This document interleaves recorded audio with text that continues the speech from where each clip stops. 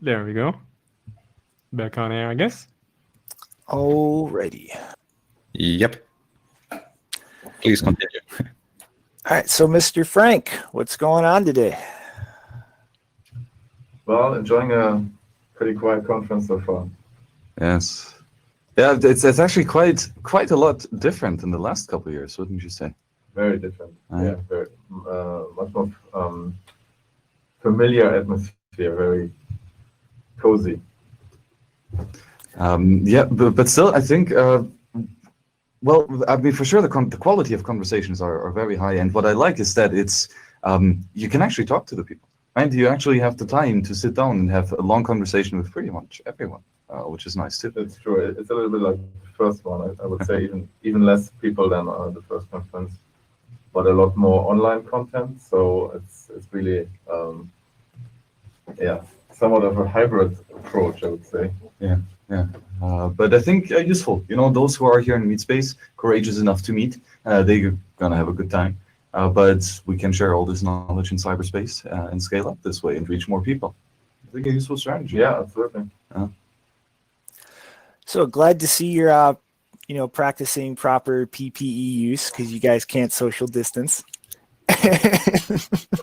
Yes, I practiced it before, but now it became mainstream. So I guess this is going to be a little interesting because you actually haven't given your talk yet. But so you're going to be talking about the idea of meme wars in terms of the 21st century and the digital era.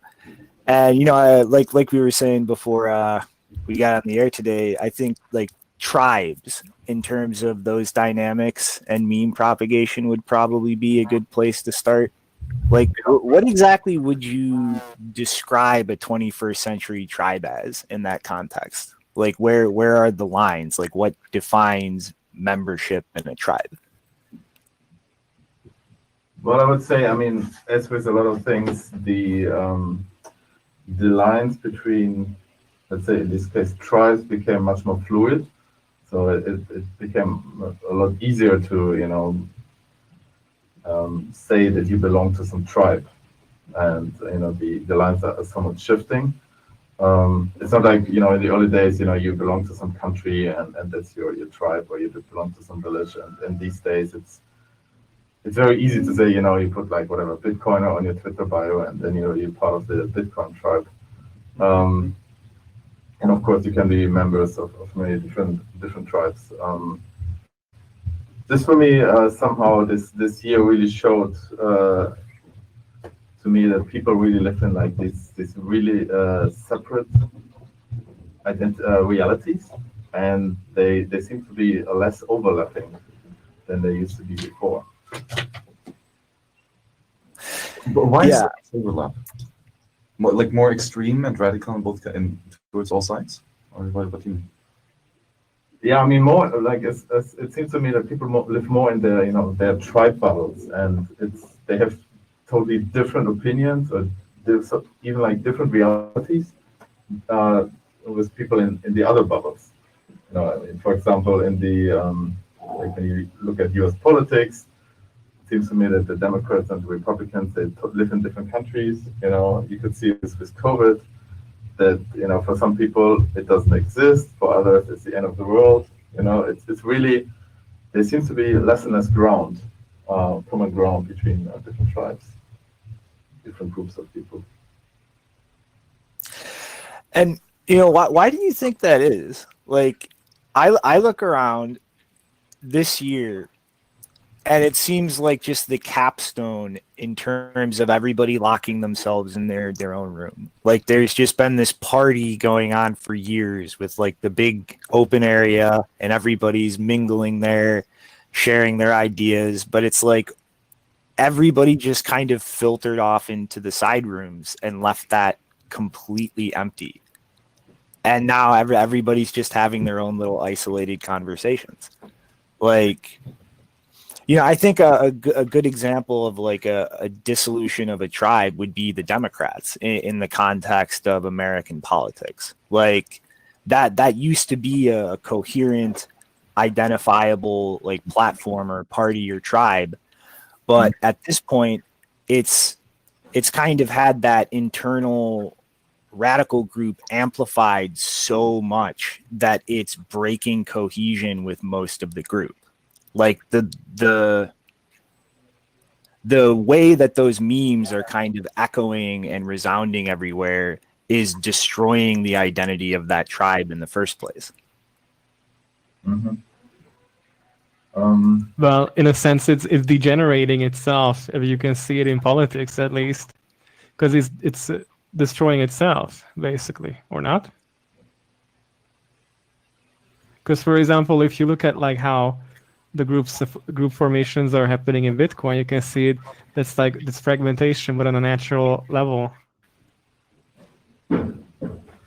Well, to me, it seems that like COVID was a really big factor because it kind of put like a shock in the system in the sense that reality changed in a big way, and so people had to reorient, and like Shinobi also already said, it probably contributed that people stayed a lot at home, and other parts are that the technological effects that we already had through social media got amplified by that. And I think another big contributing factor is just information overload. So we have so much information online, so much stuff that it kind of becomes, it's a simplifying mechanism when you stay in your tribe. Like what you said about Bitcoin, I find that really interesting. You know, since I've been following that scene for a very long time, that in the early days it was basically, you know, Bitcoin, cryptocurrencies, and then it grew so much that now you have these camps that often don't even talk to each other anymore.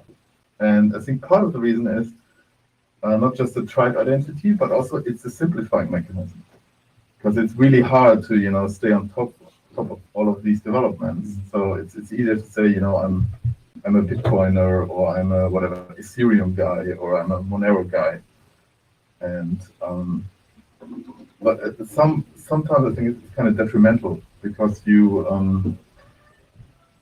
don't look at the developments in other camps anymore, and it degrades into these, you know, meme wars. Yeah, and one part of it is fatigue, right? Because you know, in general, during 2017 ICO craze, with a 99.9% likelihood, it was shit. It was actual shit that was being peddled.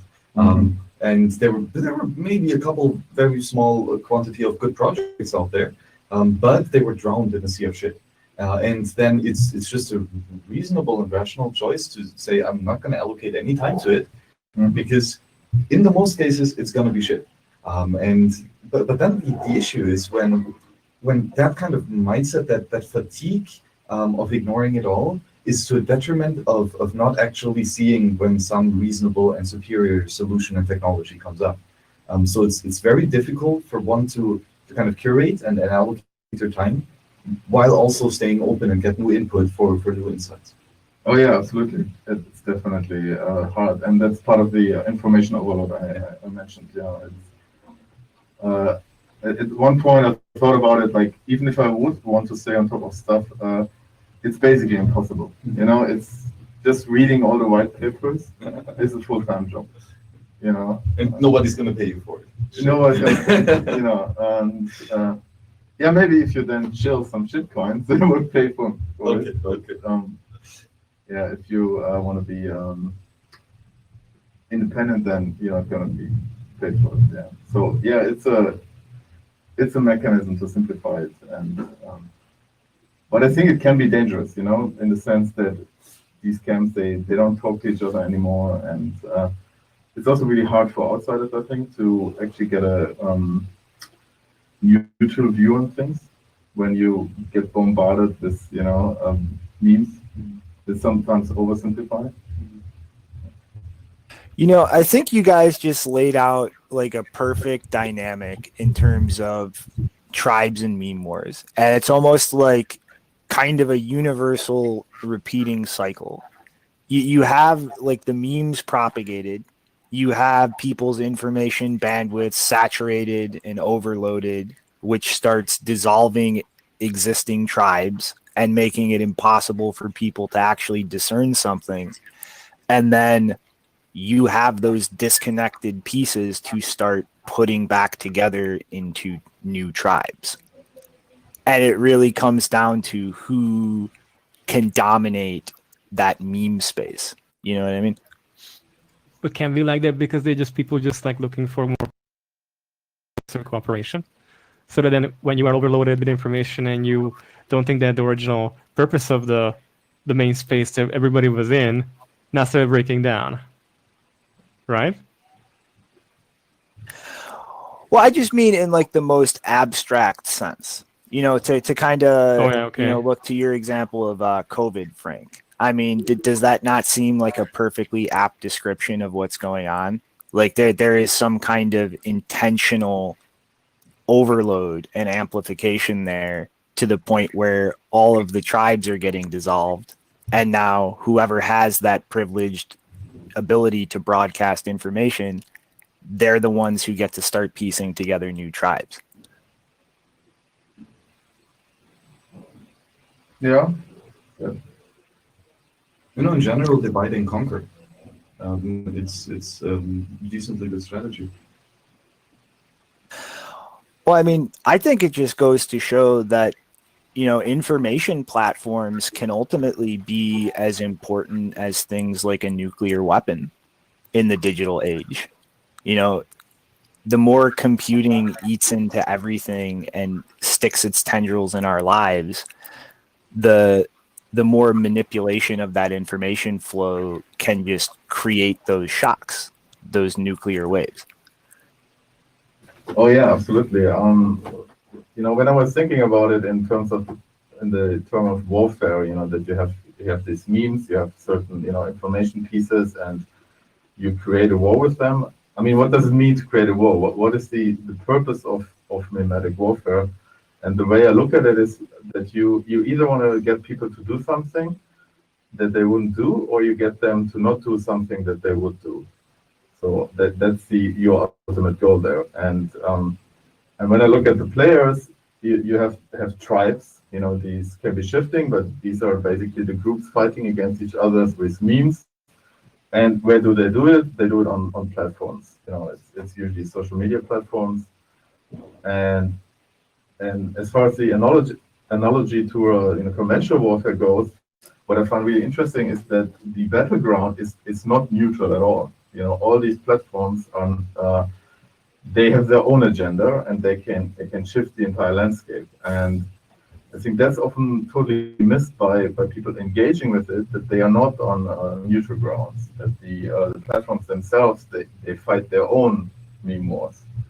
They kind of shift the narrative to what they want. Mm-hmm.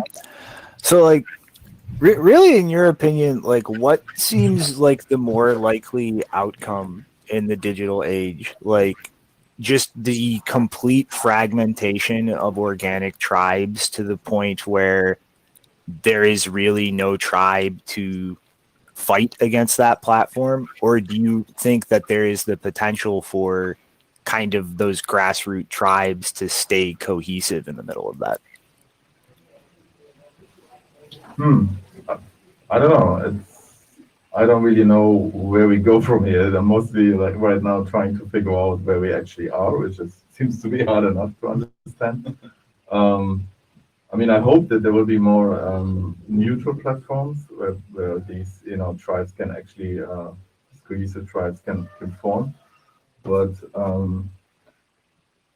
yeah, mostly I view it as a total waste of time, to be honest. You know, a lot of this infighting online. I really don't understand why people spend so much time doing it. So I'm becoming more and more of a critic in that sense. You know, although I'm a tech person, I'm either getting too old or I become just like disillusionized. You know, it seems to be like a total waste of time often. Yes, I really think so, and it's a bit like irrational or like for me, I don't see, for me personally, that would never be the valuable investment of my time. And it's very difficult to put myself in that situation where I can reason that for others. But it's very, very frustrating and annoying. But the point where I think that it might be a reasonable strategy is actually to divide and conquer, actually to divert attention from something meaningful towards something that is just bickering and kindergarten. And so everyone who stops building meaningful things in order to fight fun on Twitter, right, is wasting time that could have been spent more profitably elsewhere. Yeah, absolutely. Yeah. I mean, I don't think it's like some, great conspiracy where some powerful group tries to divert everyone's attention. It's just the effect of these dynamics at play. Mm-hmm. That there's a lot of wasted attention. Well, I mean, I would posit kind of a middle ground. Obviously the idea that everything like that is a grand overarching conspiracy is kind of absurd, but doesn't it seem very likely that there would very likely be conspiracies to kick off or instigate that natural dynamic? Like no puppet in the shadow ultimately controlling everything, but if I know these natural dynamics exist, then I can just kind of nudge it forward and then walk away. Yeah, I mean, I think there are definitely multiple groups trying to profit from that dynamic. Yeah. The only thing I'm hesitant to believe is that there's one group, but like the social media platforms in general, they profit from you spending as much time as possible on there, because they ultimately profit from your attention being spent there. Big political parties, they of course want to try to win this political meme warfare. Then of course there's foreign influence always that try to shift opinions, and the whole marketing these days is also basically meme warfare because people get kind of grew tired of just advertisements. So these days it's reviews and influencers, and that's all basically part of meme warfare. At least how I look at it. Yeah, like for instance, how a lot of advertising isn't so much paid advertising explicitly anymore. It's look at Mr. Influencer and what they're holding. Exactly. And what I find really funny there in a way that I think it kind of plays into these natural instincts people have, the popularity bias and the authority bias. And now these days it kind of gets combined. When you're very popular, then you're an authority, which is what influencers generally are. I think it's experts by popularity vote.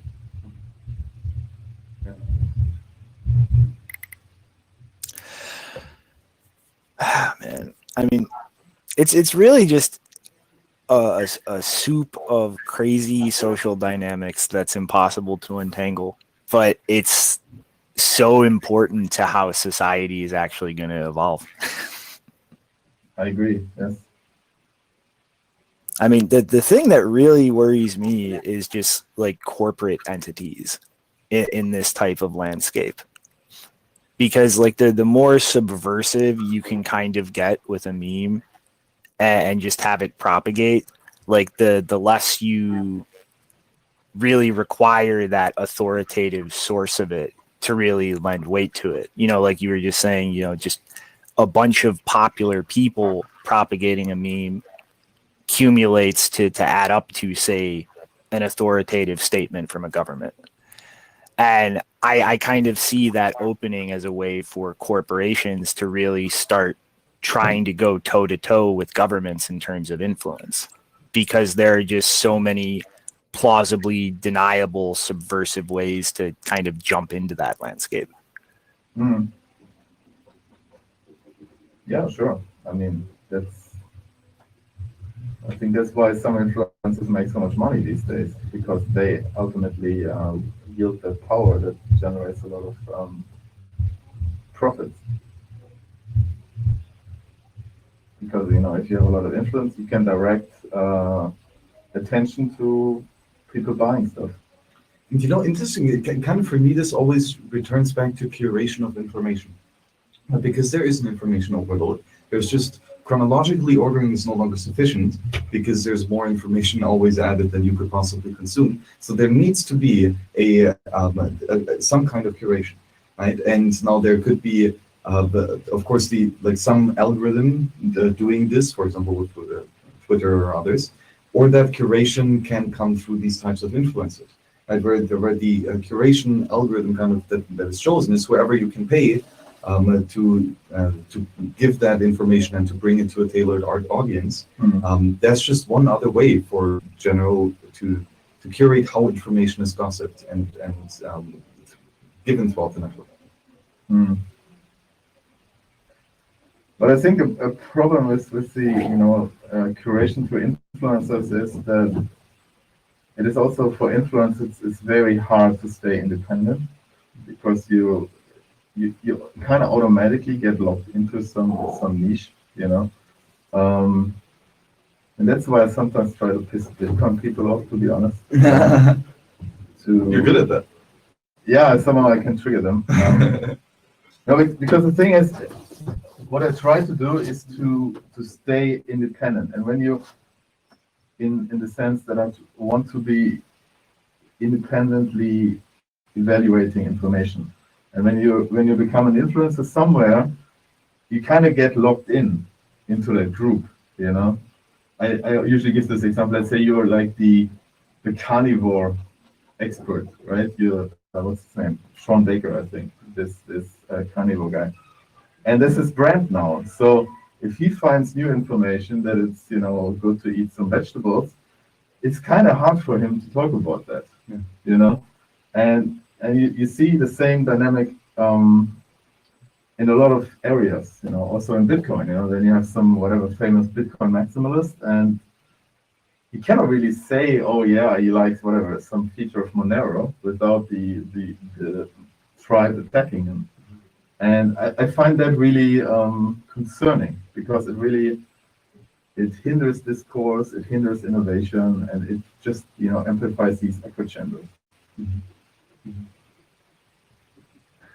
Well, I absolutely get what you mean with that, but I think that kind of cuts like both ways. At least where the Bitcoin and other currency stuff goes. I think that what Monero has done implementing CT, bulletproofs, ring signatures, these are nice things. And definitely if you need that kind of absolute privacy, we'll go use that. But in the long term, it's fundamentally unscalable because of all those privacy advancements. Like there is no distinction between unspent outputs and spent outputs. So you just have a linearly growing set of things that you have to check to validate versus Bitcoin's just single current state representation. You know what I mean? So like there is. Really get what you mean it's helpful. That's post-based.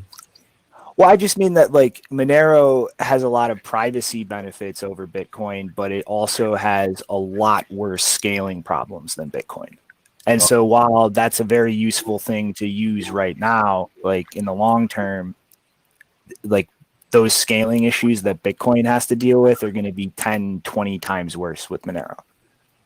Oh yeah, I was just using it as an example, and that was the first one that came to mind. I could have used Ethereum or whatever. It's my Bitcoin maximalist coming out. You see, that's it. So yeah. Yeah, but I think this is especially prevalent with fanboys of a monetary technology, right? Like in Bitcoin or cryptocurrency space, because it's not just that reputation that you can build and that like these some of these benefits that we talked about, but primarily if you're like a good cheerboy, a good fanboy of that monetary asset and actually grows in its network effect, it literally becomes more valuable, right? And so as you're holding some of this, it is a huge incentivization to shill it and to try to onboard others. Mm-hmm. Yeah, that's true. Absolutely. And Yeah, everybody's a stakeholder basically then. Right? It's different than you're showing your favorite editor. Yeah, exactly. Yeah. Yes. All of a sudden, really you have money involved, and that's a huge incentivization. Oh yeah, absolutely. So, Well, I Frank, mean, as a meme receptacle, don't you want everybody else to hold the same meme as you? Well, yes, I mean, sure, but I mean, you do get power out of that, like in the sense of like power of persuasion, basically. If that mean that you've crafted affects multiple people, then this is successful and profitable for you. But still, the reward that you get for let's say a monetary meme catching on, and everyone using the same monetary meme, the same monetary currency, the benefits for this is financial power, right? Not just that reputational power, that influential power, but actual financial power that is very, very meaningful to acquire more. but in which way it is being used? Like, how, Frank, how would you like say like what is mimetic warfare is for? Like, more like a defensive mechanism?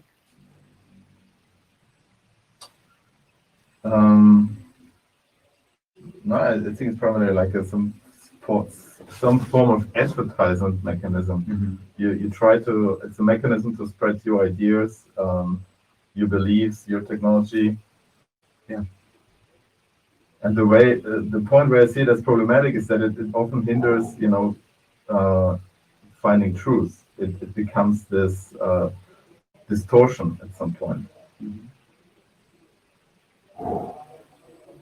Yeah, and Well, I mean, it's very important, right? And if your default is always the same and you get very much used to that, breaking away from that default, trying a different point of view, a different analysis becomes very difficult. I give you an example. One of the what I have in my talk is like I call it the older memes, and older here means like 10 years maybe. Is this thing which people used a lot was, when you would bring up concerns about privacy on the internet, the reply was, and I see it as a meme, you just use Tor. Oh, you have problems with privacy, just use Tor. And that was kind of like this meme that was always repeated. And I think it led to the point where it completely hindered research and development in mixed networks. Because Tor was seen as this, ultimate solution, which you just use, and then all the problems go away.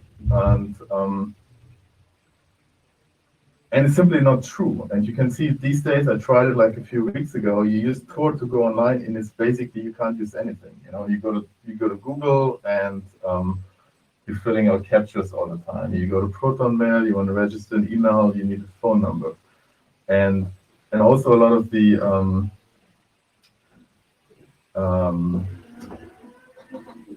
communication now moved to platforms, and they have their own mechanisms to de-anonymize you. And that's where I see, where I'm so critical of a lot of these memes, and I see the same thing with Bitcoin.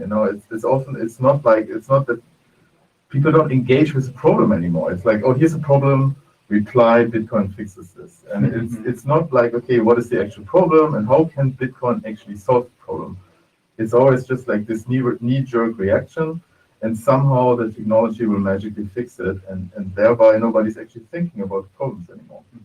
Interesting. That's my fear. I think that is just simply a result of Bitcoin being such a complex system. When you're talking about problems it faces or it's trying to solve, people just aren't capable of even looking at those problems. Like, some people in the space probably wouldn't even recognize them. But shouldn't we try to look at them? I mean, I agree with you wholeheartedly. I try to do that as much as possible. It's just like, to some degree, when it comes to meme propagations, like, everybody's not going to be able to assess that meme. They're just going to look at whether it's shiny or not and then take it or not. True, yeah. It's kind of like trying to fight against all of these dynamics, we've been talking about, is just an uphill battle. Like, you're trying to make your signal stand out in the static. And I mean, isn't that kind of fundamentally the whole core problem of this in terms of, what is facing society?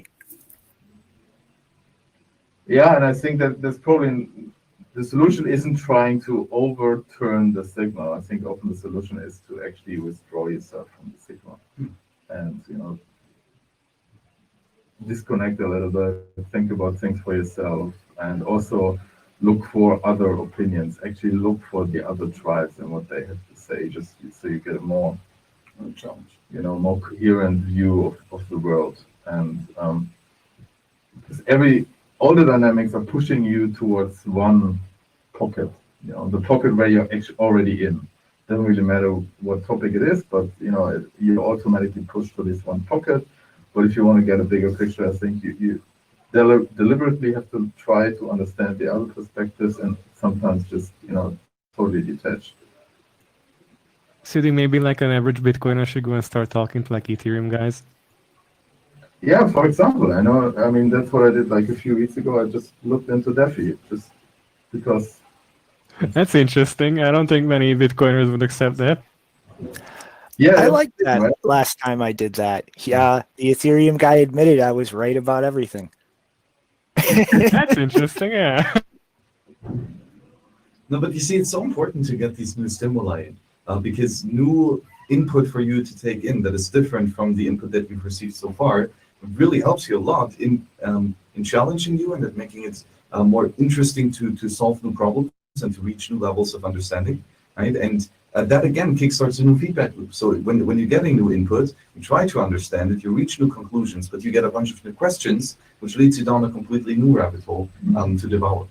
So it is very, very critical to accumulate knowledge from a collective variety of sources, and not limiting yourself just to one source of information intake. But then again, that rigorous process of understanding and logical reasoning about these topics is so important to do in any case, both for the new information, but to actually be rigorous, and when it's shit, to call it out as shit. But the same with the continuous information that you've accumulated in the past, to still come back and revisit and test it to see if it is actually still valid and accurate. Mm-hmm. Oh shit! But I mean, then that will kind of mean like that the space itself is becoming politicized, that it is naturally developing political aspirations, and it's creating its own group dynamics, which then would make more sense why some groups are more radicalized and isolationist than some others. Yes, Like for example, like the plebs being completely isolation from shitcoiners, and then the samurai groups like Number Go Sideways being completely more open towards Monero and privacy technology, for example. Yeah, I think that's what we're already seeing, this politicization of the cryptocurrency space. At least that's how I perceive it. How do you define politics in this case? How do you define politics in this case? Like you hold a solid ideology, basically. It is Sorry, go ideology, ahead. and you have this, my camp versus this camp dynamic, where you, basically trying to discredit the other groups. I wanted to add to what you said, that I think what is also really important is to maintain like a state of intellectual humility. To try to hold the state that we don't know everything yet. And because I think that's the point where you become rigid. And I can see that was another thing with the coronavirus situation, that a lot of the fights were about people saying, oh, it's A or B, and very few people actually saying what I believe mostly was true is that we don't know yet. Yes. It was kind of like this always changing situation, and we often don't know yet. But people are so used to that we always have to say, okay, this is the best or this is true, and it's very rarely the case that people say, okay, we actually don't know.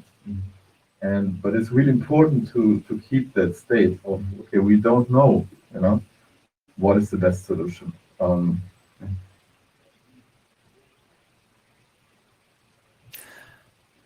Well, I mean, my attitude has been for the last 5 years or so that we are just moving into a post-truth world, and most of us will have no clue what's going on soon. Well, unfortunately, you might be right. Yeah, that's actually going to be so interesting, right? With the more and more ability to kind of lie without being caught, right? To have the ability to create information that is not according to the truth, and to craft that lie to exactly how you like it, and making it extremely difficult to find that out. So, specifically with deep fakes, as the concrete example, where you can basically come up with anything and get video evidence that someone said it, that's going to be extremely interesting how this will change this type of warfare. What do you think? Oh yeah, absolutely. I mean, it will all just amplify it. Um, like you said, the deepfakes,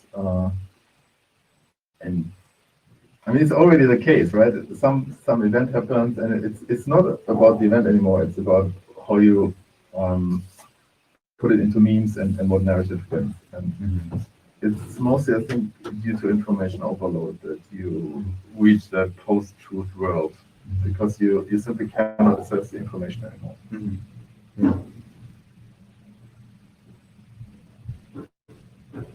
Interesting, and this really seems to be more of a recent problem, because just of that type of information sharing. Right, a couple hundred years ago, if you really wanted to get an information overload, you probably go to a library and find yourself in front of 1,000 books, and then that is actual information overload. And interestingly, that again brings the question of curation, right? So ways of that being curated so far was universities. Right, you have professors and other students who recommend books basically to read out of the many thousands at the university. So that again is a curation algorithm. Though when the information just becomes more and more and more, that type of curation algorithm is actually kind of like an influencer approach, right? The professor is kind of the influencer, curating that knowledge for the students. But that doesn't scale, right? And an approach of similar to the internet specifically, where we have just that huge, vast ocean of knowledge, to find scalable curation algorithms that are actually secure and useful without misleading is challenging. Yeah, and I think a big factor is also just the speed up that happened. Yeah. The process you described. You have to publish a book, and that all, the creation, it all took a very long time, and now. And then we have, television and newspapers, and now we have basically Twitter and TikTok. I mean, it's all so fast that I think the speed alone makes a huge has a huge influence on that tribalization and the post-truthness. Yeah. And there was one interesting conversation. I forgot where I heard it with you and Smuggler. I'm not sure if it was on the podcast, but it was about the latency of communication. So how fast do you receive a message? How fast do you contemplate it? And how fast do you respond to it? And there's a huge difference in, well, I wouldn't say the quality, but there are huge differences in how these higher or lower latency communications affect you. So out of that line, where do you see that the mean board is changing from moving from a lower to a higher latency? To a lower, yes. Yeah, absolutely. It's moving to a lower latency. I mean, it's basically all real time now. With Twitter, other platforms. Yeah, I think that makes a huge difference. That it became basically real time and worldwide. I mean, that you can see with a lot of movements that spring up seemingly overnight. It's just because you have this low latency communication. Yeah, and the potential to reach a huge audience. Yeah, potential to reach a huge audience, and it's a closed feedback loop. There's like this time where let's say you receive a letter, you sit down, you read it, you contemplate it, you wait 2 days, you reply. That all basically shrunk to zero. You get instant messages, you reply immediately, and it amplifies. that's the point where you stop thinking and you just start grabbing pre-assembled memes. Yes. Exactly. Yeah. That's why I think it's sometimes so important to to pull yourself out of this, to regain some space to think. Mhm. Was it with Spawn Arsenal actually? Sorry. They be manufacturing memes that spawn Bitcoin. If I know right, they had this thing called Spawn Arsenal, and they're like manufacturing all these memes for people to post on Twitter, just to push forward the company stuff. Might be relevant because Shinobi was also talking about corporates using memes soon. I think we're a little bit into that, and they've been doing it for a while. Yeah, probably. Yeah, I think so too. Yeah, it's marketing, right? It's brand recognition. A brand first of all is a meme, right? And like aspects like a logo or coloring or certain sounds or movements are very are basically memes. But I think Ah, that man. interesting dynamic that there was advertisement was dominating a lot, and people got kind of grew tired out of from advertising because it was considered fake. So what people were looking for is authenticity, and now basically like influencers who are authentic, they become also productized again, and it's this continuous cycle of trying to use something to gain influence and then to go see it as inauthentic, and then it moves on to the next thing. You see, for example, maybe the story that how some product companies, how they game the system of reviews in Amazon, where they create all these fake shipments to the US. So they basically let's say they generate 1,000 orders and they actually ship some goods to 1,000 people in the US, because then they can use that real shipments to write reviews and then sell the product. And the same is happening, of course, with accounts and people, doing using their influencer position to sell something. But it's always this fine line where you're like, okay, if you do it too much, then of course you lose the authenticity and you're not valuable anymore. For sure. Shinobi, what are your plans for the future schedule? Because I know that you. I was literally just pecking away a private message to you. I really wish we'd keep this topic going for a little bit longer, but you guys want to wind down and then get a Lakos in here to talk about some multi-sig stuff? Yes, I think that would actually be quite phenomenally interesting. So Frank, thank you very much for joining. That was a pleasurable conversation. Looking forward to hearing that talk. Actually, I think you have a couple of smart things to say here. Thanks a lot, and it was a pleasure. Pleasure talking to some friendly Bitcoin maximalists. Not so toxic after all. It's nice talking to you, Frank. Yeah, nice. See you, Frank. See you. Bye. Yes. Guys, by the way, I will also head off because it's stinky in the fishbowl and I want some fresh air. So I will probably be back at See you, Max. So continue doing the awesome work on the live stream. You're phenomenal. I'm very curious to later hear Lexi's conversation now. So thanks, guys. Catch you later, Max. So, can we get a mic check, Alikos? Sure. Can you hear me? Success coming through. Nice. Just great. Nice. So, I guess what's in store for the bright future of multi-sig and vaults and dare I say DAOs? So that's a pretty big topic to cover. Actually, I didn't know they were still recording at the studio because I was there at Parallelipolis until like 20 minutes ago. I went back to my Airbnb to take this call because I thought it was gonna be remote. Otherwise, I could have just went down in the basement. But yeah, whatever. Now I'm here. Hopefully the connection will keep up. So yeah, should I just like introduce myself a little bit? Just talk what I'm working on. Yeah. I'm sure once you break all that stuff down, I'm gonna have a bunch of rabbit holes to go down. Sure. So yeah, this is actually my second time on the stream. So maybe some people already know who I am. I'm Alex Ossidini. I generally call myself an independent Bitcoin developer. I'm working basically full time on a project called BDK now. It was called Magical Bitcoin Wallet until very recently, but now there was a merge with another project and we just renamed the whole thing to BDK, which stands for Bitcoin Dev Kit. And basically work on libraries to make generalized wallets, so multi-sig wallets, even more complex wallets potentially with time locks and stuff.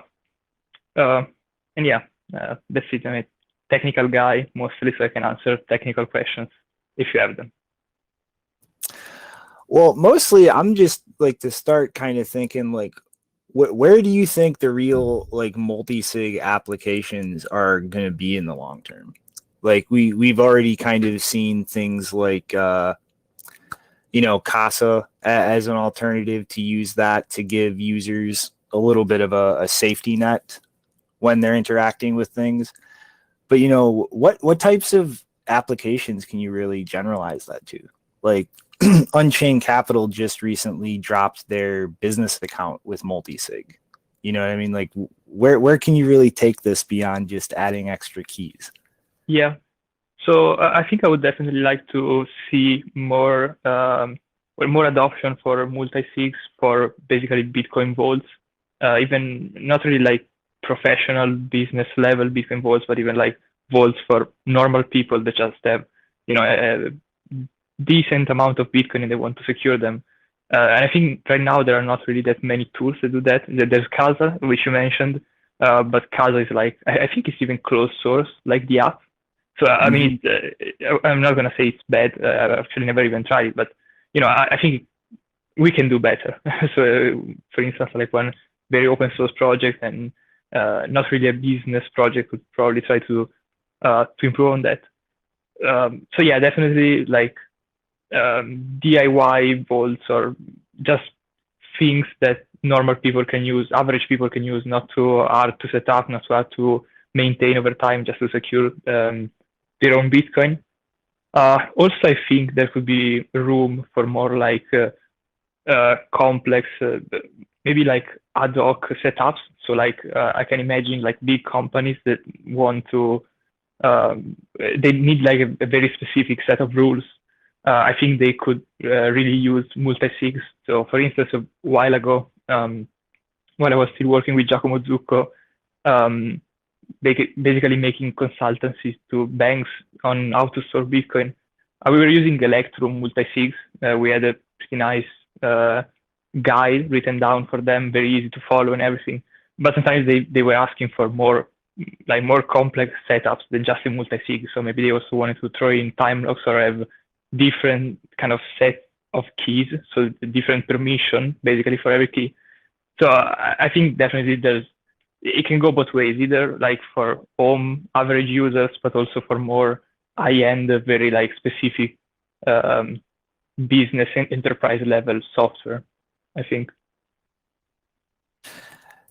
Yeah, that's kind of why I jokingly brought up DAOs, but I'm kind of serious because especially when you look at something like Taproot, like there's a lot of complexity available. And I mean, when you really look at the internal structure of a company, I mean, it's not just money goes in, money goes out. You might have like the reserve, like a budget for a product, payroll, like some funds escrowed in a contract for some reason. Yeah. And, just the composability potential with something like Taproot. Like, I could personally see a future where you have an entire corporate budget locked up in Taproot UTXOs that just decay to different eventualities. You know what I mean? Yeah. Yeah, that's weird. Like, I think Taproot is like superpowers to, it basically adds superpowers to normal Bitcoin scripts that we have today. So already, I think today we are not really using at least like most people are not using the full potential of Bitcoin scripting in general, because we are basically limited to single sigs and multi-sig, and that's it, other than like very specific protocols. But it's not like common to see companies maybe using time locks already, which they can already do today. But yeah, you're very limited in terms of the size of and the complexity of these conditions, basically. And with Taproot, you can basically remove this limit, so you can really start to encode very, very complex rules, and you can really start to basically kind of reproduce the structure of maybe a company or something like that in terms of Bitcoin scripting, and have the money themselves reflect in a way the architecture maybe of a company, the structure, the internal structure of the company. Because it's really one of the trickiest issues, I think, as far as companies and actually interacting with Bitcoin. Like you or me holding like our own Bitcoin, it's easy as pie. I own it, so I should be the only one with the ability to spend it. But when you start talking about a company and an abstract thing where there is no single legal owner, like that gets so absurdly complex if you want to try to distribute that with different escape clauses or redundancy and mash that all into a giant script.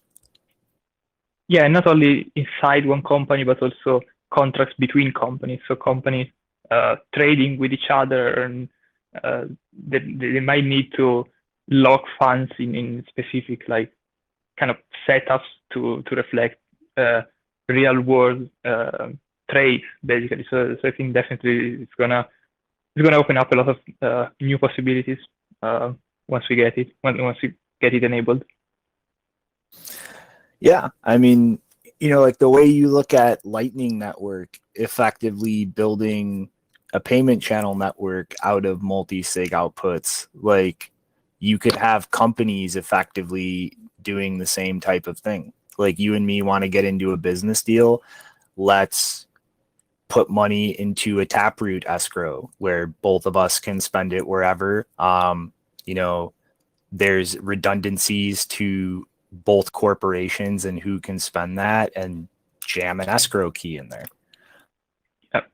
And now that actually that you've mentioned Lightning, the cool thing about those setups is that you could potentially even actually turn them into Lightning channels. So if like two businesses are transacting together for whatever reason, like their own business, they could have this, I don't know, like semi-trusted or even not trusted at all, like payment channel between them.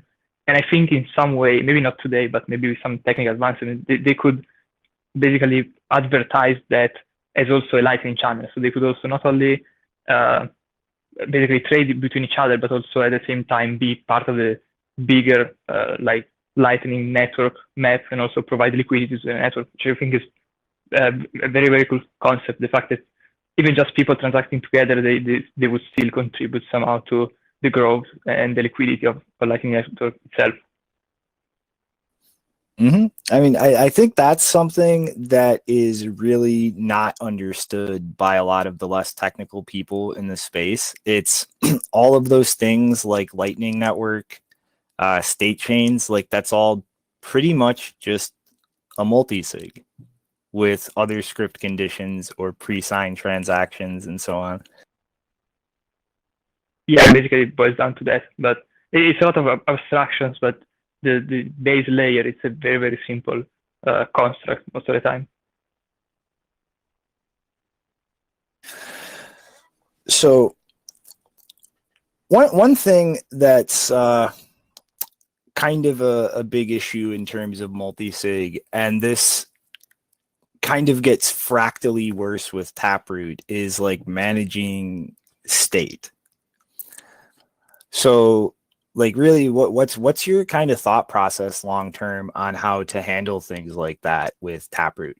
I mean, with just a vanilla multi-sig address, let's say you have 2 of 3 keys, you lose those coins if you lose that public key that you don't have the private keys to. And the same thing for like if you construct this custom unique Taproot tree and you lose that, you lose the ability to spend using those tap tree scripts. Yeah, that's one thing that I think we should try to work on probably a little bit more, like because right now it's when you think about backing up a wallet, you basically back up one mnemonic, it's basically one secret, and that thing is enough to reproduce the wallet whenever you want to do it. The thing with this more complex wallet is that you not only have to back up the individual keys, but you also have to back up the structure of the wallet itself, because if you lose that, you can't really reproduce all of it. And this is especially true for Taproot, because with normal Bitcoin scripting, you could theoretically go back and see one of your previous transactions and look at the blockchain, and maybe you can see the structure of a script and try to reconstruct it from that. So you could have a little bit of hope that you can recover that part of your script. But with Taproot, it's even worse in that sense, because everything is hidden, which is great for privacy, but it probably makes it a bit more of a nightmare to back up and then keep track of everything. So I don't know. That's a very good question. I think in general we should try to, first of all, probably educate people more about that fact. So especially as we move more and more into using descriptors, even for simple multi-sigs and things like that, I don't think people really realize that if you make a descriptor wallet in Bitcoin Core today, you not only have to back up the keys, but you should also back up the structure. And I mean, for right now, it's not a big threat, because what you can do with descriptor is very limited. So you can probably brute force the structure later on if you need to. So maybe it's not critical, but in general, I think people should get into that mindset where, okay, and not only have to back up the keys, but I should also back that up. So probably a bit more of education, and also a bit more of better tooling, better maybe a standard that makes it easier to literally back up a descriptor on paper, to write it down without making mistakes and stuff like that. So probably over time, as we see, hopefully, more and more development in that direction, also the standards are going to start to pop up, because even BIP39 wasn't there initially. It's when people actually started to feel the need for the stuff, these new standards were proposed and developed. So it's probably a bit too early right now, but hopefully we will get there soon, because that's definitely a big part of the whole experience, to make it safe.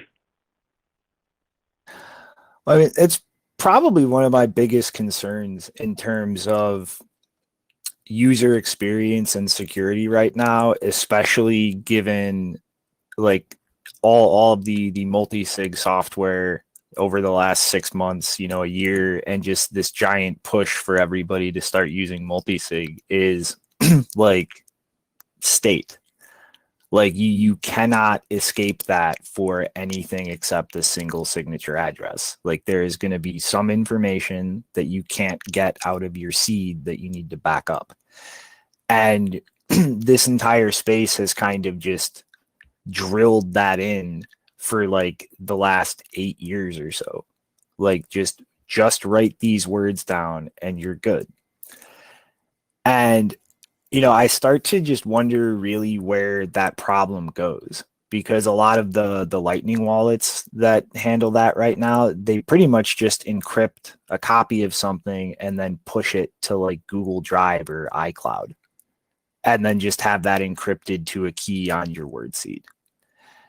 And I'm kind of struggling to think of any alternative that really has a user experience without a lot of friction that would really get used by normal people.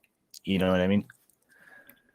Yeah, I mean, I think for probably most use cases, you could even somehow skip that part, because the idea is you could have templates. I don't know what's the best term to describe them, but basically you could have a fixed structure of your descriptor of your spending conditions, and basically this could be handled by the wallet in a way behind the scenes. So basically what I mean is you download a new app that lets you build a multi-sig, and you have like three options. That is the simplest one, which is, I don't know, 2 of 3, or the a bit more complex, which is 3 of 5 or something like that. But the end user never sees that this is a 2 of 3 or 3 of 5, and this is kind of implicit, and the app knows it. And when you go back to recover a wallet, ideally you only have to remember which option you chose originally, and then worst case you just try them all. But I mean, if you have 3 keys, it's probably pretty easy to just say, oh, I only have 3 keys, so it's the first case, because only the first case has 3 keys in total. So I think you can kind of simplify that a little bit by handling the structure behind the scenes for like the most user-friendly wallets, because I don't really see the end user like typing a descriptor in their wallet. So they just want to have a very high level overview, and you can kind of simplify that in this way. But yeah, for more complex wallets where people can really fine tune it and then choose multiple parameters, then yeah, it's definitely one thing where I don't know. I don't personally really like the cloud solution, so encrypting and pushing to cloud. I think we should probably really try to educate people more about the fact that they need to write down more stuff, basically, when they back up a wallet. How about if, for example, the master seed could be made more permanent, and then people would only have to push towards using passphrases that would act like participants in a multisig? Couldn't that work better? That seems people being already taught like they need to write down the 24 words, and then they just need to like come up with passphrases now. Wouldn't that work better? So you mean like encoding the structure as more words? Did I understand this right? More like having like just the master seed that you have, and then you have passphrases, and those passphrases basically will serve as wallets that sign for the multisig. I think he's saying like, what if you made a multi-sig that was just all on one seed? Yeah, basically, yeah. Right. Yeah, that's basically, I think the more generalized way is basically encoding the structure itself as part of the word somehow. And for multisig will be just like one long seed that is split up into single keys. But for more complex wallets, it's not only the individual keys, but probably even more stuff. I guess, yeah, that could be one of the options, because as you say, people are already they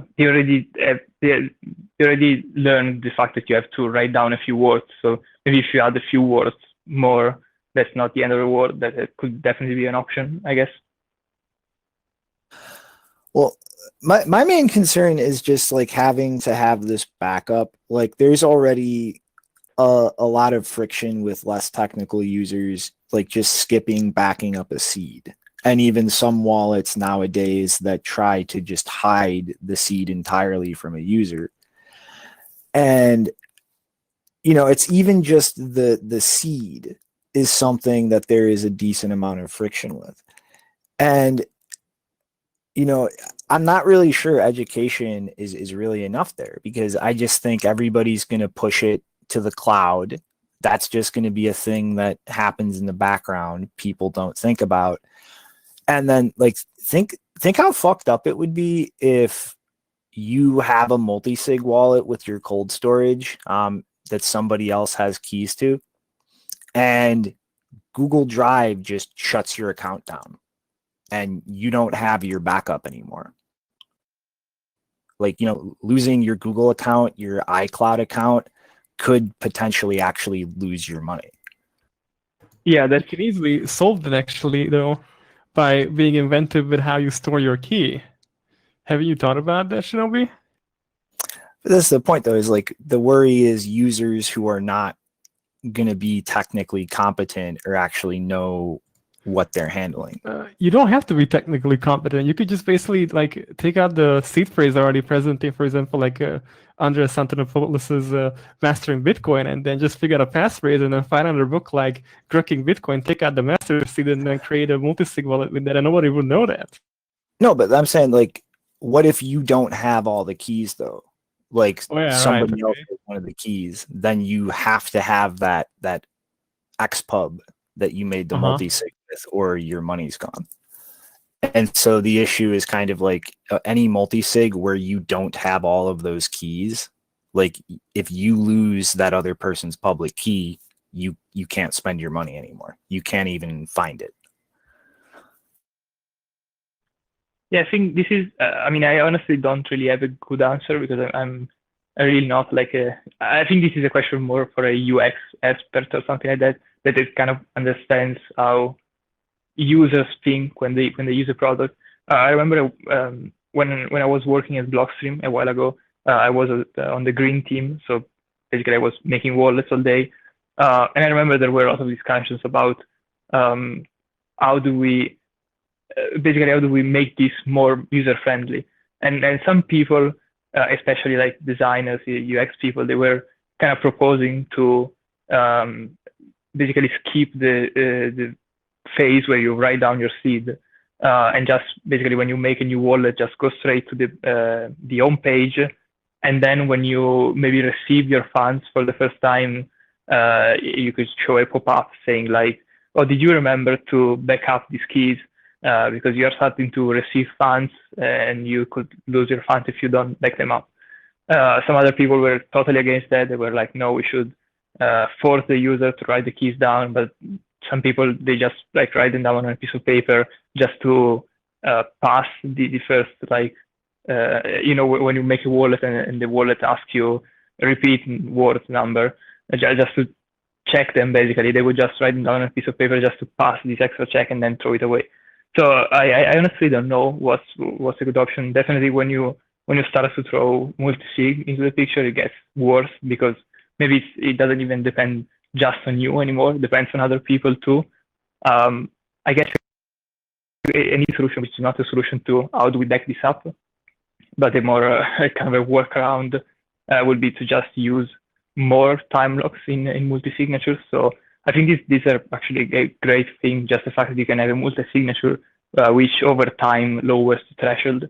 So for these cases where you lose a key and without that key you can't reach the threshold anymore, it's nice to know that, I don't know, maybe like in 1 year the threshold will lower and I can at least take my funds back and make a new wallet and then start from scratch. So this is definitely not a solution to the backup problem. It's kind of a workaround, which I think is good in general to have basically multi-sigs with security that decreases over time. So even if you accidentally lose a key, you can go back and recover your funds after a while. That's actually really interesting to think about. You could even, like if you don't have all of those keys, you give them to other people, you can make sure that your key is the only one that degrades to a single key can spend this. Yeah, I think this is very good also for like inheritance plans and this kind of stuff. So you could have like, I don't know, like your children have keys, and you can embed these keys into your wallet, but make sure that they can spend only after probably a fairly long time. But it's just so you can always access your funds immediately, but then when you die, your keys will be able to basically recover your money without actually having to share a secret, which could be dangerous. So you have the guarantees that right now they can touch your money, but they will eventually get them. So and the cool thing is that we can already do this stuff today. So this is why I was saying before that we're not really using all the potential of the Bitcoin like scripting system today. We don't need Taproot to do this stuff, and Taproot really has its privacy pretty much and also scalability. But in general, you could do this stuff today, and there are really no tools that let you do that, which is kind of a shame, I think. I mean, I think it's definitely a shame from the sense of, developers are a lot more restricted at the application level, but I think that the reason that tools like that don't exist is all of these issues around like keeping non-deterministic data. Like yeah, that's a big point. One of the big issue. Yeah. I mean, it's really the sad kind of thing of Bitcoin. I mean, it is a lot more flexible than the way most people interact with it, but it almost never gets used that flexibly because people can screw things up. yeah, I think it's kind of hard to balance. Basically, on one side you have like risk of theft, or just in general. I don't know. See, this kind of a spectrum. So on one side you can do very very cool things, but you increase the risk of accidental loss.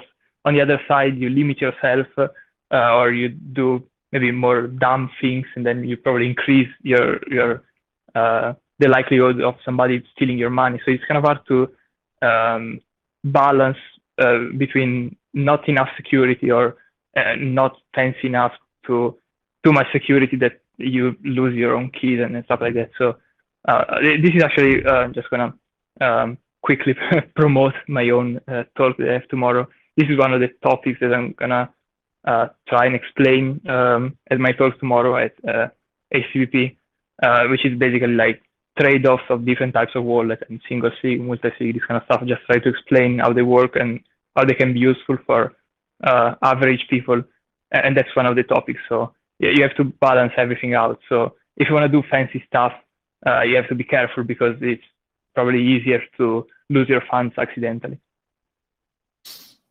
Mm-hmm. One thing, though, I would be remiss to not bring up with you here, given the topic. Have you had a chance to play with the HSM mode on the cold card yet? Not yet. Actually, don't have a cold card, and I wanted to buy one a while ago, but I just got carried away with other projects and never ended up doing it. That sounded... Sorry? No hack. You need to fix that. Yeah, I don't know if you are listening or something. If you want to send me a call card, I can give you my address. No, otherwise I think I'll actually buy one because I think it's pretty cool. They're doing some really cool stuff with this automatic signing, I think, with HSM mode. But yeah, I don't know much about it because I've never actually tried it. So yeah. Well, it's really nice. Like you can get 2FA tokens as a condition to sign off on something. You can rate limit how much can be spent in different time periods. And like, honestly, this is like one of the most, or hold on, let me phrase this in a grammatically correct way. This is an application of multi-sig that I am most excited about. Like if you had a wallet that could hook into the HSM mode on this over Tor seamlessly and an easy, just scan a QR code to link to somebody's HSM.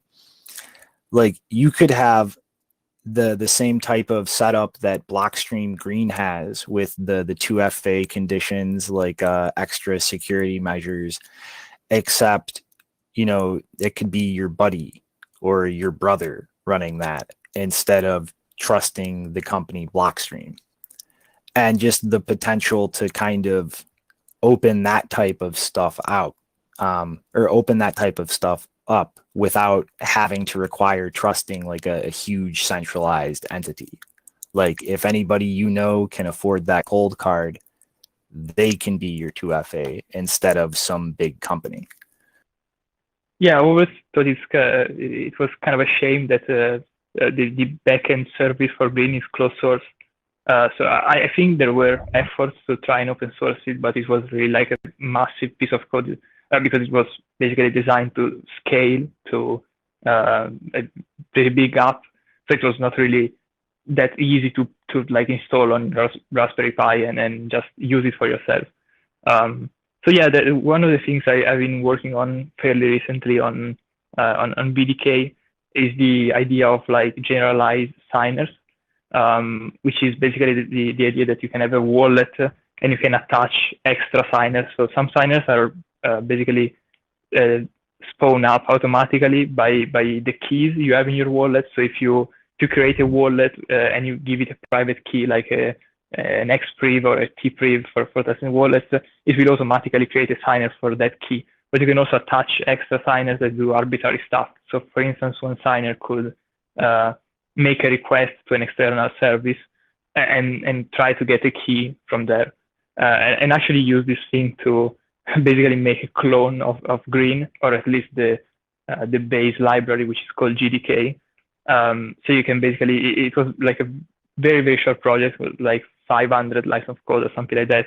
And with that, you have a fully working, pretty much clone of Green with the extra signer that phones home at the Green server and gets their signature by passing it to a fake challenge. So that's pretty cool. I hope with BDK, with these kind of tools, it will definitely help like people build these kind of services where you have multiple signatures that you can fetch from external self-hosted like services.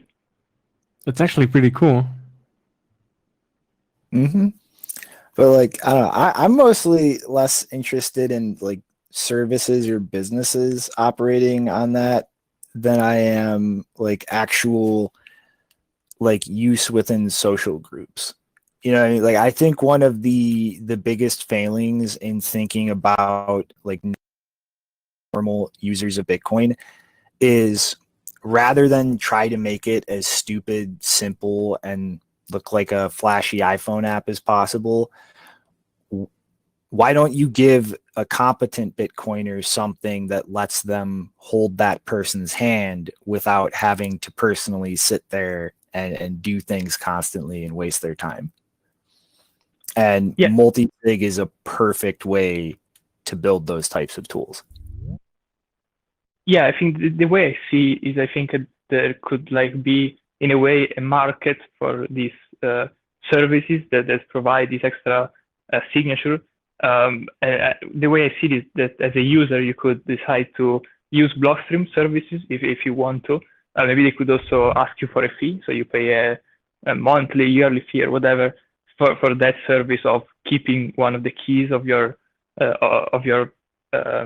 more complex like conditions, but also definitely also other people, also yourself, if you have the ability to do that, or maybe a friend or somebody you trust, that you can like add. The way I see that, it would be nice to have like a wallet where you can like press a button and say add key, and you can either be like your own key, so a hardware wallet you have, or like a remote key, and in that case you can choose between known services or like point it to your own Raspberry Pi or things like that. And then you can set up like thresholds and say, all right, this key can work only after, I don't know, like after 1 year. So after 1 year, if I don't move my funds, this key will also be enabled and usable. And you can do like very, very cool things, I think, with that kind of concept. Mm-hmm. I mean, it really is a necessary thing in my mind if we don't want most of the mainstream normies who pour into Bitcoin in the next 5 to 10 years to just get a Coinbase account and never go further than that. That's the most easiest for them also. Like convenience, you cannot fight that. It might That's what be, I mean, though, is there need to be the tools so that people like you and Yeah. me can hold their hands without wanting to rip our hair out. Otherwise, a lot of people are just going to Totally open that agreed, Coinbase yes. account. Yeah, totally agreed. I totally agree on that. Yeah. Yeah, especially if very you use important. Bitcoin. Oh, sorry. Especially if you use Bitcoin as a savings technology, which I think is probably the first use case for Bitcoin, which means you start to probably accumulate like decent amount of money, and it's very, very important for people to have the right tools to do that in a safe, like self-hosted way, in a sense, because otherwise people will just. I hope in a way that people, non-technical people, will understand that they can very easily fuck up if they do things wrong. So in a way, for many people, it's probably today safer to just store their money on a centralized exchange rather than trying to make a super complex setup and then losing the keys. And that's bad. I think, I mean, we should not encourage people to do that. We should build better tools so that in the future, it's safer for them to actually use these tools, and they have easy to use, so they can't really fuck up by themselves. But also they have the safety of like multiple signatures, multiple different other wallets from different vendors, and this kind of stuff. Mm-hmm. Well, I think sadly we are about a minute from the end of this time slot. So I don't know. Got any final thoughts or comments you want to toss out there for people to chew on? I don't know. I'm just gonna say, if you are interested in these topics, definitely come check out my talk tomorrow. It's at, I think, 1 p.m. So it's the first slot of the day. You can find me on the schedule. So I'm just gonna talk basically about this stuff, a little bit of an analysis of privacy in today's world in different terms. So it doesn't make much sense now. If you see the talk, you probably understand what I'm talking about. Also, yeah, how can you improve privacy with better tools today? How can we improve privacy with future upgrades like Taproot? And yeah, if you're interested in the topics, definitely come check it out. It's not going to be too technical. I'm going to try to make it very easy to follow, even for beginners and these kind of people. So yeah, I think that's it for me. Yeah, it sounds like it's going to be an awesome talk, and I really appreciate you dropping in, Oikos, for this slot. It's fun chatting. Sure. Thanks for the invite. Mm-hmm. All right. Well, I guess at this point, I am going to hand things over to Kari Zagris and BTC Chap. Hope everybody enjoys the rest of the stream. Remember, have fun. You too, man. See you around. Yeah, thank you.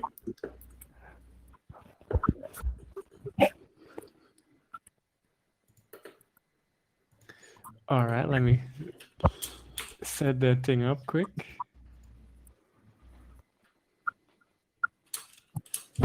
If I can actually find it, because I put it over here. Yep, got it.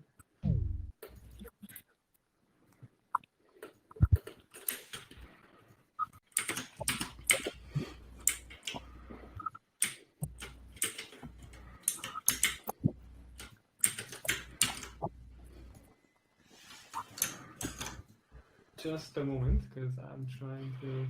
Okay, there we go. There we go. All right, I think we can get started.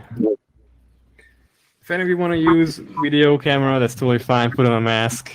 Don't dox yourself, and don't go too crazy with the drinks, because the Hackers Congress Pound of Police HCCP TV Bitcoin Rehab episode is right now starting. Yeah. Yeah, people. Okay. Looking Here forward. we are. Oh, this is gonna be quite a crazy ride tonight.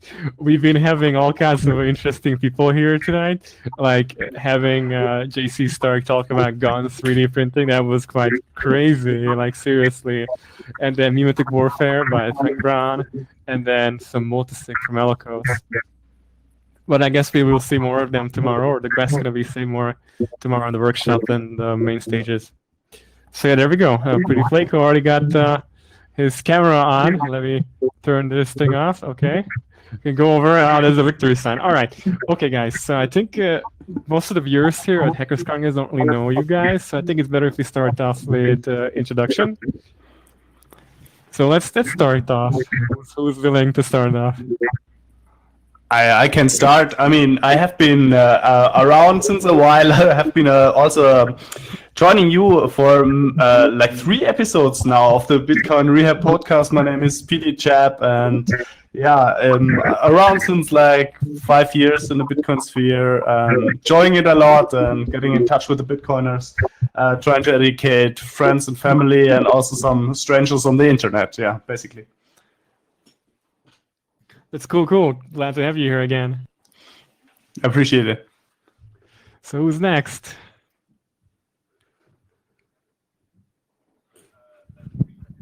Hi everyone.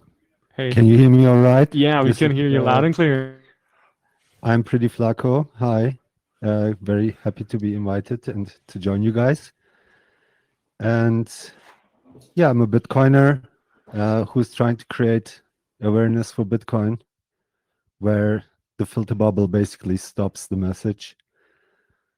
And yeah, so part of doing the Bitcoin awareness game, active here in the local community in Munich,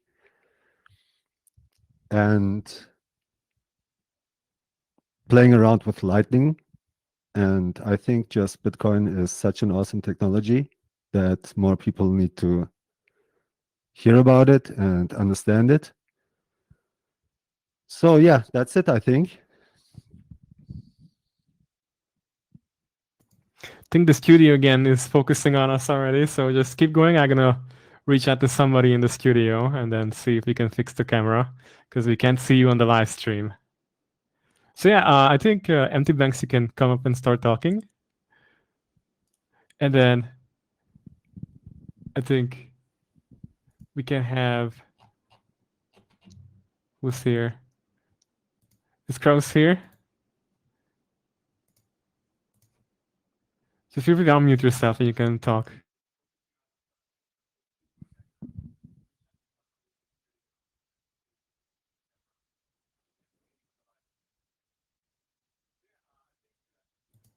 Come on, Stackmore, introduce yourself.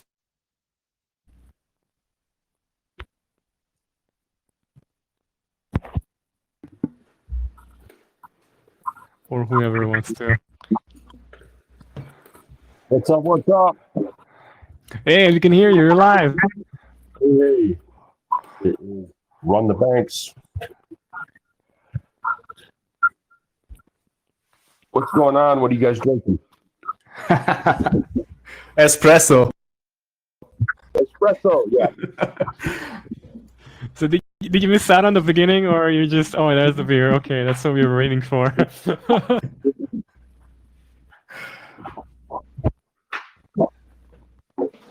Oh, can you guys hear me okay? Yeah. Awesome.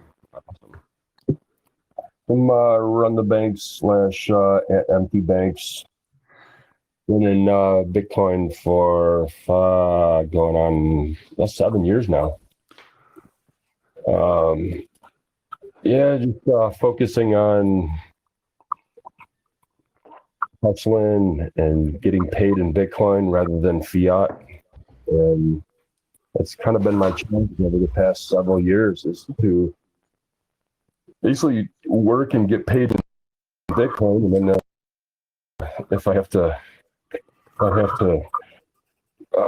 pay bills and buy food that don't accept Bitcoin, and then I got to convert it to some dirty fiat, and unfortunately for the short term take part in the dirty fiat game. But other than that, just enjoying the shit posting and hanging out with some Bitcoin people. Awesome. That's cool. And we heard we see you do some pretty nice handworking and some internal design also. Yeah, it's over the years I've been kind of honing all the trades. I didn't start out in construction. I started out in music and film, but I had building and designing was kind of a hobby, and I had an opportunity to kind of like bail out a friend's shop.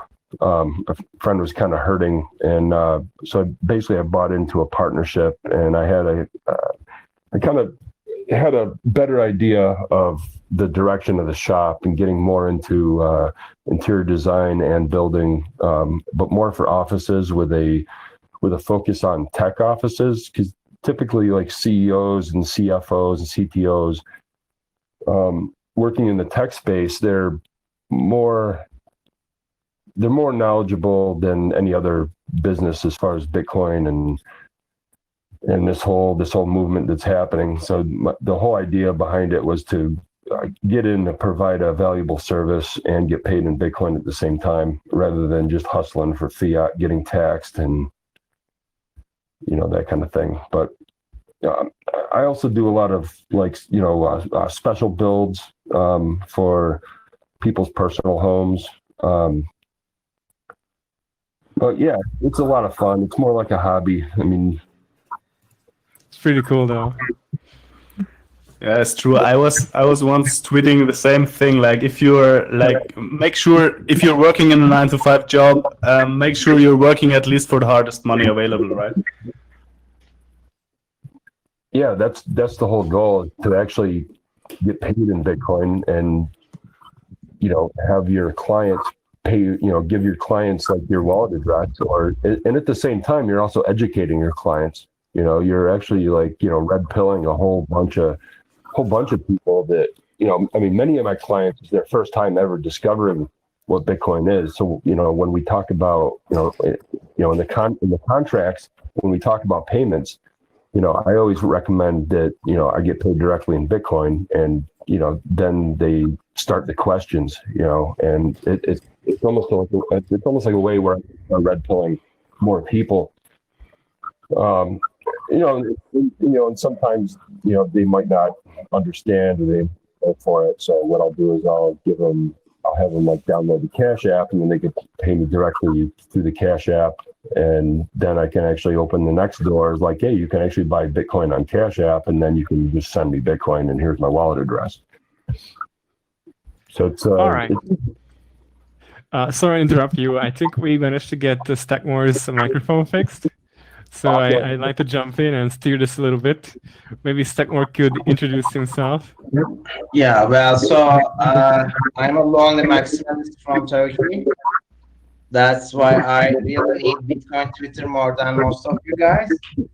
Because Turkey has huge inflation problems, a shitty government, shitty money, but people don't grasp the beauty of Bitcoin yet, and a lot of people go into shitcoin stuff. So time to time, I feel lonely in here, and Bitcoin Twitter was there to help me. And yeah, so what I do is, I'm not an artist, I'm not a programmer, but I am good at shilling, meaning that I have a talent for discovering good projects. And I guess BTC Pay Server, I was very early with Loli, Thunder Games, Umbrel, Wasabi Wallet. I have a feeling for good projects and good actors, and so far it's going good for me. I really enjoy the space, and yeah, it's really cool. That's about me. And what do you do right now? Do you work or anything? Yes, I work. I never worked a 9-to-5 job. I was a little lucky about that. So, I mean, I worked a 10-to-4 job, and then the person I was working with switched the company, and he left that company to me, and I started to sell industrial press drives. And after that, I started to make some composting machinery. Now I'm building them and selling them. So yeah. All right. I need to steer this because we barely got like 45 minutes, and there's going to be so much story here that we need to explore quickly. So Pretty Flaco, want to tell us a bit about your project that you're running right now with the stickers and stuff? Yeah, sure. So the project output is called Bitcoin Street Art. And that's basically all you need to know about the project. It basically is an aggregator of Bitcoin street art around the world. And the stickers are just one way, basically, to do Bitcoin street art. And since there was no Bitcoin street art, well, there was a little bit. Actually, it goes back to 2011, when an anonymous guy paid some random guy 32 Bitcoin. So he would hold up a Bitcoin sign in a busy intersection, which read like, buy Bitcoin, stop the Fed. And that was probably the first time someone paid someone else to do promotion or marketing for Bitcoin. And later on, there were quite a few people who tried to create awareness for Bitcoin with the stickers. But it was only a short-lived project, from what I can see, so that it was not sustainable projects. And with the advent of the Lightning Network, we have the fabulous possibility to incentivize people to create Bitcoin street art. So we're doing that. We're basically paying out a little bounty of 615 Satoshis to Bitcoin street artists or photographers of Bitcoin street art. And it's been going quite good so far. So there's a lot of submissions from all over the world with the sticker designs that were open sourced. And yeah, a lot of new countries are joining the game, or rather more individuals from many different regions. I don't really care about the nation state they are at. It's just important that they create awareness among their peers for Bitcoin. So when Bitcoin really becomes the standard, no one can really say, well, nobody told me. And that's basically it. And yeah, what else would you like to know? I don't know where to start. Figure out why Crypto Graffiti blocked your account. Pardon? Oh, well, why Crypto Graffiti blocked Bitcoin street art? I think he is the best person to ask this question. I can't really answer it because I'm not running the account of Bitcoin street art, but a close friend is from our Bitcoin community here in Munich. Yeah, I think I interviewed him this morning, actually.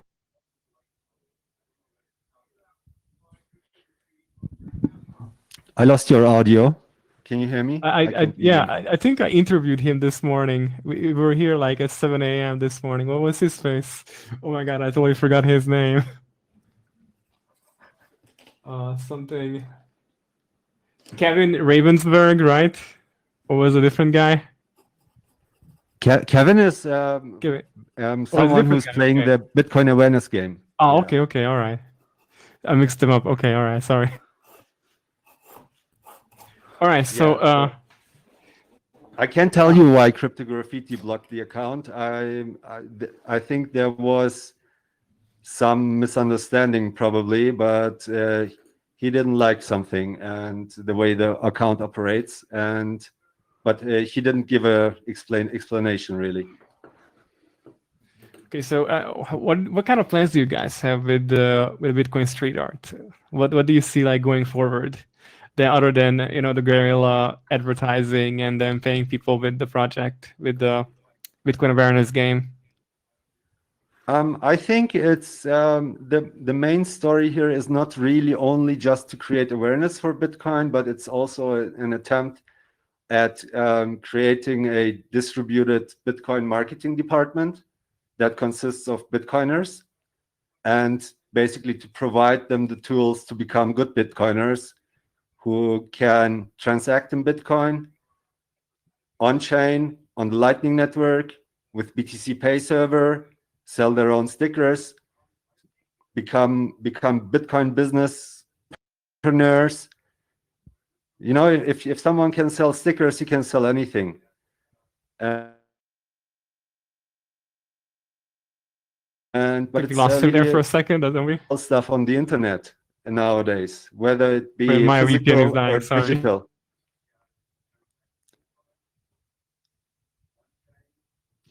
Did you just hear what I said, or was it an audio issue? I think my VPN is dying, or maybe the connection to Polis is dying. I don't know.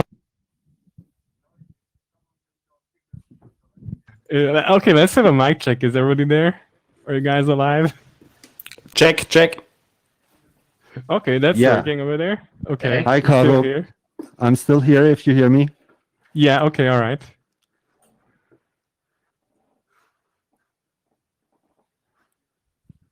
So I could hear you really well. All right. Feel free to continue. Yeah. Okay, so yeah, so basically it's about giving the tools necessary to do good Bitcoin marketing in a distributed way for Bitcoin, because we certainly need to raise awareness for this technology. And certainly also too many people don't know yet about it. I would say the biggest majority of humans on this planet don't really know Bitcoin, or haven't really looked into it, or got some for themselves. So this needs to change, and it needs to be done proactively, because From what I have, from what I can tell, there's a media blackout on Bitcoin. They are not reporting honestly on Bitcoin. All the major outlets, they are really trying to disseminate FUD mostly, and so they are not going to be allies in this endeavor, and we have to do it ourselves. And it's important that we do it ourselves, because for a peaceful transition, you want as few people left behind as possible. Yeah, In that's my true. opinion. Government is more increasingly having control over the media also, like in Hungary, for example, Viktor Orban's crony capitalists are owning the entire media landscape there, for example. But then in other countries, like in the West, they're like media bias on the left, most likely, which is kind of pushing more of these economic agendas ahead with politics. What do you guys Absolutely. think about that? Absolutely. It's not only politics or politicians. It's also social media corporations that have algorithms to basically forbid certain content. And art is still free on the internet mostly. I mean, our enemy is a little bit copyright and stuff like that. But art is still, you can basically run ads on Google. If it's art, they can't really block it, even if it's about a cryptocurrency. And that would actually be a reason to ban an ad if it's about cryptocurrency. But if it's art, you can advertise Bitcoin, and that's pretty powerful. So I'm looking into that. And yeah, I think also it's censorship resistant, and everyone can choose their own message. And it's not only the sticker in the street, but it's also the sticker on the internet that gets disseminated. And so the bigger it grows, I hope that more people will join the game and spread the word about Bitcoin. Yeah, not only in their local community, but also in their country and their continent, because, you know, the internet can carry stuff pretty wide. Yeah, that's a really awesome aspect of the whole art kind of business, that it's really tough to censor it, because where does it stop? Where does it begin? It's like a very blurred thing, right?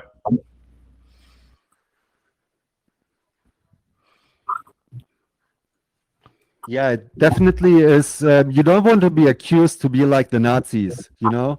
They were the ones who were forbidding art and confiscating it. And there was something called Entartete Kunst, which was basically degenerate art that they labeled as such. Art can never be degenerate, guys. And it's never vandalism either.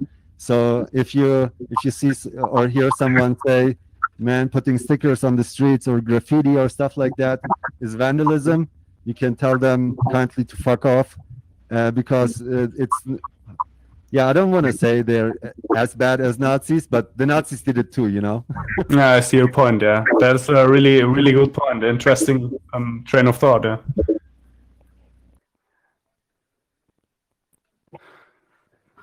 Yeah.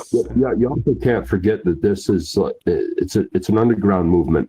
So, you know, despite all the media FUD and all the BS that's going on in mainstream media, it has always been, but soon to be short of, an underground movement. And art has always been an underground movement. There's been so much positivity come out of it, especially street art. And I love this concept.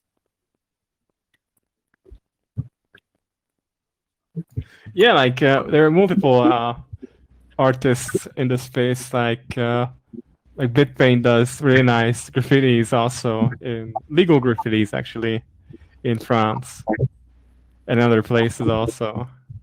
It's quite fascinating how it's kind of like developing in this bigger space thing. Yeah, and if Banksy is listening, what about a Bitcoin art piece somewhere in London? Hell yeah! Yeah, man, Banksy, do it. That would be more bullish than China banning Bitcoin. Excuse me, we didn't hear that. We didn't hear that, man. I said that would be more bullish than China banning Bitcoin. That's yeah. absolutely true, man. Yeah. Like this is like a crazy topic also. Like China banned Bitcoin like 7 times already, and India is trying like for the 3rd time now. When are they gonna be learning when it's like it's impossible to ban it? I think they learned their lesson. That's why they're coming out with the CCP crypto. That's the most hilarious thing. I mean, fiat crypto, a central bank cryptocurrency, is actually, it might sound to a noob like a good idea or something innovative, but what it is, in fact, it's like turning all the positive aspects of Bitcoin 180 degrees and negating it into the exact opposite. Yeah, you have the most centralized thing. You can manipulate the money supply however you want. You can freeze any amount that you want, and everybody is completely transparent. You can like see through every transaction. That's like the worst thing in the world from a privacy perspective. A centralized fiat cryptocurrency. It's the worst thing. That's the beauty of Bitcoin. Is one of the more beautiful things of Bitcoin is the whole game theory aspect. With nation states, it's like, they realize they can't beat it, so now they have to compete with it, and eventually they're going to realize they can't compete with it, so they're going to have to join it. I totally agree. But at this time, when they actually recognize that they cannot defend themselves against it, that's going to be the interesting part. At the moment, we are really early. I tweet all the time about, I think Jeff Bezos' net worth is like 98% of Bitcoin's market cap. So we're incredibly early at the moment, and we will have to travel a long way until we are there. But when that actually happens, oh my God, that's going to be the game changer. Yeah. This kind of we arrived to our topic, digital totality. Yeah, I think that's our topic here, basically. Like, it's how nation state now figured out it has to encroach on our freedoms and liberties. That's what kind of the whole point. Yeah. Well, Jeff Bezos' net worth may be nearly as much as Bitcoin's, but his liquidity is not even a fraction, I think. So if you don't have that liquidity, I really don't think you have that net worth, or it's an illusion, basically. Yeah, I see your point. He could basically, he could try to buy he would basically be able to buy Coca-Cola with his net worth, but would he actually be able to buy it? That's the question, right? Yeah, that would never happen. And he wouldn't, I don't know how many million coins he could get. How far he would pump up the price, so yeah. Stool Presidente. Stool Presidente, let's just buy all Bitcoins. Yeah, I wish you good luck with that, really. We can't there, don't do it. That's not gonna end well for his net worth, probably. No. If someone owns all the Bitcoin, then the network is worthless. I mean, if you think about it, somebody who wants to put that much money into Bitcoin, it requires a lot of work and a lot of planning. I mean, look at what Michael Saylor did recently. It took him 40 days, a month and a half almost, to acquire the Bitcoin that he had to acquire, and he basically soaked up so much of the new minted Bitcoins. So, I mean, you think about it, there's really not that much Bitcoin available. I mean, we're over 18 million Bitcoin already mined. Yeah, I mean, everything is child's play. As soon as we are seeing central banks starting to back their currency with Bitcoin, then we are at the interesting point. Then we will just add zeros to the market value, or to the price of one Bitcoin. But until now, no country would ever be so crazy to admit that they're starting to back their fiat with Bitcoin. No country would ever admit that, right? But if they would start doing it, then it will be like a cascade into multiple countries just starting to custody Bitcoin as for their national central banks, actually. Yeah, and I think there is a huge incentives for all those countries to not back their or not to at least communicate that they're starting to back their currency with Bitcoin, because what actually will happen is that the value of the currency will appreciate, and you don't want that. Actually, what you want is a cheap currency. Otherwise, you will not be able to export. So even if they are starting to back their currency, that's only a last resort effort against hyperinflation. But in general, the euro, the yuan, and the dollar, they need to be cheap in order for the US economy, the Chinese economy, and the European economies to just be able to export. Switzerland was the last country to leave the gold standard in 2000. Hold on a second. Empty Max, can you mute your microphone because you're really pushing into the stream? Okay. Okay, continue. Right, maybe. Okay. Anyhow, Switzerland abandoned gold standard in 2000, actually. Like, they were printing 4 times the amount of gold reserves they had. And the reason they abandoned it was that their currency was getting too valuable. And they couldn't trade. So they couldn't export. So that's why they ended up, they gave up, basically. And same with euro. Germany, for example, German mark would be so valuable right now because the balance of outgoing and incoming trade is very different. But having Bulgaria, Romania, and all those countries involved with euro keeps the euro down. So I think, if I may add to this nation state discussion, that nation state didn't really have the technology until now to appropriately hold Bitcoin until recently. So I think if they are buying, then this is going to be starting now. And there was a workshop for the Spectre desktop and the multisig and stuff, which makes it really easy with PSBT transactions and stuff. So this technology is necessary, in my opinion, for a nation state to appropriately hold Bitcoin, because they can't go to, I don't know, one of these custodians like Chapo or Knox, and they really have to take custody of their Bitcoin, and they have to make sure that one person doesn't really run away with all the Bitcoins. So they need to apply multisig, and the way to do that was not really easy until recently.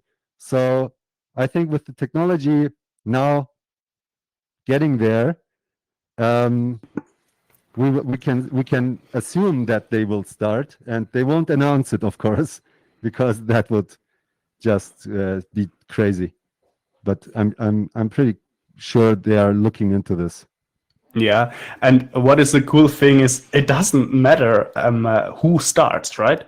So because you have the epic prisoners dilemma, the ones that start will be ahead of the curve and will gain in capital or in purchasing power so much that the others will not want to be left outside. The United States are at the moment in a very comfortable situation. They're providing the world reserve currency, but that is going to change. And those in the United States, therefore, will be probably most likely one of the last countries that actually will embrace Bitcoin. So a lot of interesting things might happen in the future. For instance, North Korea or Venezuela will have probably a larger stack than the United already States, do. you know? Yeah, that's the funny part. This is what is interesting is that you know who in the end going to profit off of this. Actually, it's not the countries, but actually the end user is us. Yeah. Well, for Venezuela case, for example, I don't think the people will benefit from it. I mean, there will be certain individuals that are probably getting Bitcoin with the country's money, but I don't think it will be for the good of the people there. So it's but the incentive to start accumulating, stacking sats into HODL is higher, and you will at the end have a population that is on average very wealthy. Yeah, but I think eventually Maduro may just end up owning the Bitcoin, the Bitcoins that they got for Venezuela. Yeah, but confiscating Bitcoins is a tough thing to do. I mean, well, but it's like such a dictatorship, so you don't know what kind of multi-sigs they have, or even if they have multi-sigs. So they may be buying Bitcoin with the tax money or whatever money Venezuela has, and they may just end up leaving with that. You know, it may not be a national reserve. That's what I'm trying to say at the end.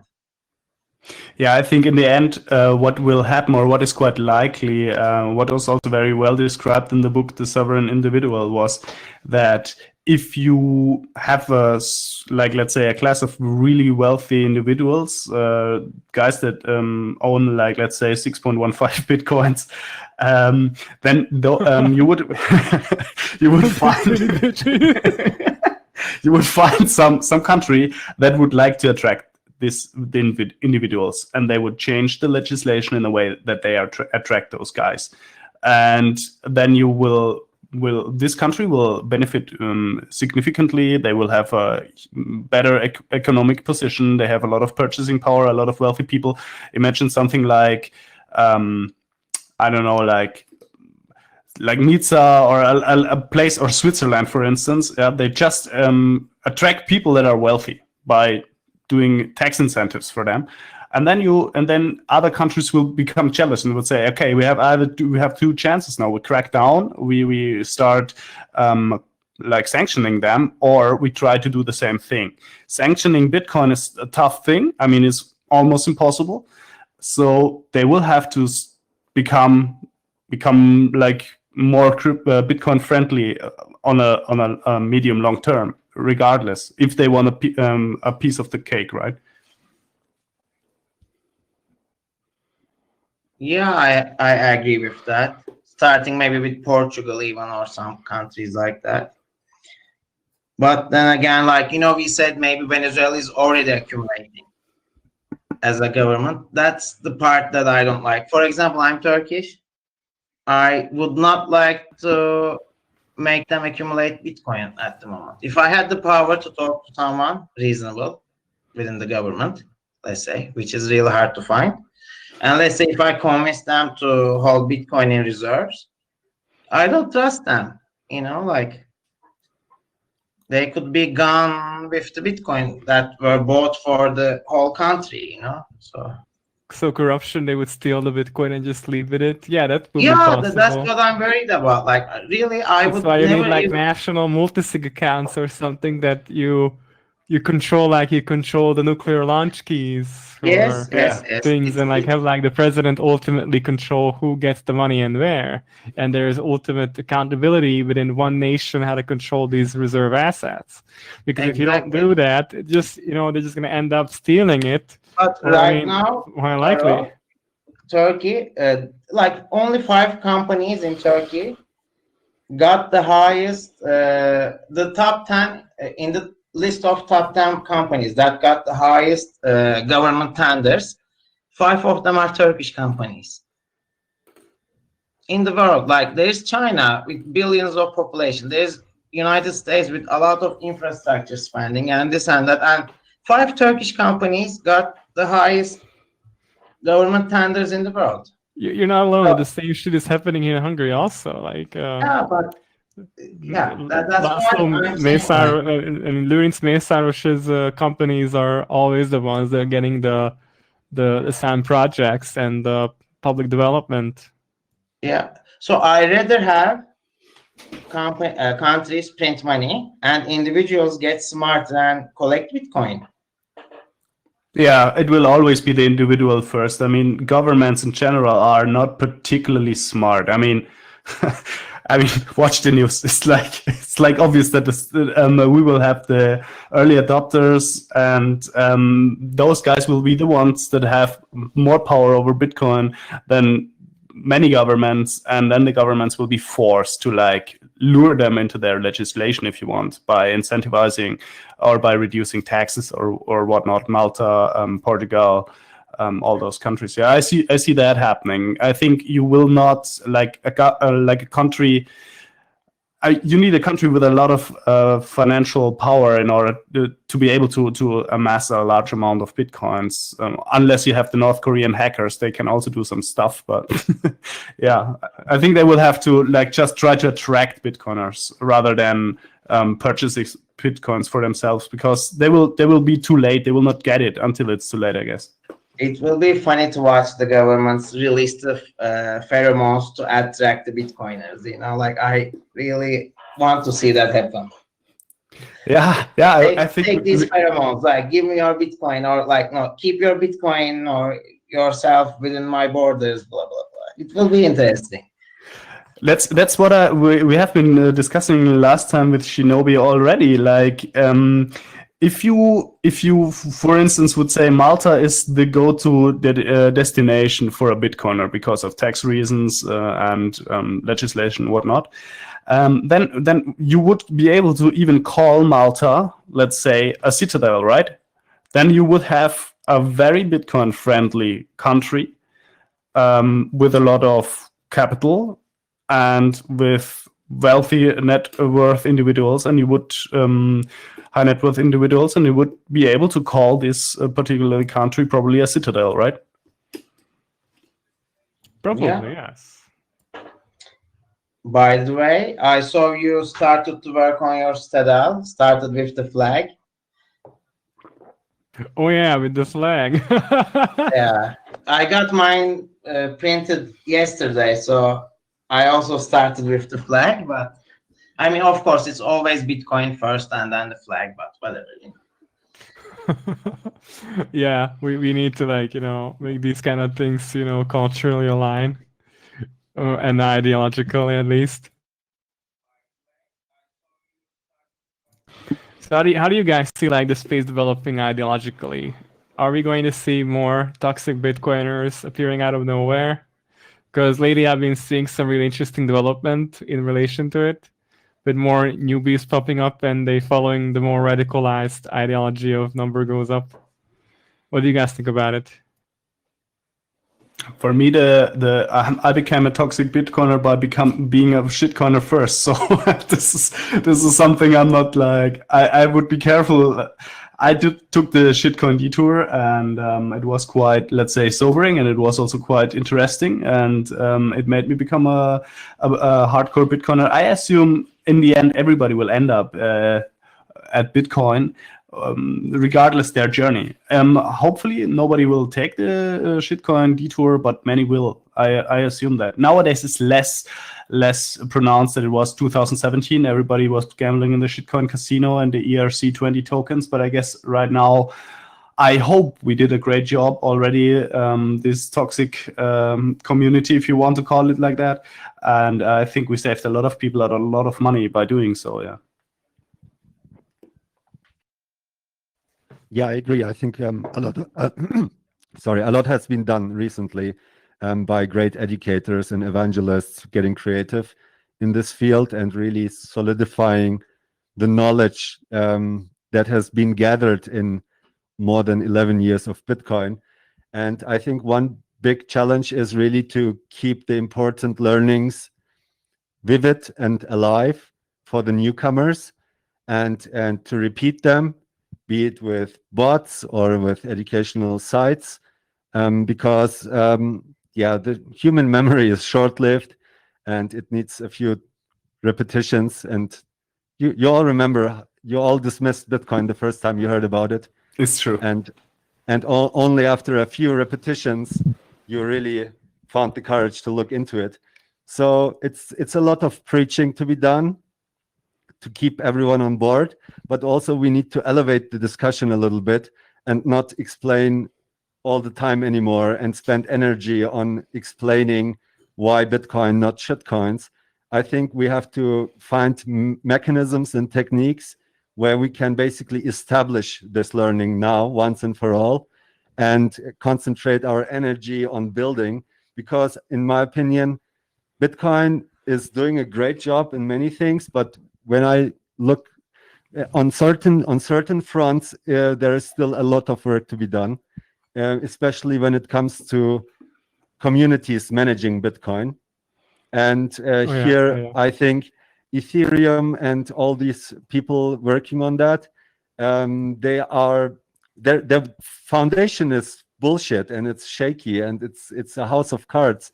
But on this house of cards, they are trying to innovate for communities how to manage basically so that when a nation state, for example, wants to hold, or let a citadel want to hold Bitcoin, so that the guy who is the head of treasury can't run away with it. And so basically that all people in the citadel have a say in how the community funds are being distributed for certain public goods, or not everything can be private, you know. There's going to be some common goods, the commons, and it needs to be managed. And multisig is one step into this direction, but we need more steps. And I'm really hoping that on top of the Lightning Network, and there can be some sophisticated mechanisms built in the future. Yeah, it's an interesting thought experiment. Let's say, just for the argument's sake, Karu gets a call from Viktor Orban tomorrow and said, hey, you know something? I'm thinking about adding Bitcoin to the National Reserve. The question would be, would you actually go there, you know? Or would you pays me 6.15 and that's a couple big titty bitches? Anyway. But that's a question we would have to ask ourselves, you know, because we are against fiat. But if somebody that has a lot of power comes from some governmental agency, whatever, and wants to obtain knowledge, they need to go to those Bitcoiners, yeah, to those OG Bitcoiners.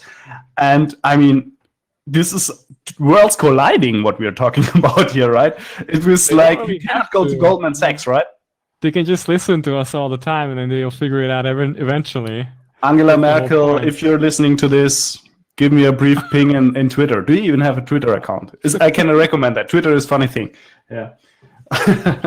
I'm sure every good Bitcoiner will really ask for a really hefty premium price. I don't think it's available on their BlackBerry. You're right. Is there a Bitcoin wallet for BlackBerry? Questions over questions. Yeah, I mean, someone developed that shit. So let's just step back a tiny bit, because there was a really interesting topic about this, what Flico said, that actually this was said by Frank Brown, that the Bitcoiners should be less toxic and less focused on their own echo chambers, and they should be communicating more with people on the other side. What do you guys think about it? Like, could you ever imagine yourself going out of your comfort zone and going over to Ether conferences or shitcoin conferences, even to scam conferences, in order to talk with those scammers? You know, and then actually, just, you know, I would go to the World Economics Forum. That is something I would go to, because what does it, I mean, a shitcoin conference? I don't care about it. Yeah, but you know, hold on. This was Don't go there. This You will this get is so what Frank Brown annoyed. was saying. World Economic Forum would get you so annoyed. Like, seeing how retarded those people are. I'm not kidding. Yeah. Like, you would lose your hope for the humanity. Like, knowing that these people have huge impact on our future, you know, so. It is true, but isn't it worth much more to discuss with, I don't know, Christian Lagarde about the future of humanity than with Vitalik Buterin?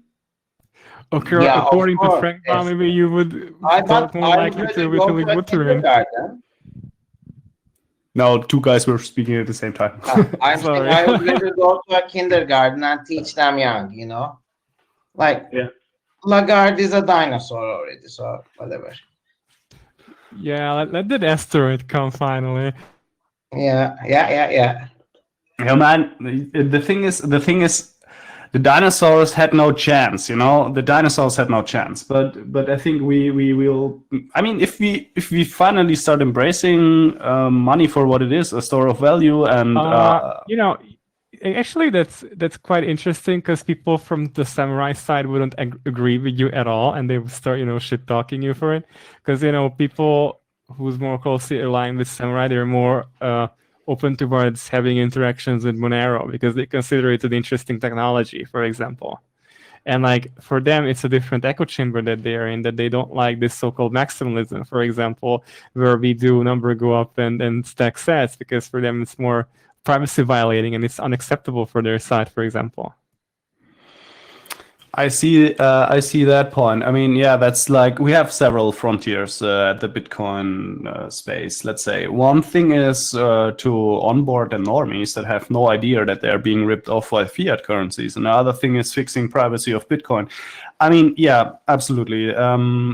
There are many aspects of Bitcoin that you have to improve. We are far from being perfect. I mean, it's the best money that we have, but it's far from being perfect. It's like democracy is the worst type of government except of all the others. You know, like this is the thing. You have many things to improve, but you can't improve Bitcoin's privacy at the same time.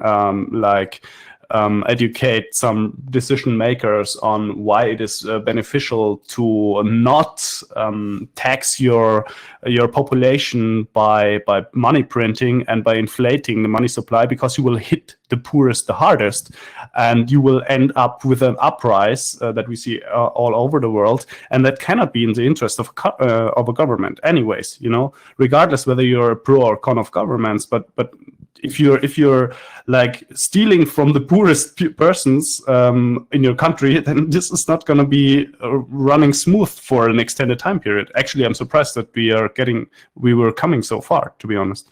And we did not see anything of the money printing effects yet that happened during the Corona crisis in the United States. Basically. Yeah. There's a lag though between money printing and inflation or whatever. Like, for example, gold, the rock, shiny rock, had its highest value in 2011, like a couple years after money printing happened. Yeah, exactly. Like, because the velocity of money slows. Like, nobody is doing business right now. Like, the XY is low, oil is not trading that much, demand is low. So once it picked up, then we'll see the effects. Yeah, hold on to your sats, guys. Huh? Hold on to your sats, guys. Oh yeah. No, I disagree. Don't spend your sets wisely and try to keep most of them, and really try to not spend any sets that you really don't want to spend. I think spending Bitcoin is also really important. Otherwise, people like Max couldn't survive. You know. You're right. You're right, man. He chose the wrong currency. Yeah, it's true. You actually really have to spend your Bitcoin. Otherwise, you're not gonna eat. Right. So if you want to get a good steak, you got to spend your sats. Starve, man. No, I spend sats because I really like. I mean, oh, come on! I'm not going to hold anything in Turkish lira, so I don't keep in Turkish lira. So when I run out of money, I have to spend sats. And next time I get paid, they all become Bitcoin again, and then they become lira again. So. Yeah, that's a great approach, actually. That works quite well. I mean, we have nowadays very powerful tools where you can actually convert all your salary into Bitcoin, and later on, step by step, withdraw some Satoshis in order to, I don't know, buy a stake. I think stake is the most important thing in the Bitcoin universe. Meat, basically. And then all the rest, but meat is the highest priority. For me it's beans. Okay. I say I'm really diversified because my family has a farm. We have cows and bulls and land. So I have the real estate part there, you know. It's an ongoing business, and I have Bitcoin. So I have enough diversification, you know, so. Yeah, that's my point. You can have the credit card. I'm not gonna name names that you load your Satoshis on, and then you just spend in the supermarket or wherever with a credit card that has Satoshis on it. You spend fiat, which is awesome. You know, Bitcoin goes up 20%. You say, "Wow, today I get 20% discount in whatever shop I'm gonna buy anything." So it's like a really convenient way of using it, and we are at the point where we actually can. Use Bitcoin in our daily lives, and there is like you can really convert at the beginning of the month when you receive your salary. You can just convert your money into a Bitcoin and then just live off the Satoshi's stack. You know what's the biggest advantage? It's being stingy. I'm not kidding. Okay, I as a kid was the most stingiest person I have ever seen. I'm not kidding. Like, I was real stingy. I wanted a toy, for example, I would wait for years for its price to go down. Then I would grow up, and then I wouldn't want it. It's a big advantage, you know. It's so. true. Yeah, it's true. You focus much more what you really need, But because it then hurts if you. I became a teenager, and there's this shit called testosterone, and things changed a little. But anyhow, I have that's another a story for suggestion. another time. I would like to make a suggestion. I think turning your fiat at the beginning of the month into precious Bitcoin is a great idea, but it's even better to earn Bitcoin directly. And one way I would like to shill here is to basically make a Bitcoin sticker shop on our BTC Pay server instance from the Ideas Are Like Flames collective, and download the PDF sticker designs and print them out and sell them to other Bitcoiners for Bitcoin. Yes, And, wink, wink. That's something that has been working pretty well. Where we have now one sticker shop in Brazil that is selling the stickers in Portuguese, and another one opened up in Netherlands, and there are some more popping up. I think it's really nice way to get familiar with having a Bitcoin business, even if it's just a small one. But you know, your node gets liquidity, you get used to it, to the processes, you get your hands dirty, and that's invaluable experience. So Max is doing it right. I'm a huge fan, Max. I still can't buy my potatoes for Bitcoin, but I don't know how you did it. But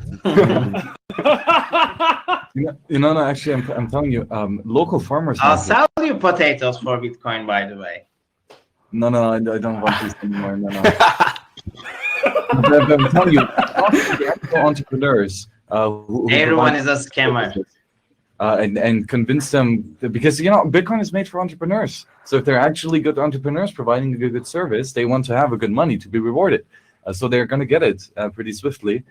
Specifically when they're already interested in freedom, gold, whatever it is.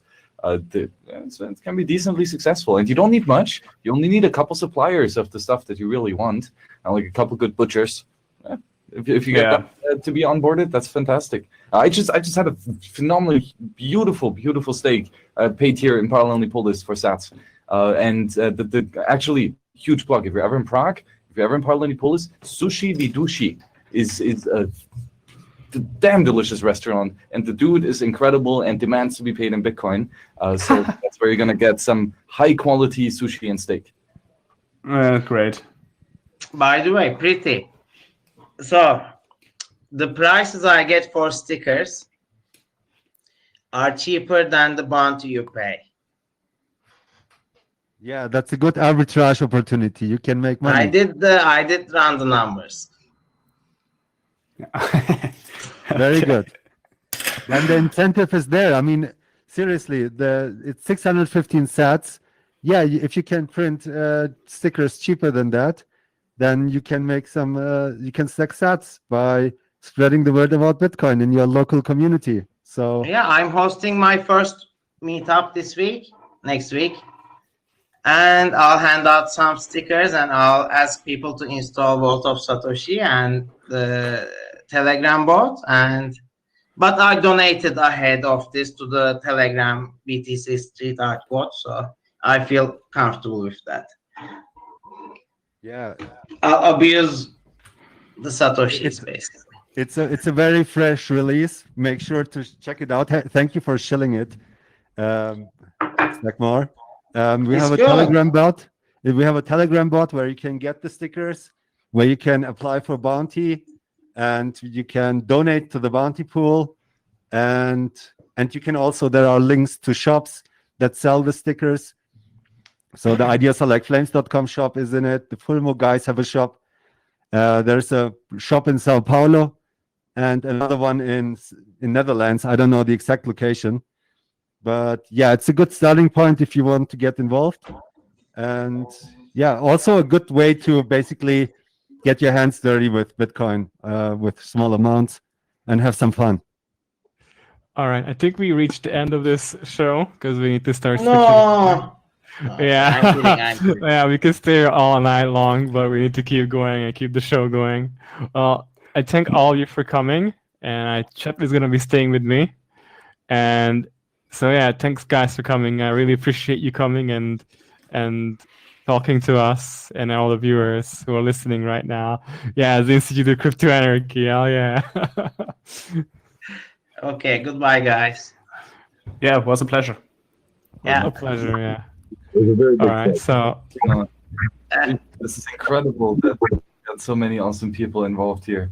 We're 37 hours in. It's still kind of ridiculous. yeah, we're gonna have Crypto Graffiti and Cypherpunk now coming on the show. Okay, say hi to them and goodbye. See you, man. Yeah, see you around.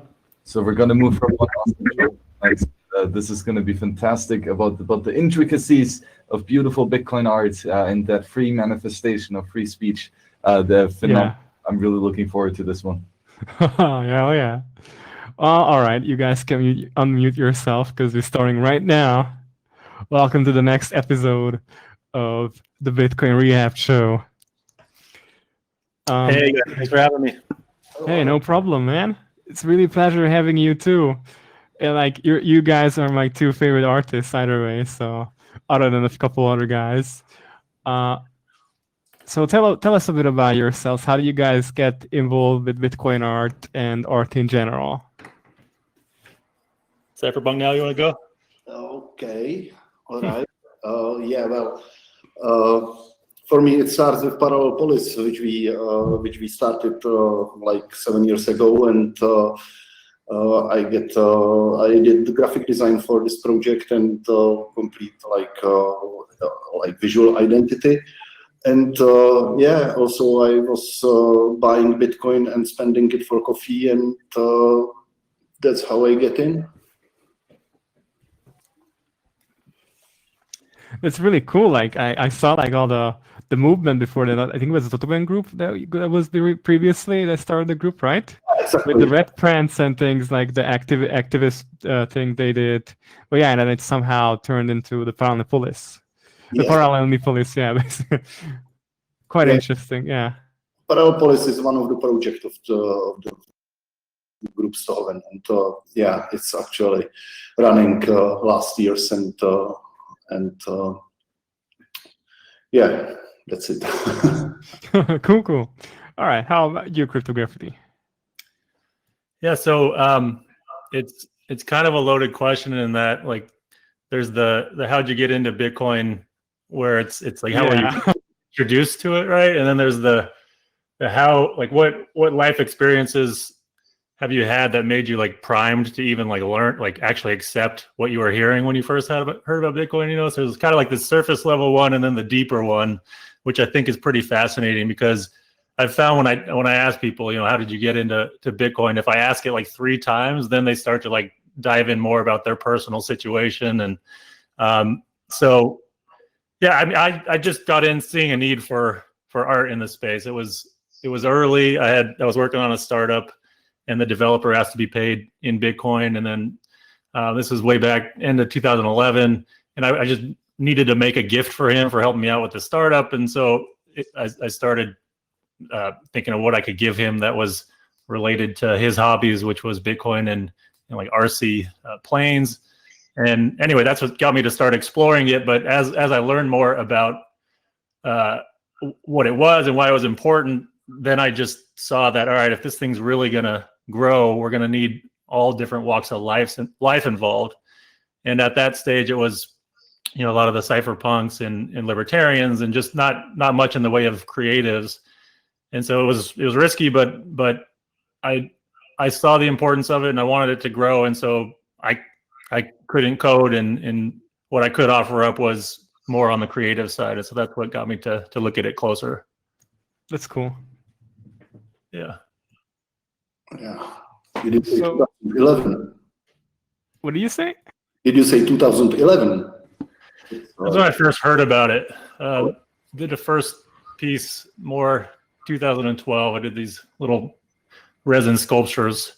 But it wasn't really more towards 2013 that I started experimenting with like street art and attaching Bitcoin QR codes to it, and sort of dove in from there. Oh yeah. Okay. A QR code from that times could have made you a millionaire by today's time. If somebody would have just said, "Oh yeah, 2013, yeah, let's send the guy 10 bitcoins." Yeah, I wish I did have I did a piece that spoke to Charlie Shrem's situation when he was arrested, and how different it was, his treatment versus HSBC. And then he had sent me a generous amount of Bitcoin for that. But in general, it just wasn't. It was just kind of randomly done in the Bay Area here in California, and not a lot of people held Bitcoin at the time in order to donate when they were walking by. But still fun experiments regardless, and yeah. Yeah, by now you would have to post the Lightning address, I guess. Right. Because yeah, I mean, yeah, stacks are very valuable in comparison right now. Yeah. So how do you guys view art as an expression within the Bitcoin space?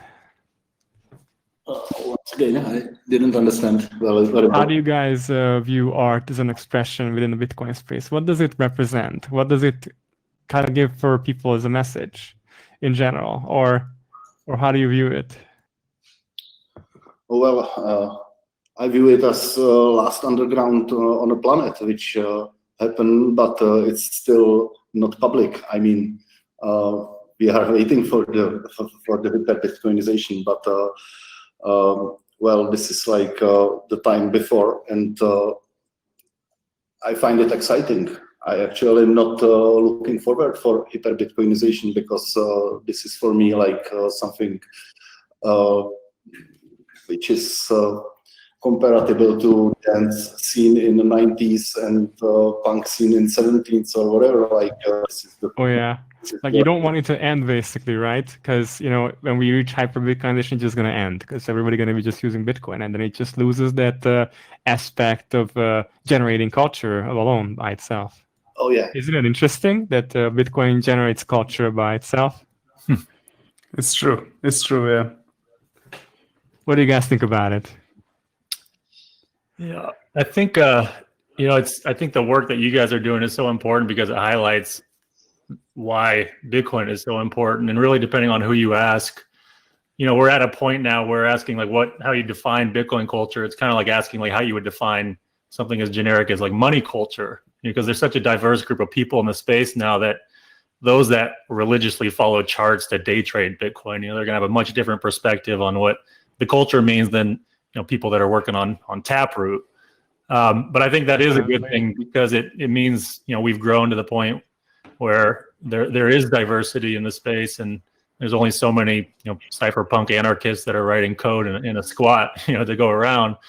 And it's interesting because I think even beyond that, there's these like silos of cultures that have sprung up that really have different viewpoints. Like for example, there's this pretty famous Max Kaiser video where he's debating Peter Schiff in the US here somewhere. I think it's like from 2017.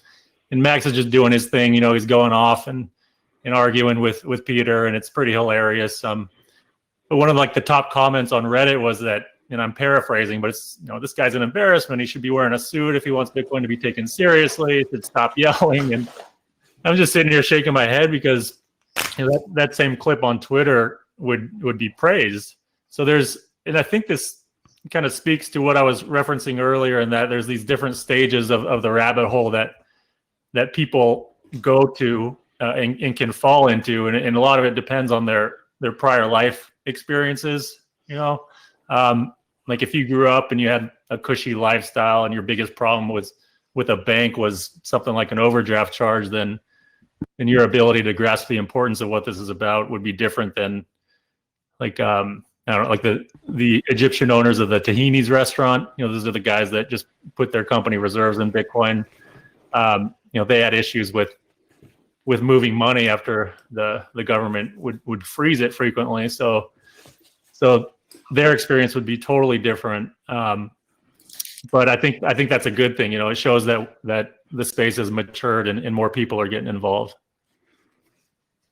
Yeah.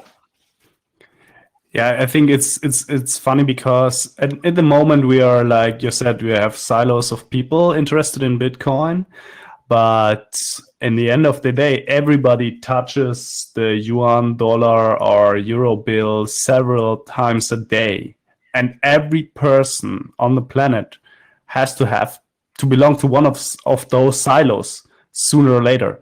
And that's going to be interesting because a ton of silos that we have no imagination of at the moment, that we cannot imagine, will have to like come into existence, additional ones, because everybody will, or I mean, if you're talking hyper Bitcoinization, everybody will have to use Bitcoin, and we will see so many silos. Oh my God, it's a wild ride ahead of us, right?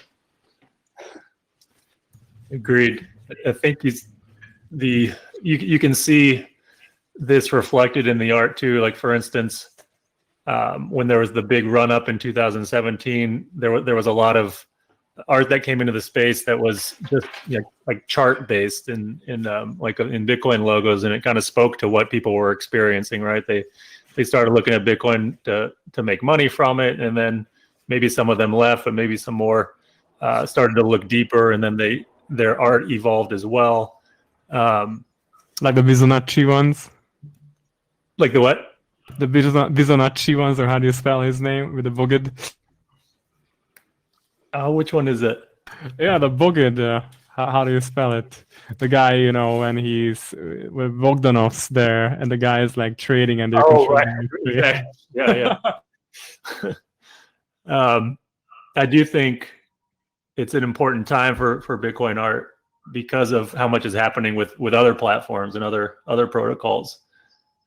Seems like there's a lot of activity just in general because of the protocol. You can do more with other coins, and so there's a lot of artists that are looking to other projects because there's just more experimentation that can be done with it. But there's the Bitcoin artists too that I think by and large know like just how important it is, and then the gravity of what's at stake, and I think it's great. I think we're getting, and it seems like the caliber of the work is increasing too. It's really awesome. So like, is there any difference between art on Bitcoin and art on, for example, Ether?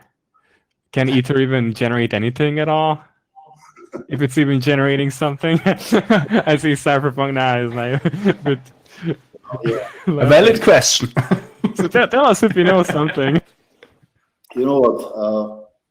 For me, as an artist, it's very hard to doing like it's not happen. But there is a huge change in the art market, in meaning on NFT and yeah, it's kind of schizophrenic for me because I trust Bitcoin, and this whole Ethereum thing is very questionable.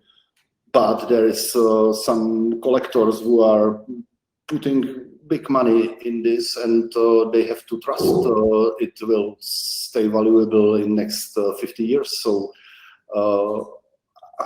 it's as I say, it's questionable, but yeah, for me as an artist, it's a great new space to show. Yeah, of course.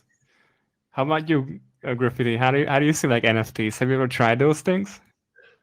Yeah, so I did the first NFTs on Ethereum. It's kind of like NFT-ish, like way back in mid 2017.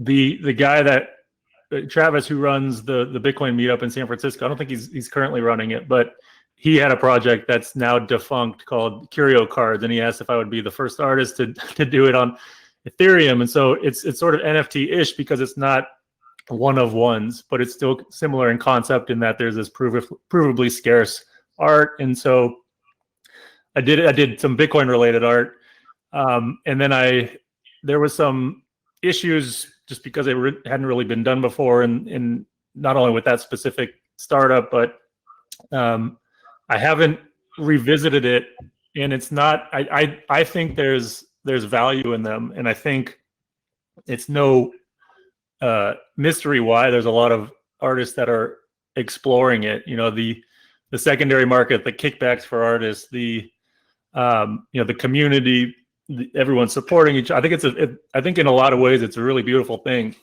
For me, just personally with my work, it's very. I think I want to see NFTs on Bitcoin. They actually were at one point, and I've been kind of working behind the scenes a bit to bring it back. Rare Pepe's one of one editions are essentially NFTs, right? And so it's feasible. Counterparty has issues with devs that can devote time to it, and then also Bitcoin fees with Counterparty could be an issue right now, not so much, but in the future. But then you look at the fees with ETH, and it's like, well, why don't we do it then? And I think with Pepe's, it's awesome. It was an amazing project. It had this awesome community, but it's by having it be themed, it didn't really inspire some artists who didn't want to have their work be frog based, right? So I think a good future marketplace would be something that kind of taps into that nostalgia of the Pepe's while also allowing artists to do their own non-frog art. And the real issue is that who's going to fund it, who's going to build it when there's no PR team, there's no consensus. So I think I'm putting this out as a call out to anyone who does want to get involved. I'm having some Telegram chats with other people about if we were to do this, what would it look like? Because I think now that it's proven that there is a market for the verifiably rare artwork, and if we could do something like that, like a hybrid Pepe's, which I think will go up in value over time since they were the OGs, and new Bitcoin art, I think it could take off. Bitpain was actually trying to do some NFTs on the Liquid network. Have you ever considered that one? Yeah, I've talked with. I've been trying to group together artists and some of the. I think it's also great what they're doing, but there is pushback for it being federated, and so it's tough because there's only so many people that want to get involved with trying these things out, and it's divided between the Counterparty group who kind of have these heavy bags with the Pepe's, and then the Liquid group where there's pushback for it being federated. Then there's RGB, which is just not fully baked yet, and there's no, I think, real commitment to having there be an art focus with it. So there's not a lot of people to begin with, and then the ones that are out there are fairly divided, and then again, there's not much money, especially outside of the Liquid area, to motivate. So essentially, we're playing on hard mode compared to Ethereum. Any comments from Martin? Yeah, I follow. No, I don't know. Okay. So how do you guys view the development of art in the space ever since 2017, since the USF happened? Did it improve? Did memes start coming into the forefront more, or do we see something different happening? I'm sorry. I again hear you. Okay, I will repeat it. So ever since 2017, how do you view the space? How did art develop? Did it become more focused on memes, or is it starting to turn into some more unique, distinctive form of art? Well, okay.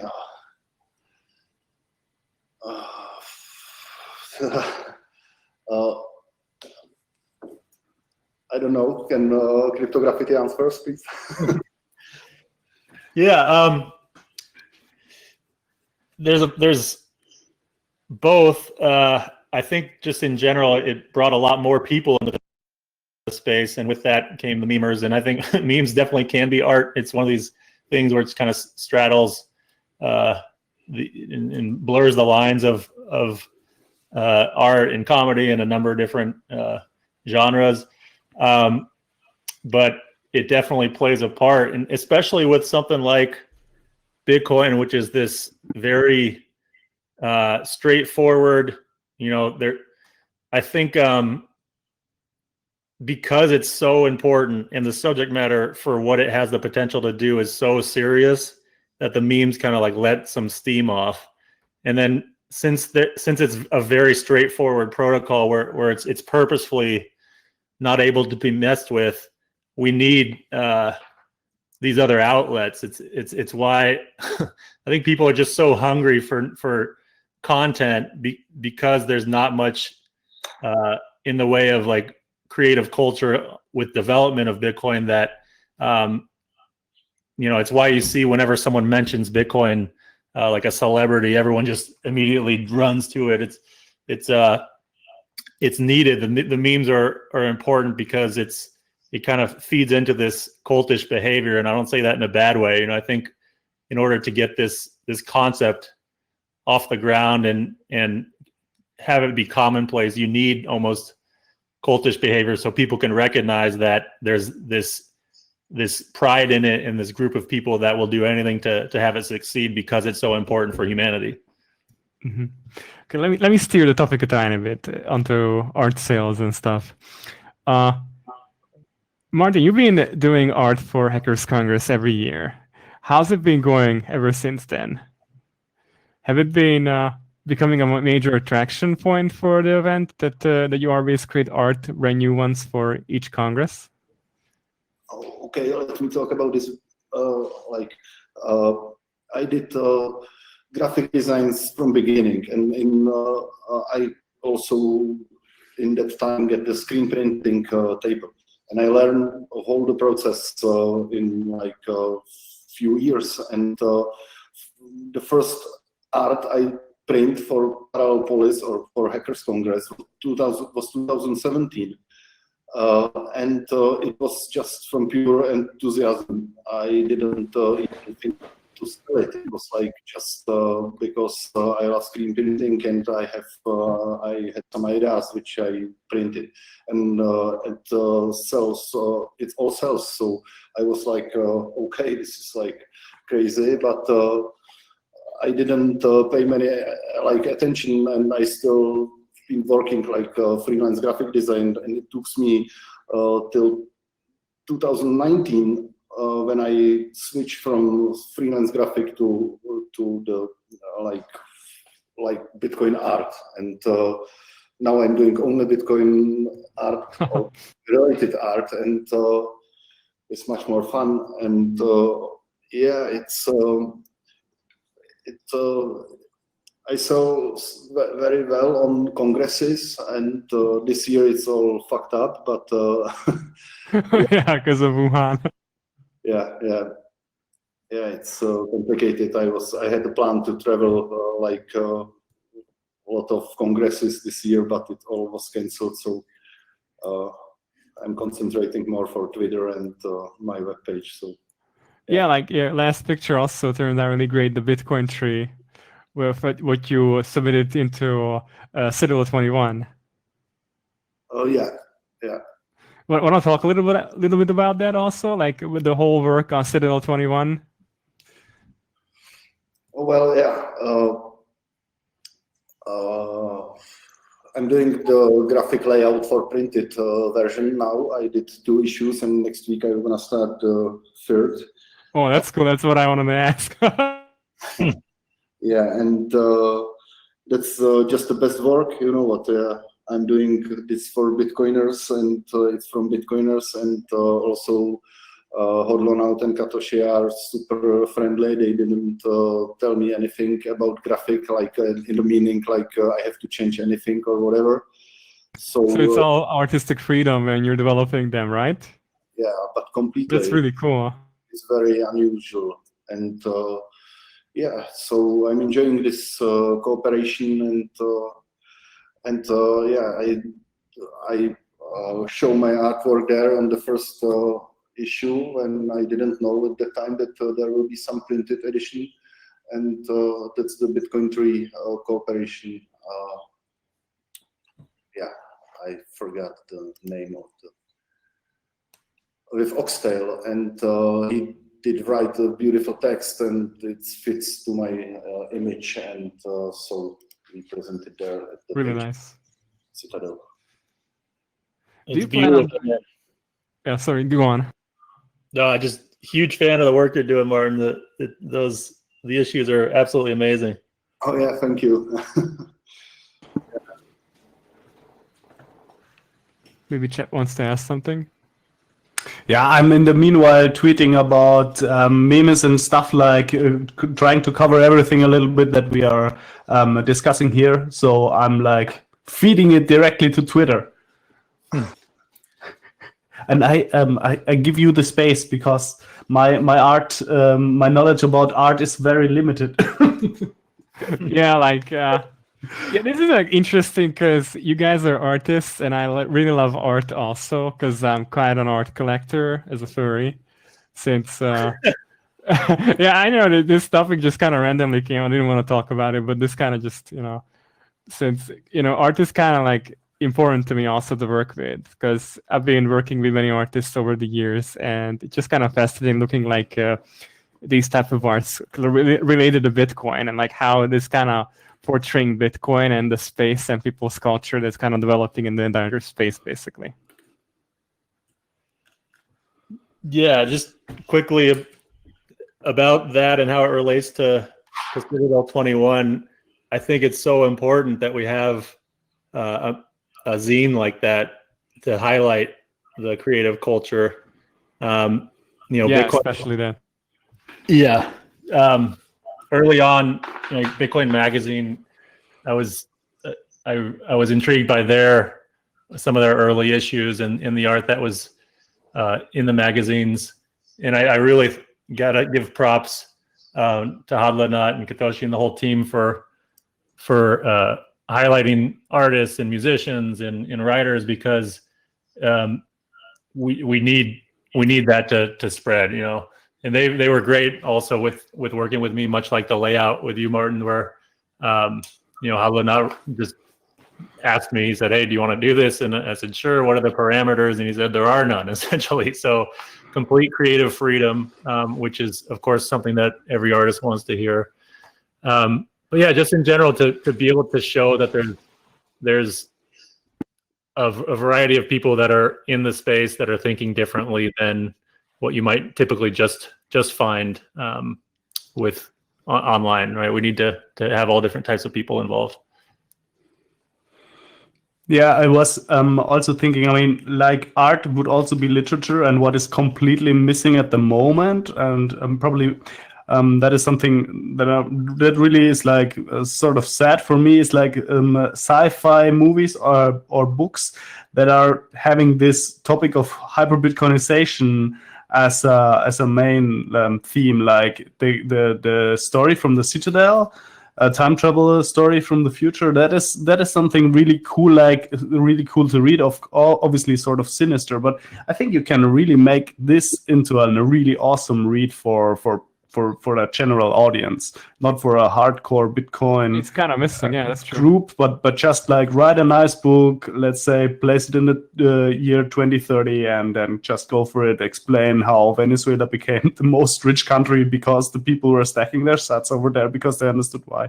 This is something that is sort of missing. I understand also this concept of art in general, but I think literature is something that is. We have a ton of books that are covering the technical details, and that also probably could be described as like motivational books. But this kind of novels have been completely. We don't have anything significant there yet, or did I miss something? That's true. There we have an open flank. We have to cover that one.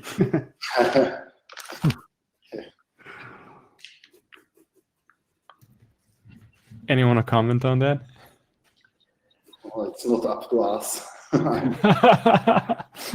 Actually, I started writing a few chapters, but then I recognized that I'm a technical person, and I should rather not do it.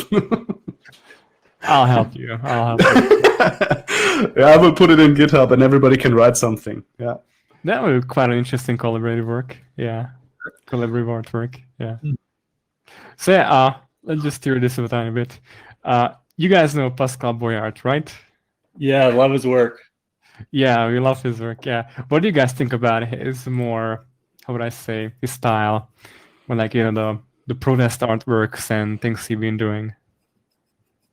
I absolutely love it. I think in addition to the style, just having it be public is so key, right?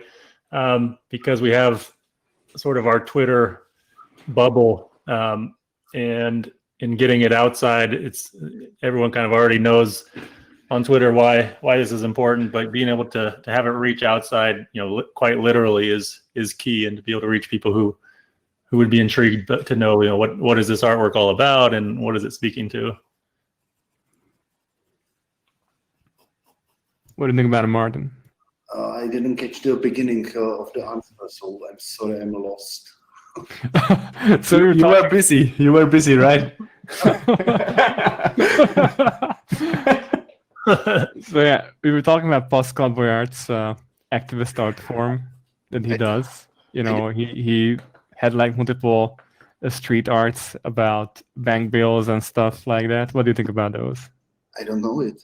About what is the name?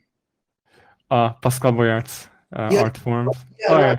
Okay, I'm completely in. You know, he has this is interesting style that he does protest art, and then he uses the Bitcoin donation addresses to signal something. Yeah, I think it's very clever. I mean, for like, he's doing a very good job for mass adoption. I mean, in meaning of people are talking about it and they recognize it, and I think it's very cool when it's on the street, and I love it. Also, like it's works. It's kind of like modern takes on famous works, right? And so people can see, like, they might recognize that this was a past work, and sort of catches their eye, and as something that they may have seen before. And then when they look closer, they say, oh, here's the difference. Why is it different? And then there's the Bitcoin address. I think it's really cool. Yeah. So how did your cryptography? How did your latest cover for Citadel 21 came around? That was, as I mentioned, Hadla and I just reached out to see if I wanted to do something, and I was working. I want to get more into this space where it's collaborative art. Right, I did this mural down at the Venezuelan border, and I found just in general, like if the subject matter is Bitcoin and trying to spread Bitcoin adoption, then it just makes sense to try and get more people involved and to use the network effects of having more people just touching the art in some way. And so with that mural, you know, the idea was that like anyone online could donate to have pieces of the mural in person taken down. And so by having it structured in that fashion, it just meant that there was a lot of people interacting with the piece, and then hopefully that would help spread about you know, how it related to Bitcoin, and they could learn about the situation in Venezuela. And so that was the first in what'll be more works that follow the same guidelines, right? And so I'd already had this idea of how can I do something similar where it involves people from all over the world to show this global nature of Bitcoin and get them involved. And then the medium, these bank bags, it's just cheap to send these, like to mail these. It's just like one stamp anywhere in the world. Unfortunately, it was when COVID was happening, and then the United States Postal Service is also experiencing issues, so people are still getting them in the mail, sent out like yeah.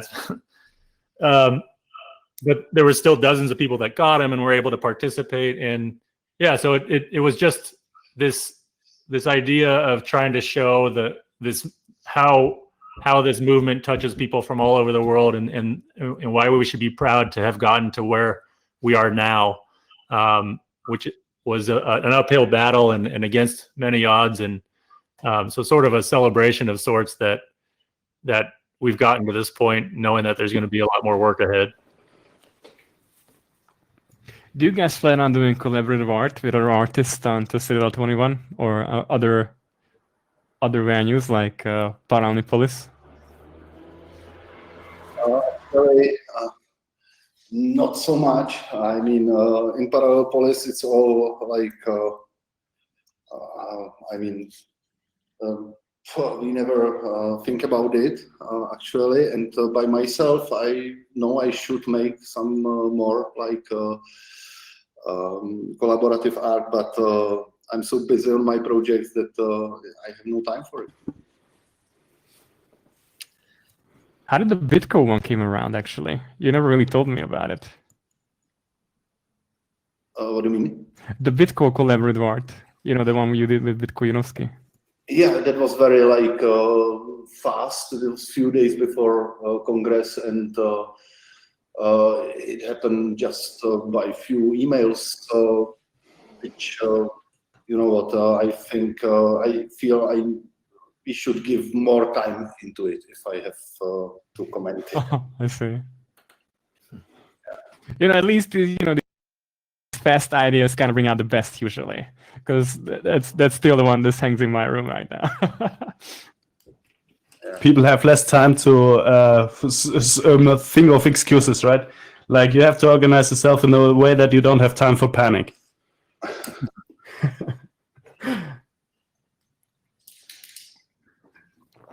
Yeah, we can say that. Yeah. What else you wanted to cover? I have a collaboration in the works with Josie Bellini, who does really cool AR-enabled artwork that's Bitcoin related and Ethereum related. So it's something that I've had in the works for a long time now, and she's working with me to have the work be AR enabled, which is pretty cool. So hopefully that'll be out in the next few months or so. Oh yeah, how are you guys with VR? I need to do more. I haven't really explored it much. It's kind of like what Martin was saying, where you're just busy with other work, and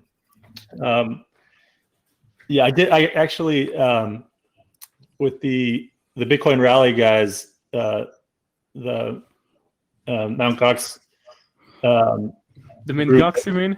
Mint Gox, excuse me. Yeah, that's a totally different project.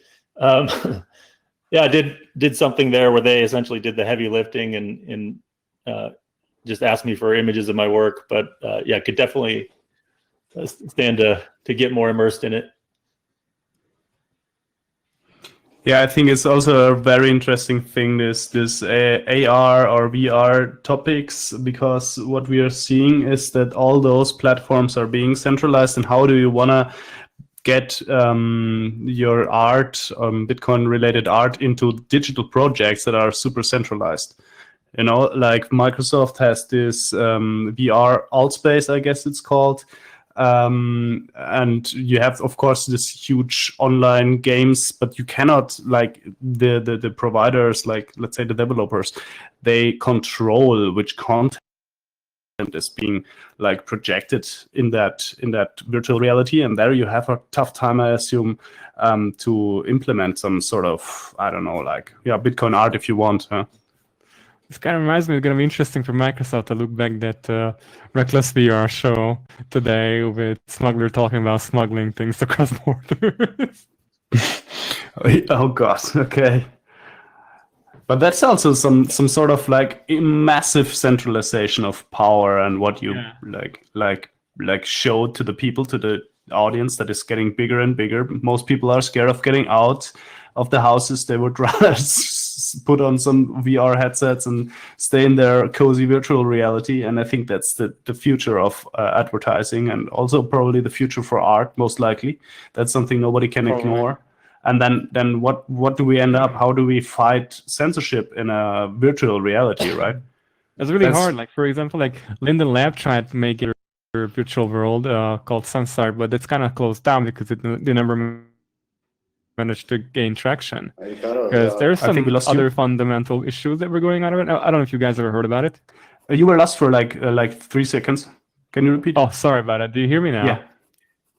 Okay, so like Sensor was developed by Linden Lab, and it kind of got sold because it didn't manage to gain traction. And like their main focus was basically on art and exhibition type of VR environments. And like it didn't really work out for them. And Second Life haven't been really improving over the years also for it to be, you know, be able to compete with the VR worlds like VR Chat or Alt Space VR. Because in the past, lots of artists were using these spaces also to display their art online. Just because of that. I don't know, have you guys ever heard about these things, or have you ever tried Second Life, for example? No, that was before my times. Oh yeah, okay. Yeah, also I don't have any experience with this, but I'm on CryptoVaxels now. I mean, if you've been there, this is like amazing experience. It's like, Oh yeah. Is this on Ether actually? Yeah, well, it is. Okay. But anyway, it's like all the crypto artists showing their stuff and collectors, and it's amazing. And also the meeting people there is it's a nice experience. So I'm pretty excited with this. Have you tried on Virtual Worlds cryptography? Just very briefly. I haven't done much. Linden Labs was actually just down the street from me in San Francisco, and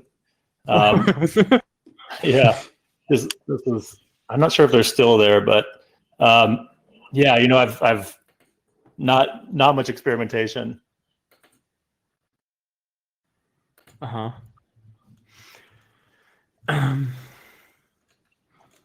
So how do you guys view, why is it that paper money or gold doesn't create as much culture as Bitcoin does today? Once again, please, why is it that paper money and gold doesn't create as much culture as Bitcoin does?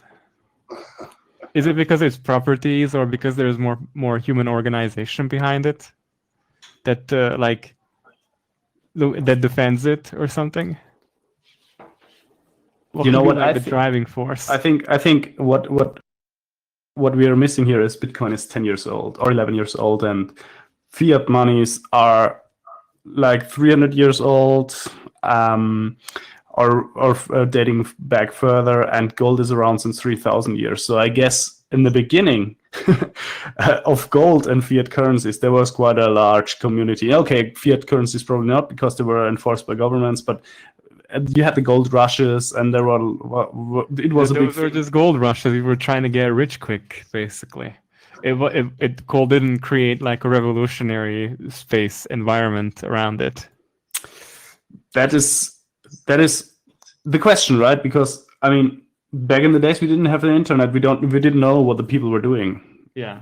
Most likely, they were gathering around a campfire and were telling each other stories about how they've dug out some shiny rocks and were haunted by running away from bears or whatnot. I mean, yeah, the situation is different now. We have the internet, which is an awesome thing, and I think we can like share and exchange experiences way better than those poor guys with their axes could back in the days during the Klondike Gold Rush, I guess.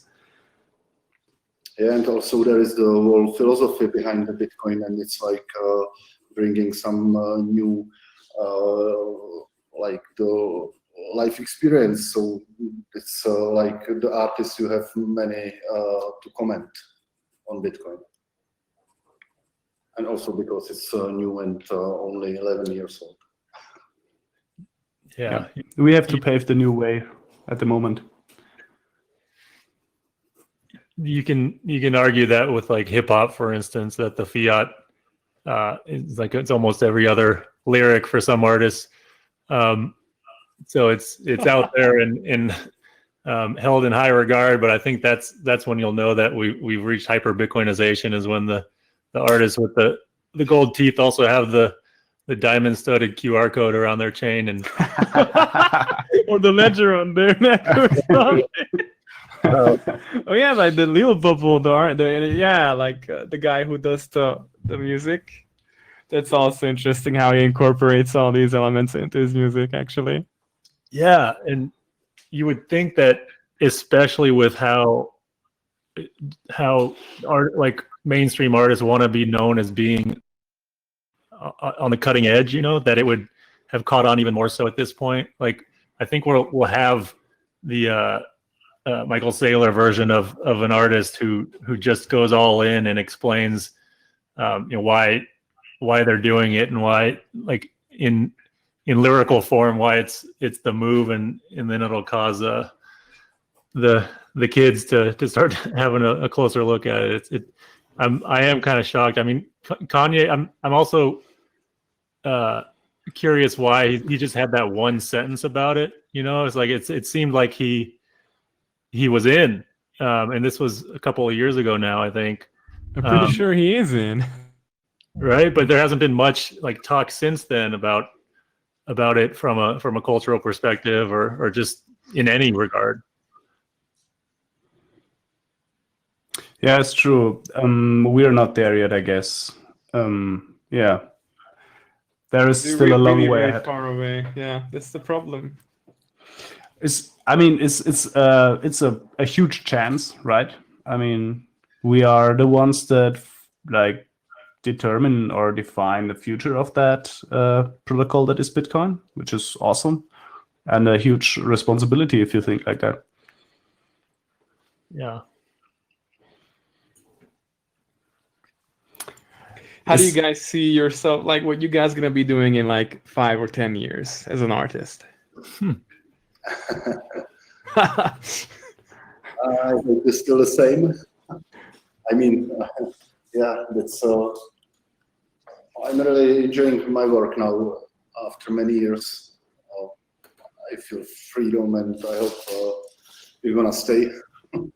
But nothing is sure. Yeah, I didn't know this would be a job interview. It's an assessment center, actually. What is your biggest weakness as an artist? No, I think, like, for me, just to be able to have complete creative freedom and be really unbeholden to anyone else would be has always been the goal. I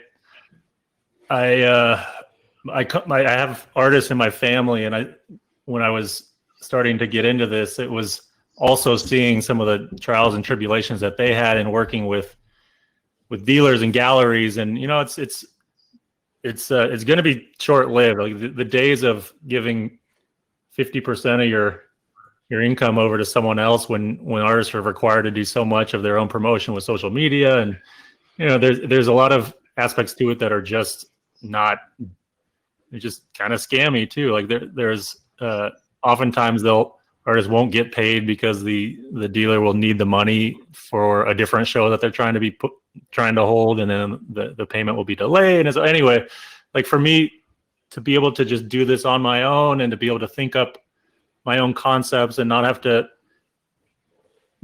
tailor my work to someone else and their ideas is really it. And in general, like the subject matter is leaning more towards like Bitcoin from a humanitarian perspective. Like I'm really influenced by like Alex Gladstein's work, and just as the narrative has sort of shifted with Bitcoin, like there was a time where it was really heavily like payments oriented, early on, right? And then now it's more in the camp of store of value, and you learn more about why these are all important, and the limitations with them, and in the freedoms that they can bring.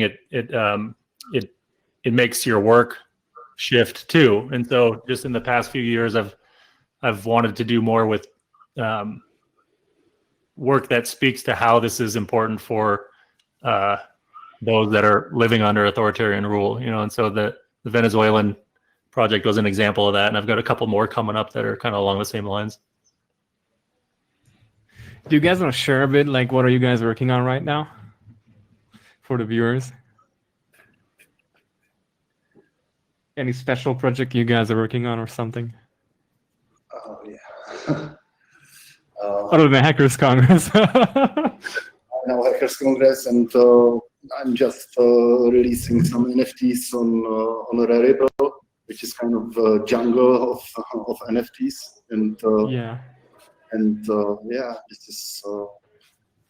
I already speak about it. It's schizophrenic, but I decided to not to ignore it and just enjoy it because the movement is strong and the vibe is good. So I'm working on NFTs now. What about you, Cryptography? I've got a few projects in the works.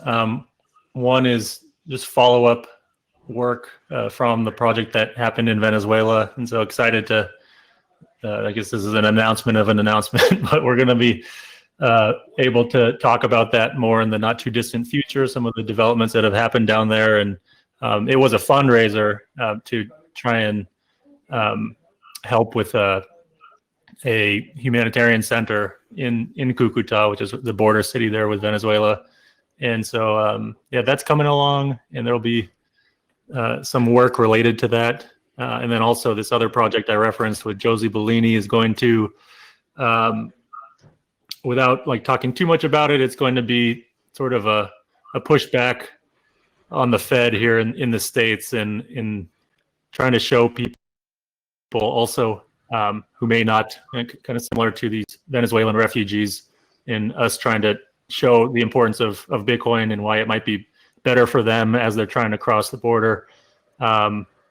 Also with this project stateside that I'm doing, it's going to be trying to show those in more impoverished neighborhoods of the U.S. why Bitcoin might be a better approach for savings than keeping your money in fiat. Yes, very interesting projects. I really look forward to seeing more of that. And as promised, I will also do my share and upload the few words of my of my book to GitHub. Caro, you can have a look at it. Love to. Yeah, cool. So, do you guys think we're gonna see a Martin Fisher and Cryptography collab at the next Hackers Congress? Hey, that was pretty cool, actually. At the very least, would love to trade a print with you, man. Really dig your work, and I get it about the being busy stuff. I've got like eight projects myself that are on the back burner, but yeah, man, stoked to meet you guys here virtually. And I've never been out that way, and so hopefully next year all this shit is over, and would love to meet in person and drink some pilsners. Hell yeah, man. Talk about it. Yeah, for sure. Maybe in Prague, yeah. When this whole craziness is over in the world. Yeah. But at least let's look at the bright side. At least now, Hackers Congress is finally a cypherpunk congress. I mean, cypherpunk conference, because let's thank the Czech government for at least. Yeah, exactly. Yeah. I mean, that's a net positive that came out of it, at least. It's true. You can now create a conference just virtually everywhere. It's cool. I mean, people deduct the advantages, just log into their computers and connect with people. The last year was like crazy, and it was really a step forward, I guess. We were really fast forwarding digitalization everywhere. This is a step forward for Hackers Congress, in my opinion. Last year there wasn't the HCPP TV. Yeah, it wasn't needed, but this year, I don't know. You can see how many people are watching your broadcast, or I mean, around 14. Okay. It just depends on what time is it over there. Like, it's quite a quirky time zone right now, but I don't know. I think it's a really, really great approach for you guys also with Hackers Congress, of having a parallel fourth dimension here with Bitcoiners talking, and it's like quite interesting in my opinion. Yeah. Do you think you guys are going to keep doing this at least from next year, or is it going to be just something temporary? Oh, well, I have no idea. I think, I hope we don't need to make it again, but maybe we will keep it because it's spreading the information. But it's pretty good at it, yeah. Yeah, but we would like I would like to meet you personally again on the Congress. Of course, we're gonna meet in person, but we need to keep going with the show and things like that. I mean, just think about it. At least this way, people who don't buy tickets, they can still attend Hackers Congress in some format, and then they can still get exposed to the information. And maybe next year they're gonna go and attend the conference physically. Yeah. So just a net positive for Paralympics, basically. Yeah, true. So I think we're gonna wrap up here because in 6 minutes, our next session gonna start with Ben Prentice and Raphael gonna come, and I don't know what the hell they're gonna be talking about because the topic is blank. So yeah, I really thank you guys for coming. It was really a pleasure talking with you guys and sharing your views and your experiences. I really appreciate it, and I'm pretty sure the viewers and listeners also do it. So thank you. Thank you too. Yeah, thanks for that. Thanks from me also. So thanks for coming in. Take Have care. a good night, guys. We're gonna have Ben on the line. Ben, are you there? I don't know. Am I? Oh yeah, you are. Can Just you- a bit. Can you hear Yeah, me? I can hear you. Yeah, you're live now. Okay. So how's it Awesome. going with Can you, you- man? Oh, pretty good. Thanks for the nice handoff segue there. It was an excellent segment. I really appreciated this perspective. I was like, oh, the art thing. I sometimes, I love art, but sometimes with Bitcoin, I'm just like, okay, yeah, it's great to like get the memes out, but man, those guys, they think on another level, right? So Yeah, I obviously, really, yeah. I really appreciated their perspectives on, the communities and like how that shifts over time, and the community disappears under hyper Bitcoinization because then everybody's a Bitcoiner. I love that. I mean, there's already no community there. Just people who are Bitcoiners who want to cooperate together and do things together, and that's the whole point of it. And then that's when we kind of come back to the whole point that there's culture behind it. And this is why Paralympics, when it does Hackers Congress, it should also employ the cultural aspects of it inside there. Even though it's a Hackers Congress, there's a lot of Bitcoiners it have to cater to, because there's a lot of Bitcoiners who go there every year also. Right. That's what I was going to comment on, is that I thought it's kind of funny that it's this hacker conference, but Bitcoiners just took over this live stream. And I mean, we probably have Max kind of to blame for that because, he put us all here. But I mean, regardless, I mean, it's a hackers conference about how, people can take the power back and have their own liberties, against A freedom conference, basically. a freedom conference. So, I mean, Bitcoin's got to be there, man. This is the future, Yeah. right? With And, everything from the people who code, who do hacking, the hardware, the art and culture, and the people who use Bitcoin, they should be also there. Even Mhm. if they're just listening and then cooperating, because Hackers Congress is such a massive opportunity for people to organize, to meet new other faces. Because here, last year when I was there physically, I met some of my good friends there. And it's a lifelong friendship that people were able to build up there at Hackers Congress. And it's like tomorrow's going to be the last day. And, even in this situation that's currently there, it's very different than what it was a year ago. There's Yep. less people there, more time to organize, less people to meet. It's good to see more it unique. growing, dude. It's good to see it growing, and it's I'm honored to be a part of it. So just to do Definitely, man. my little part here. Raf, I think, is going to be joining us at some point. You feel free to stick around too. We just kind of have a little bit of a open discussion that we're going to have. Sure, I'm gonna stick around for like 10 minutes and then I'm gonna go sleep because at 6 a.m. I'm doing another segment. I have to wake up. Okay. Well, cool. I mean, then I'll get your perspective here. My original idea for a topic Sure, was okay. the idea that and it's kind of in line with the conference a little bit. Is that I think Bitcoin is a tool to bring liberty and to kind of usurp some power back from authoritarians. If you think of the worst places in the world, how having a functioning money would help the citizens. Not necessarily like rebel in war, but rebel in a peaceful protest, to borrow the words from Nick Carter. So wondering what your thoughts on that, or if you wanted to expand on that at all, or talk about something completely different. Yeah. I mean, Venezuelans only have the option to use functional money like Bitcoin, because for them that always going to remain 21 million Bitcoins. There's no more issuance beyond the hard cap. But if you take a look at other places, like for example Paralipolis, that uses Bitcoin as a tool in order to achieve the freedoms that it try to seek, but I don't think if the execution is right in some sense, because they haven't been considering it as the only option. They keeping it open because they are not sure about it being the real solution for them. I don't blame them for it, because there's lots of people out there who say that you shouldn't be putting everything into one basket, or all the eggs into one basket or something, and like it just kind of differs there. I do. Think it depends about the time preference. I mean, yeah, basically that. Yeah. Lots of people, for example, demand, for example, like total privacy, like this is what I call like the high time preference privacy maximalists, who are just gonna run for like privacy coins immediately, and then start demanding privacy right now.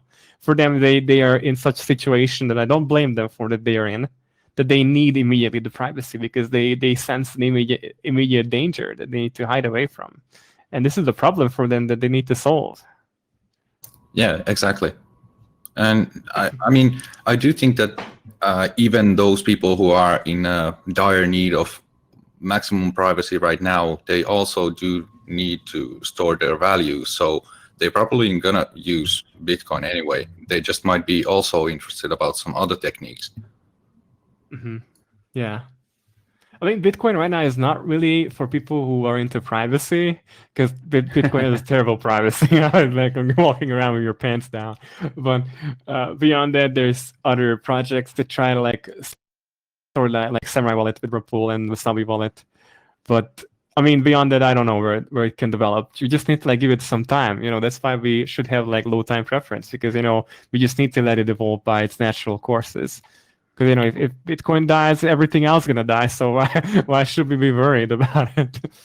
And privacy is always going to require more effort. I mean, even if you think of privacy in the meat space world, there's always going to be more effort to enshroud something in a little bit of secrecy to protect your own liberties and your rights to keep things to yourself. And then the argument about why privacy is important. If anybody ever says to you, man, I got nothing to hide because I don't break the law or whatever. Well, I always just ask them, do you leave your windows open in your bedroom when you're changing? No. And you close the windows, and you need to have the drapes on the windows to close. So that's the extra effort. And it's always going to require that extra effort to protect your own privacy. And it does require effort on your part to do so. And just like, Bitcoin teaches us to put the time and effort into protecting our own wealth, we have to do the same thing for our privacy too. So it is a process, and the tools are being built, like you said. I think it's going in the right direction, but yeah, absolutely. I hear the criticism. Rafa and I had some ideas to talk about some of the, to be realistic about Bitcoin and not just say that it's the, the God coin and it fixes everything all the time easily without any effort. There certainly does not fix privacy and KYC. Right. It's a big problem. Yeah. Like, how do you feel about KYC adoption? Right. How do you feel about Lightning helping with privacy? I've seen kind of some stuff on both sides of that recently. Yeah, I seen people splitting up over it, because some people have issues with Lightning that when the fee market gonna start raising up, it's gonna be impossible to open channels. So that's like a big problem that some on Lightning have to solve. But I've been having ideas like maybe you could just like have like a Lightning network where there's a massive eCache, Chaumian eCache server that basically every user downloads onto his node and then runs it from there. That could basically solve some scalability issues. But I don't know, I don't see it happening.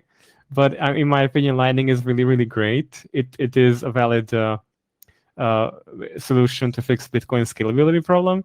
But other than that, I do observe the issues of other people who say that, for example, TDEV said that for example, LN Strike is like co-opting the Lightning network by having Visa co-opt it in a way that it involves the regulatory capture of the system, which I agree with completely. It might be possible, or it might be just him trying to create some sort of marketing for Samurai Wallet. I do not know that, but there's some truth to that, because if you take a look at it, there's so many KYC solutions coming into Bitcoin that it kind of looks like everybody's KYC. The government knows who owns what they bought, and then you kind of end up in this kind of a problem that when in the US, when they might bring back a 6102 executive order that in the past confiscated gold from people, it might happen in the US again because the US have precedent for it. In Europe, we don't have precedent for these confiscations because, for example, here in Hungary, even during the time of socialism, the gold market was booming. People were doing gold jewelry, graving into gold jewelry, whatever else. It was booming. Even in Czechia, Slovakia, as far as I know, there was a healthy gold market.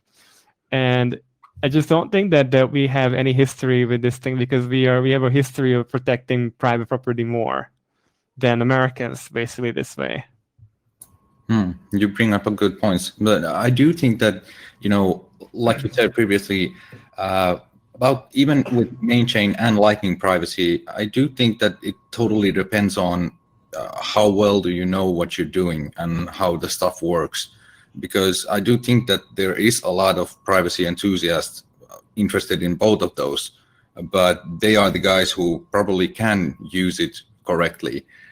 In a basic way, if you're just a newbie, you're gonna probably leave a lot of traces. Obviously. yeah. So for a first timer, it's not private at all. But if you take the time to learn to use these tools, you can get a decent privacy. It depends, of course, not maybe like a Snowden level privacy, but yeah, a decent one against at least your neighbors and stuff like that. Interesting. Yeah, that's the problem. Like, people not really educated about how these things work, and then they just jump head in. For me, it took a good while until I started putting money onto my Lightning node. Actually, only recently started messing around with it, and I'm gonna be opening my first channel soon. Because I kind of felt like it's kind of weird that it's a external computer running outside, and I have to put my money on that thing, and it's connected to the internet, and what's gonna happen to the money on it? But it's just kind of weird. At least, for someone new who's never really interacted with it other than on his mobile phone, because I mostly use Breeze or other custodials. So, well, listen, I mean, the history of the world is full of stories about people that took risks and went out into the frontiers and the wildernesses and forged new trails and paths. And man, if those people didn't do that, we'd still be stuck in a hut in the middle of a desert somewhere, probably. And man, risk is an interesting thing, because there's this paradigm of that without risk there is no reward, really. If you just sit inside your house and you never do anything, you don't really risk getting hurt going outside, but then you never get a chance to live your life. So we're at the frontier, as Brady likes to say, the dawn of the Bitcoin Renaissance, and it takes explorers like us, tinkerers, and all the great people working on all the software and building those tools, those privacy tools, to kind of blaze some of these trails and explore these routes to the future, right? And that's kind of cool that I think of myself as an explorer in that. Now, I mean, on the other side of that, yeah, all I did was download some software that somebody else made and I'm working with it, but I'm learning about and that's why actually I started building out my Lightning node. So feel free to hit me up, Kara, when you do get there to opening channels. I've got a bunch open now, and I've learned so much about the Lightning Network just from doing that. And that was my goal, really. I'm not trying to spend all my Bitcoin right now. But I have the liquidity, and it's interestingly enough, I have incoming liquidity too. So if I want to receive payments, or I'm purchasing somewhere and I want to receive on Litecoin, I can do that in a self-sovereign way. And it takes time to be able to have that incoming capacity to do it. Otherwise, you have to pay for it. And then you have to get into the time value of Bitcoin, and the market's developing around that, and that's still a new thing. And I'm actually trying to earn money on the Lightning Network, earn sats. It's like 2 sats a day or something like that, but it's that's not bad. Nothing. It's not nothing. All right, that's an interesting one. I mean, I took a little bit easier path. I just bought a nodle to myself maybe 1.5 years ago. Cool. Yeah, and it has helped me so much. I mean, it was worth every single penny. It's just, it has been so easy, and it has most of the things that I would even dare to want in my own node. And yeah, I mean, it has enabled me to try out many different programs and different application and things. You know, you can run your own Electrum server on it, or BTC Pay server, or yeah, stuff like that. And yeah, for Lightning, there is this Write to Lightning like application, and it's really just really awesome.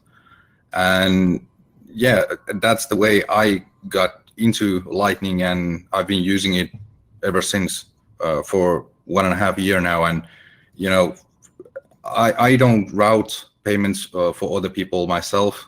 I tend to just open every channel of mine as private. So there is these trade-offs that you can do. You know, you can optimize for a certain thing. If you want to try to make some income, you can route other people's payment. You need to think about much more about the balances on both ends of the channel. But yeah, that comes with time. You know, you just can't expect to learn everything in one day. And yeah, just take your time and try things out. Yeah, absolutely. So let's see. You want to get into that topic you were talking about, Ralph? The idea about non-technical attacks of Bitcoin. I thought that was such a great idea. Yeah, well, it was just a thought that, you know, I think that this conference has been doing a really great job about, you know, telling about these different possibilities on how to defend yourself. But just to get maybe a little bit of perspective on what kind of attacks are we seeing against the tools that we are now praising and using or developing, you know, like social attacks, like maybe media or whatever, stuff like that. Right. So, you know, most hackers are well aware already, even though they spend a lot of time talking about these technical hardening, you know, making sure firewalls and that the code is correct and there's using cryptography. But most hackers and most penetration guys will tell you that social attacks are where the most damage can be done very quickly, right? And so when you talk about the Bitcoin network and talk about a social attack on that, my first thought is that, you know, if I'm, let's say, a government that doesn't want to lose its hegemonic fiat currency, and it seems like this thing is gaining steam, and that, you know, like theoretically, like some kind of percentage of hyper Bitcoinization is actually underway, right? You know, and they're losing 20% of the purchasing power or something like that. It gets significant, and at that point, the Bitcoiners are running around, kind of swimming in large large vaults of Bitcoins, right? They're like Scrooge McDuck, and everybody, you know, all the Bitcoiners are doing great. 25%? What's that? 25%, you said? That might be actually too much by that time, because right, this was something what we've been talking about at PlebSec, like in September. Mm-hmm.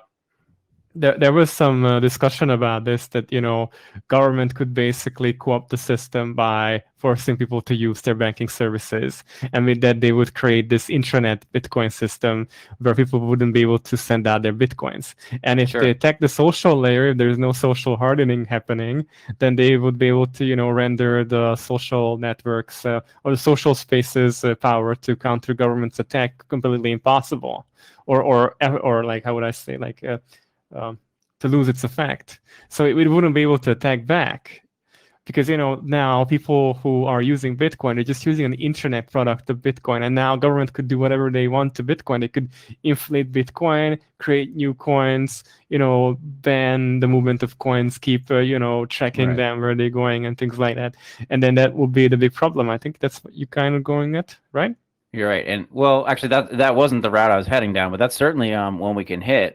You know, this is the same way that like hackers and security professionals will tell people, you know, to not write your password down and put it underneath your keyboard, to change them often, to have different passwords for different passwords for different logins, and not just use the same password everywhere. Well, the same way, all the Bitcoin OGs you'll hear them repeated over and over and over again. Not your keys, not your coins, right? So that's just well understood among our community, and we need to keep saying that until we're blue in the face, and then keep saying it afterward. Because as long as we're using our keys, we're using our own software, and we're verifying our own transactions, well, it's really hard to make a intranet, because I can send my Bitcoins wherever I want to. You can't stop me. You can't tell me what software I'm gonna you can't actually put the software on my computer, I suppose, unless they come to boots and guns to my house, and that is not very scalable worldwide. But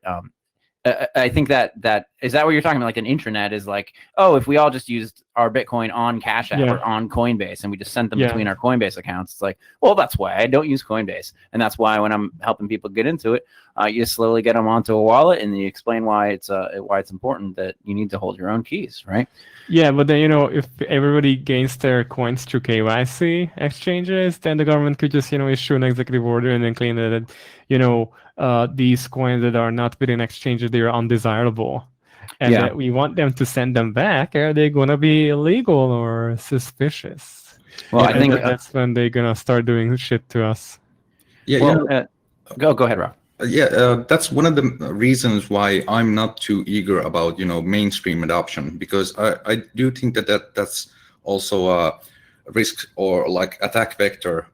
If you get too many people into Bitcoin too easily, and just to get into log into Coinbase and buy your coins over there, that's not probably what we want, even though the price would probably rise up within that.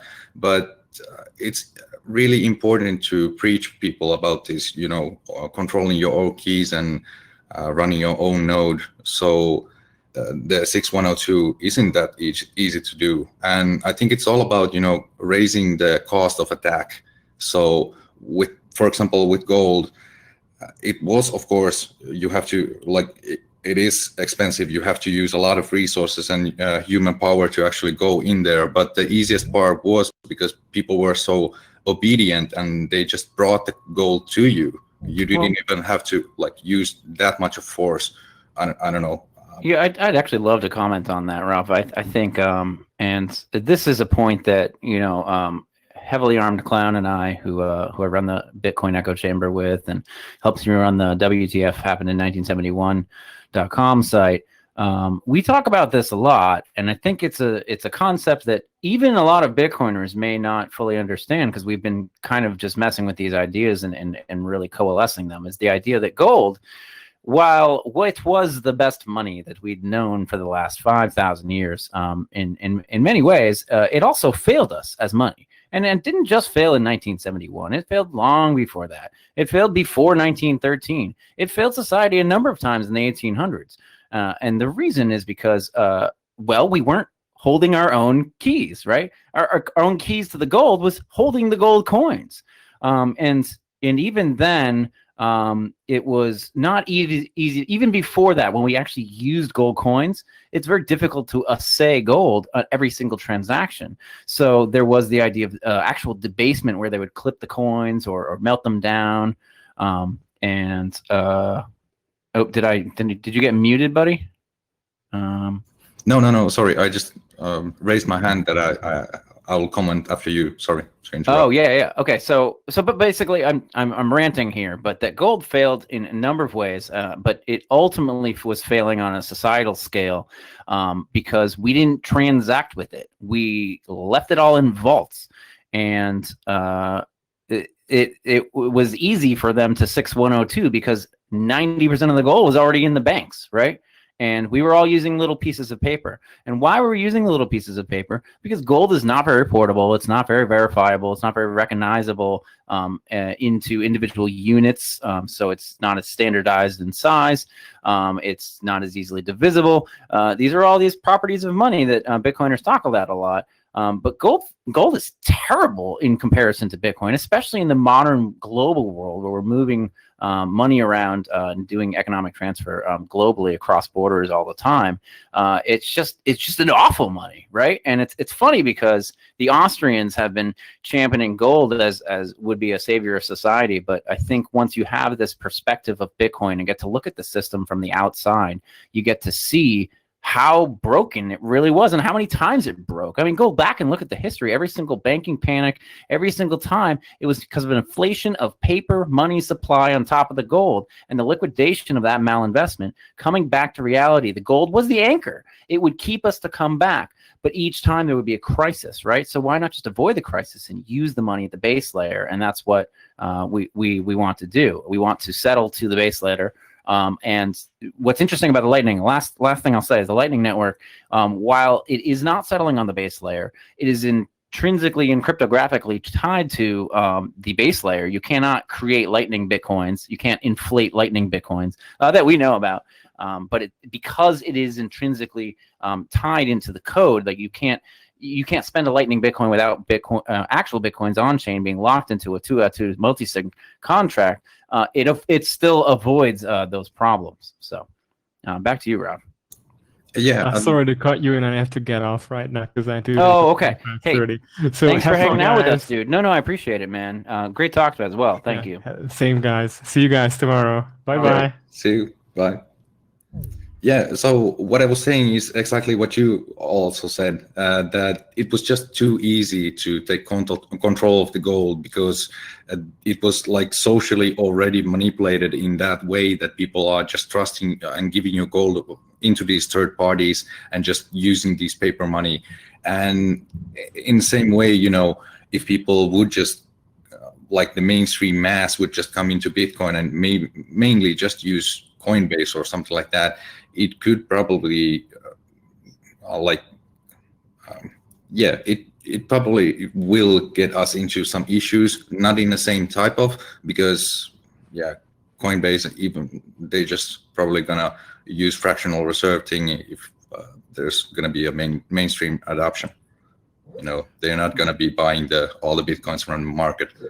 Right. I hear that. And I think that's why it's so important to make these tools as easy to use as possible.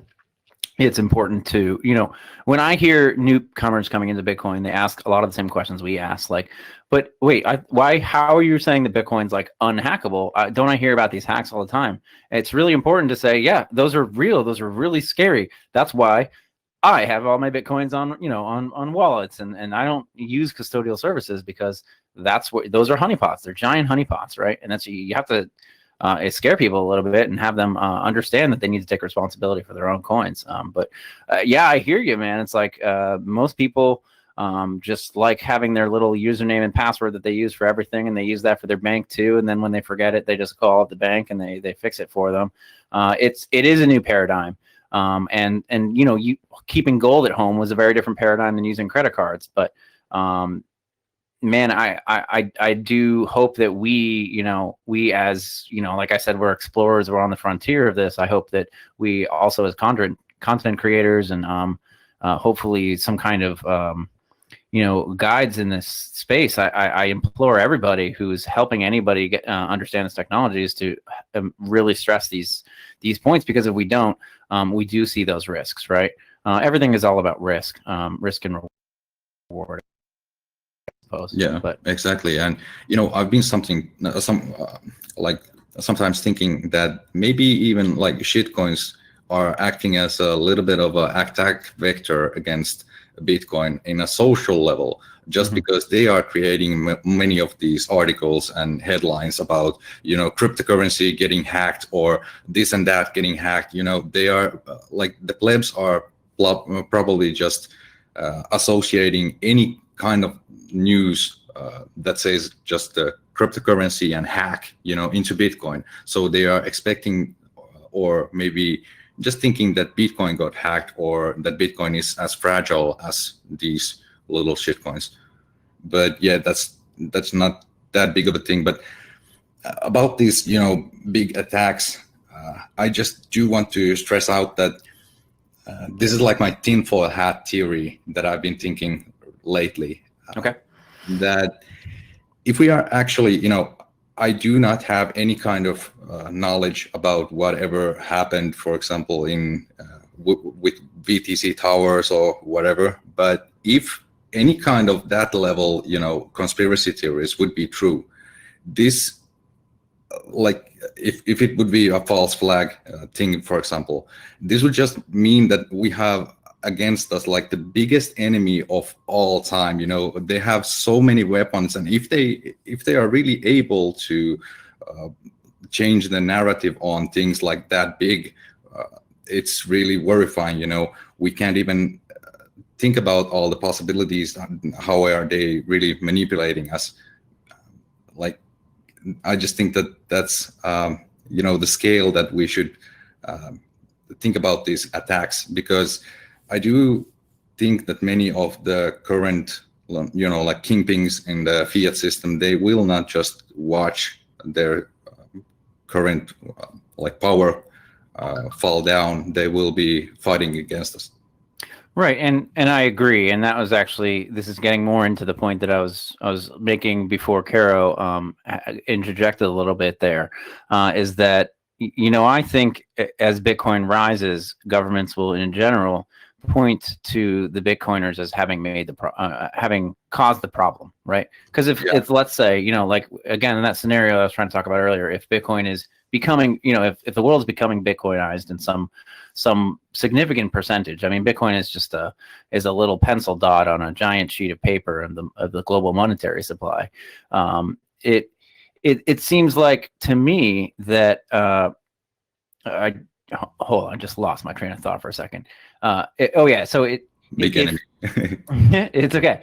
So if fiat currencies are actually losing value to Bitcoin in a significant way, and that's causing economic problems, because essentially there's inflation or there's liquidation, that basically the governments will point to Bitcoiners and say, look, they're causing the problem.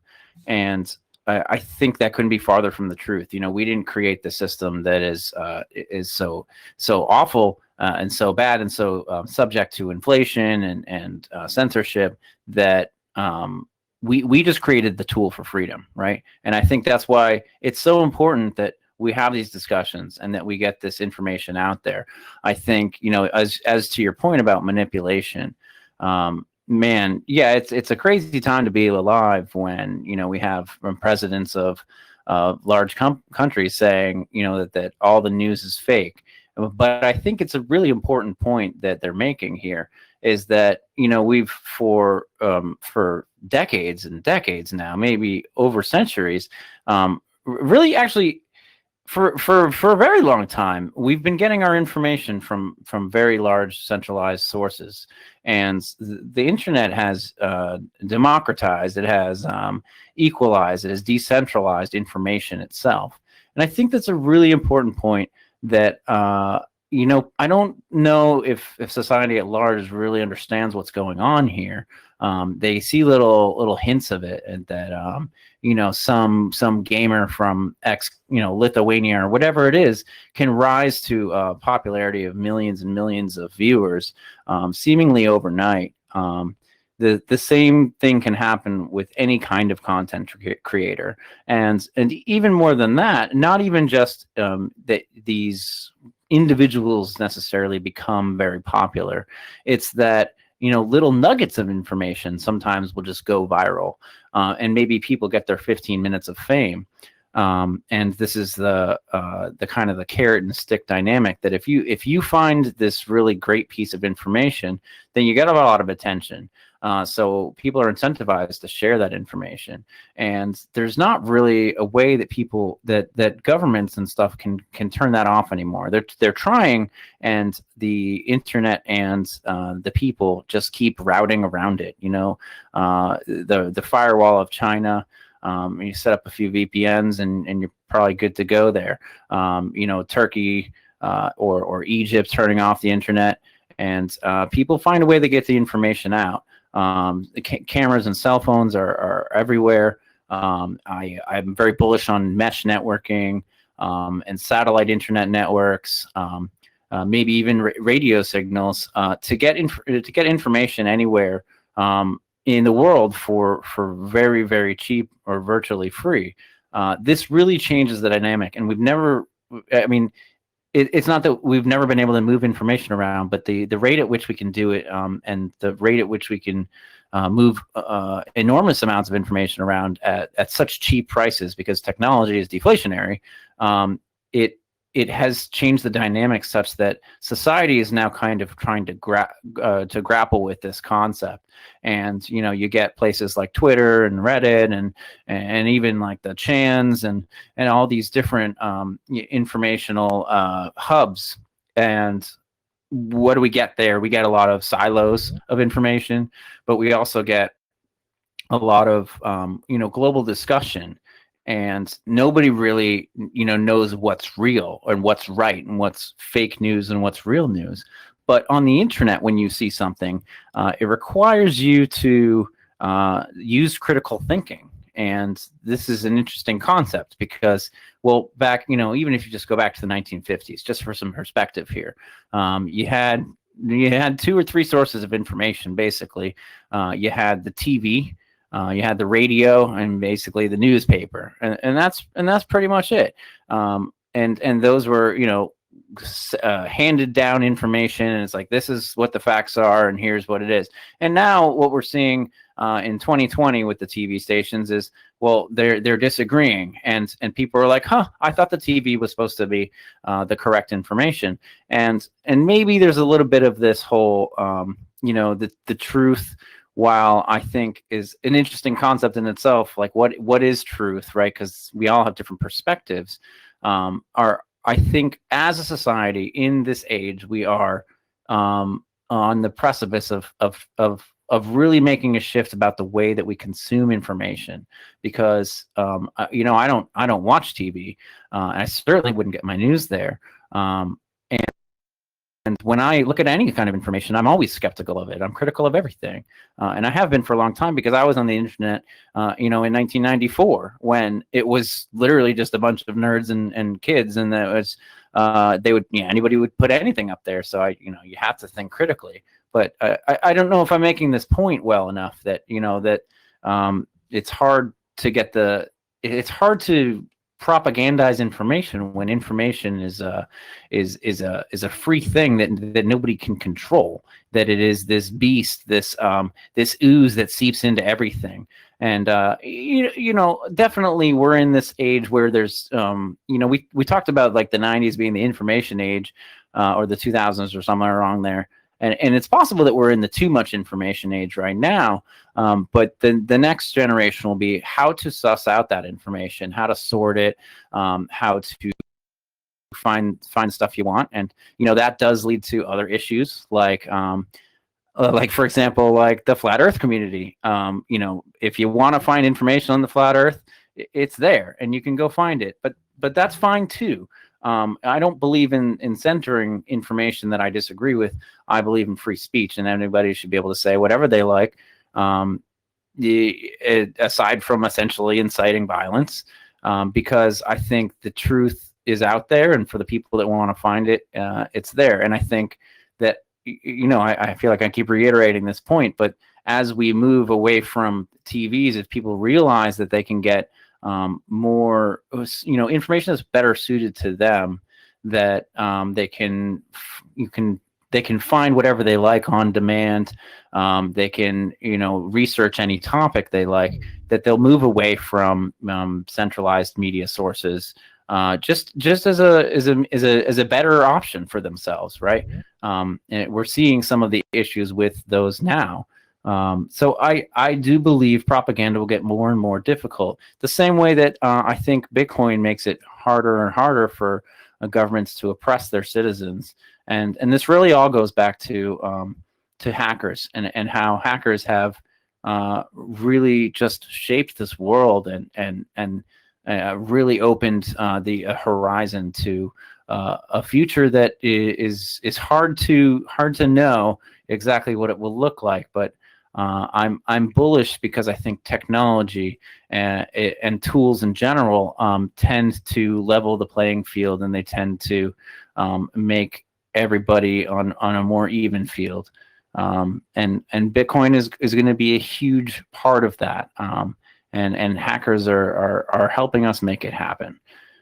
So really the social attacks thing, to kind of tie it back to what I wasn't saying, if this isn't too long a rant here, feel free to jump in, to bring it back to the social attacks here.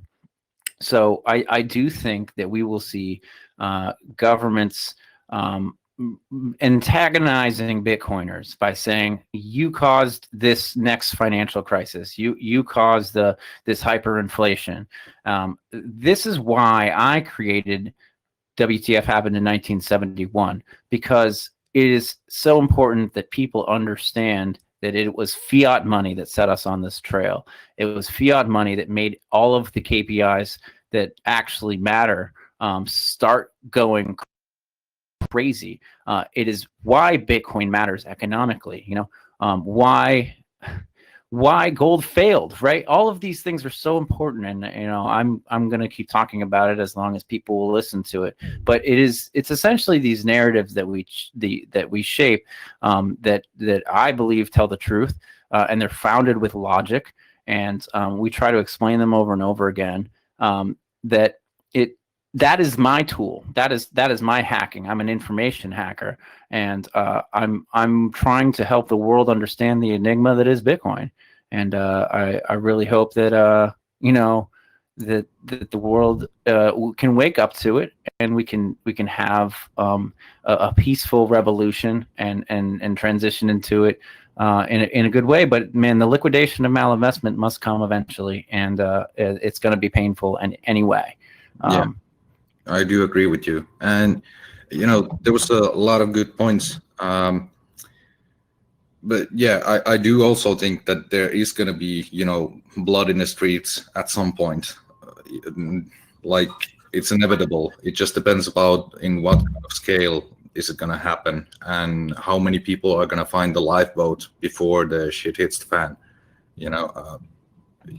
And that's why it's really important for there to be people like you to actually preach about this stuff. And yeah, and I do think that it's really awesome in a sense that there is this incentive for people to actually learn about these things a little bit more, because they are getting a bigger risk to get wrecked. They just can't keep trusting, and that there is this incentive for people to actually try to spread out the good word whenever they learn about it.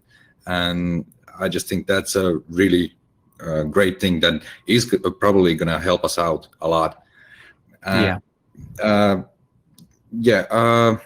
We have also Rico here in the call with us, but hey, Rico, I'm not sure if he's hearing us or if his mic is working.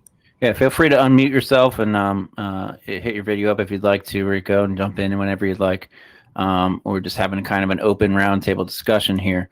Yeah, Raf, and I think it's really interesting, Bitcoin, when you understand it as this incentive aligned system that first as a pre-coiner, or as a non-coiner that hasn't really seen about Bitcoin yet. So they first start off by being very skeptical, which is good. I like skepticism. And then they see number go up because of supply and demand economics, which is very simple. And then they say, what's going on with this thing? Why is number go up? And eventually they learn about it. And we hope to keep making content that helps people understand it. So there's such amazing content. I could list 100 things probably that people could go look at. And so then they start to understand it. And then once they understand it, they start to get some, and they start to learn about how to use it as a tool to help themselves and help others. And then they become evangelical about it too, because they want to help people, and they also want number to go up more. And that's a really interesting feedback loop. It's a positive feedback loop. And getting back to the whole government thing, and the social attacks and the 6102s, I think it's really interesting to think about the government, not as this single entity, this octopus that has its hands around everything. There he is. What's up, Rico? What's I up? think. Oh yeah, you're there. What's Okay, up, man? Now, what's up, guys? Not much. Let me just finish this thought, and then we'll jump over to you. I tried. The government is, yes, this leviathan with all these tentacles and everything, but at the same time, it's made of people, and they're individuals, and some of those individuals may want to acquire Bitcoin and may start to understand Bitcoin, and we've actually seen that start to play out in the U.S. There was Patrick Mahenry. There was Warren Davidson, and then there was just another one that was on Marty Bent's Tales from the Crypt just last week. So there's like another senator, and maybe they're dropping like flies here. This is the principal agent problem. That if you're one of the government and you want to ban Bitcoin because you want the hegemonic control, but you're like, wait a second, I'm going to be out of office in 4 years, and there's no way that stocks can keep going up like this forever. There's no way that home prices keep going up for like this forever. There's no more buyers left. All the baby boomers are going to sell all their assets off. Man, maybe I should get some Bitcoin. Maybe I shouldn't ban that stuff.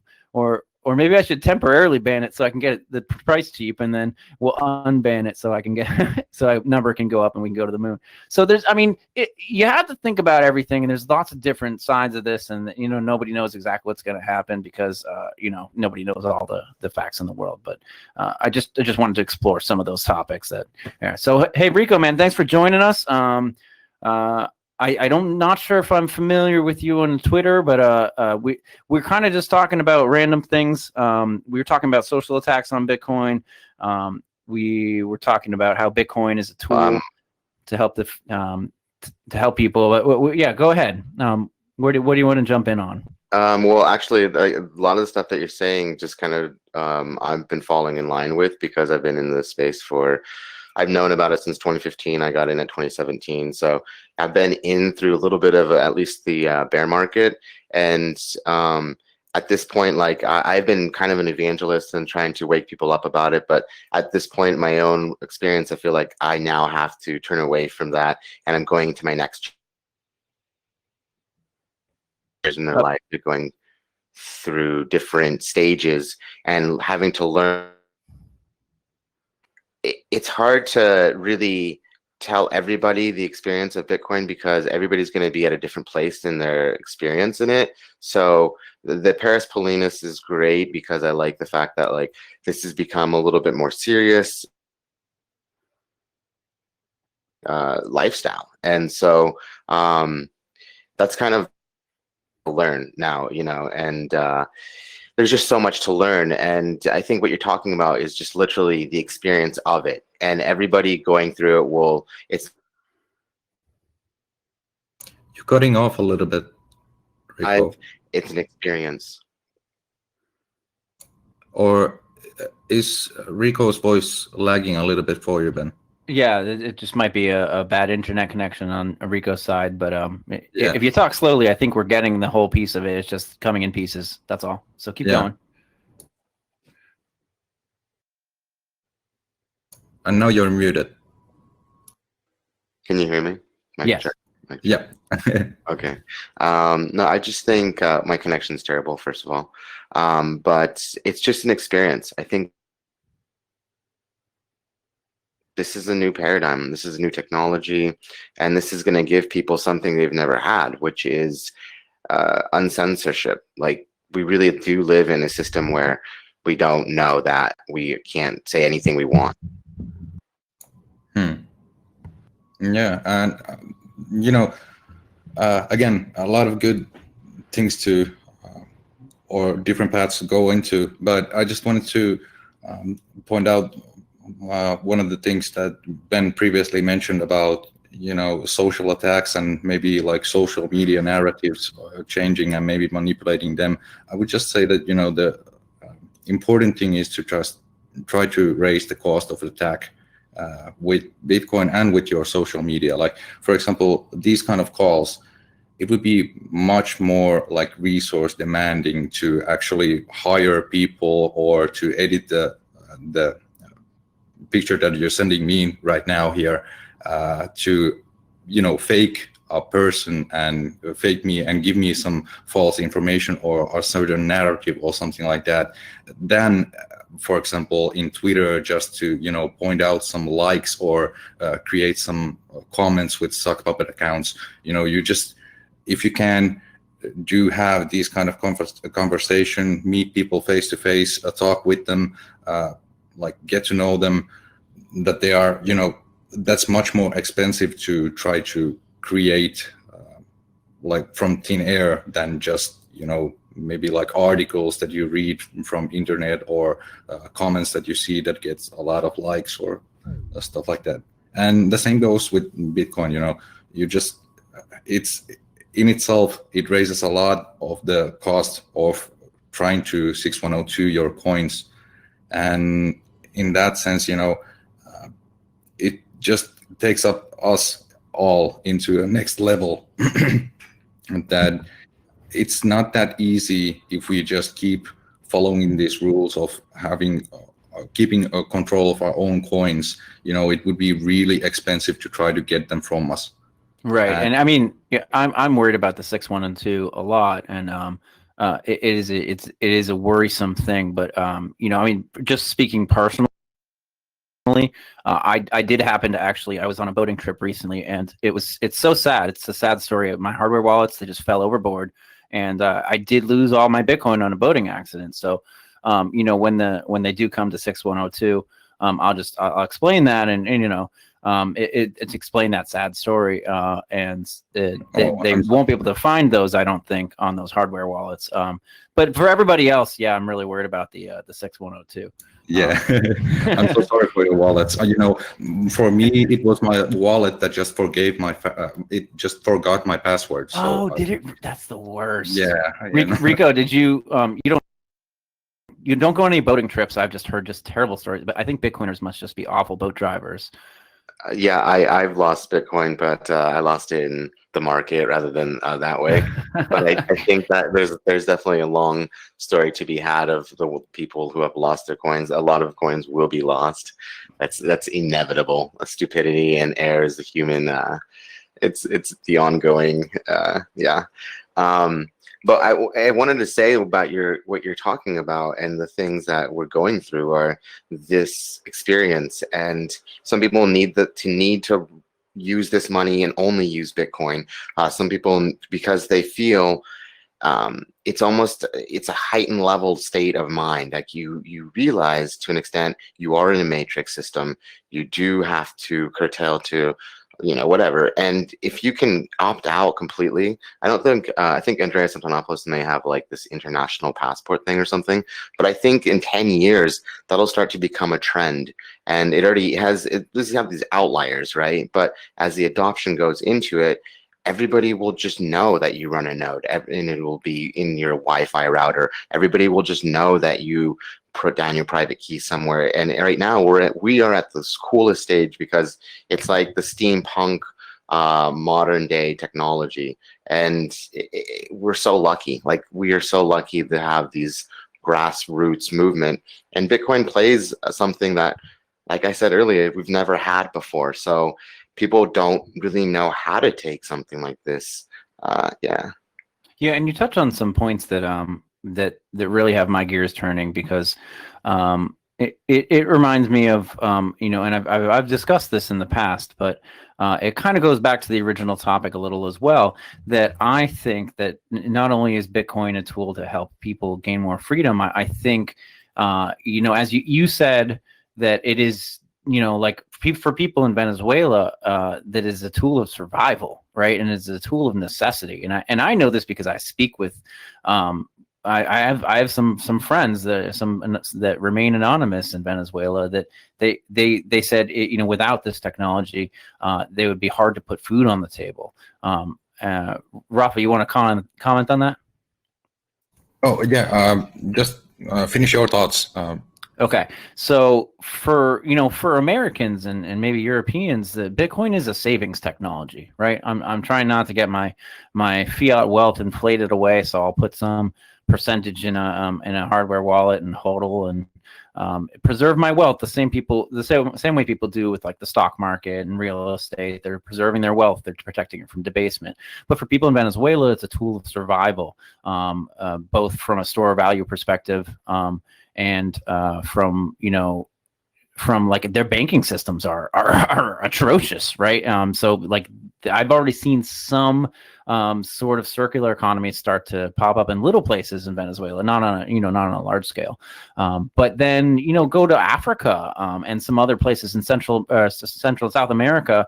Bitcoin is being used as a global payment system, as remittances, and also like just cross-border payments between businesses where the banking systems don't serve them well in Africa, and similarly in Asia. So Bitcoin is different things to these different people, but more than that, the people that are adopting it in Venezuela and in Africa and stuff, they're adopting it as a necessity, as that's solving a really big problem and a different problem that we have. And I think the harder you are as an authoritarian, the stronger the arm of your intervention in trying to extract wealth from your citizens and to try to censor them, the stronger Bitcoin will be in your area, and will slowly start to dismantle these that power structure at least. And I think that is the slow burning flame that will just keep building Bitcoin's liquidity, its use, and therefore keep this positive feedback loop of developing more tools to help people do these things. And it's like they just can't win, right? This is the checkmate kind of perspective, that the harder they push, the stronger Bitcoin gets, because it's anti-fragile and all that. So I am very bullish long term, especially from that perspective. Go ahead, Ralph. Yeah, I am also really bullish on long term, but I do think that there is a possibility that they can, like drive the mainstream narrative or the idea or how people are perceiving or seeing Bitcoin into something like totally different or totally wrong, that it takes a lot of more time before we actually adopt it or start using it or whatever, or stop attacking it. Like it could go on into that, we're going to have they're going to probably in some places hunt Bitcoiners like witches, they're going to burn us or try to burn us. But I just do think that we are, now we are in a phase where we can be pretty easily, and there hasn't been like too many great attacks against the network or like the social attacks that we've seen. Like, of course, big blockers and all of that bullshit. But I do think that we are on the edge of the second, like, war in Bitcoin. I do think that it's going to be a privacy war. And I think it's mainly driven by the social narratives and by, sock puppets and stupid stuff. But right. I do think that there's going to be this split of, these institutions and big traditional money, big companies buying into Bitcoin just because they actually do appreciate, like, not the privacy aspect, but to actually be able to verify who owns and what, some weird scenarios. But then whenever we are trying to update or get in something like Taproot or Schnorr or something like that, these institutions might become our enemies by, they would have to drop off all of their Bitcoin savings or something like that, because they wouldn't be regulatorily correct anymore if Bitcoin has a certain level of privacy in a main chain like level, for example. And I do think that we are not seeing all of these options because, like, for example, in 2015 there was already these kind of ideas of creating a kind of like side chain or something into Bitcoin that is like a KYC layer. And this was proposed, I think, by some MIT guys, and I don't remember, there was some pretty big names cooperating in that, but we never know, at least I didn't know about these kind of things at that time. And I do think that there's a lot of things that we are not even considering. I mean, if they are in the level of, like, for example, the US, they even have a plan against zombie apocalypse. So, you know, these guys are preparing. They are making a lot of plans. They do have a lot of resources. They have a lot of people working on them. They are going to be careful, and they're going to do everything they can to stop this. And I don't think that they're just going to, you know, go for a traditional war, like physically. I do think that they're going to just try to shift the narrative. Yeah, and it's kind of been the theme of this whole discussion. And a little bit of this was touched on the previous stream that Kara was leading. That essentially, you know, if one or a number of different large nation states comes together to perpetrate attacks like any of these that we're talking about, well, then what about the jurisdictions that are embracing it? The Maltas of the world, and Portugals. Do we really think that all governments everywhere, all over the world, all together at the same time will all agree to ban Bitcoin? I don't, because the game theory says that, you know, the ones that embrace it might win that game a long term. So I mean, again, I don't know what's going to happen, and I think it's much better to think like Raf is here, and to be adversarial in your thinking, and to protect yourselves and, you know, we're making these tools and support open source development, because if the tools aren't built, then, you know, it's harder to protect ourselves. We have to support that movement, and that's what this conference is all about, is supporting and disseminating information about how we can use technology to protect people, right? Yeah, absolutely. And I do think that there is no way for, you know, stopping this Bitcoin train, but like I said, there is ways of try to slow it down and at least push it a little bit further. And I don't think that every single country or they would cooperate and take the same rules, and, you know, everybody go on and try to fight against Bitcoin or Bitcoiners. But I do think that there could be this situation that there is, you know, like a small minority of countries that are, you know, trying to be a little bit of rebellionists, doing a little bit differently. Like, for example, in Europe, like Holland, like with the weed laws and all of that stuff. So I'm afraid that it's going to be like hyper Bitcoinization in some way is going to be postponed by a couple of years at least, maybe some decades in a worst case scenario, if we are not careful, and if we are not actually, you know, if we don't preach about nodes and keys, that becomes a big risk. Yeah, and I go back and forth on this. I don't know if Rico wants to jump in on this, but I go back and forth that, you know, whether this transition will be fast or slow, because, you know, part of me thinks that it's the gradually then suddenly kind of thing, and then everyone just kind of realizes they all want Bitcoin, they don't want their fiat anymore, and number goes up very, very fast. And the other scenario is kind of like what you're saying, either the hype just doesn't happen and it's a slow burn, or that, you know, there are forces that are trying to suppress the technology and it keeps seeping its way into the corners of our civilization, you know, bit by bit. So I don't know what the future will look like. It's unknowable. But again, I think the technology is extremely hard to stop. I think the incentives are aligned that once people learn about it, that they realize that it's not only good for themselves, but it's also good for the world as a whole. And I think that eventually, you know, I have trouble with this whole governments just want to suppress Bitcoin. Man, like if I was, you know, not every single person in the government is just a malicious, evil, self-serving slave master. You know, some of these people do want to help people, and that's why they got into public service.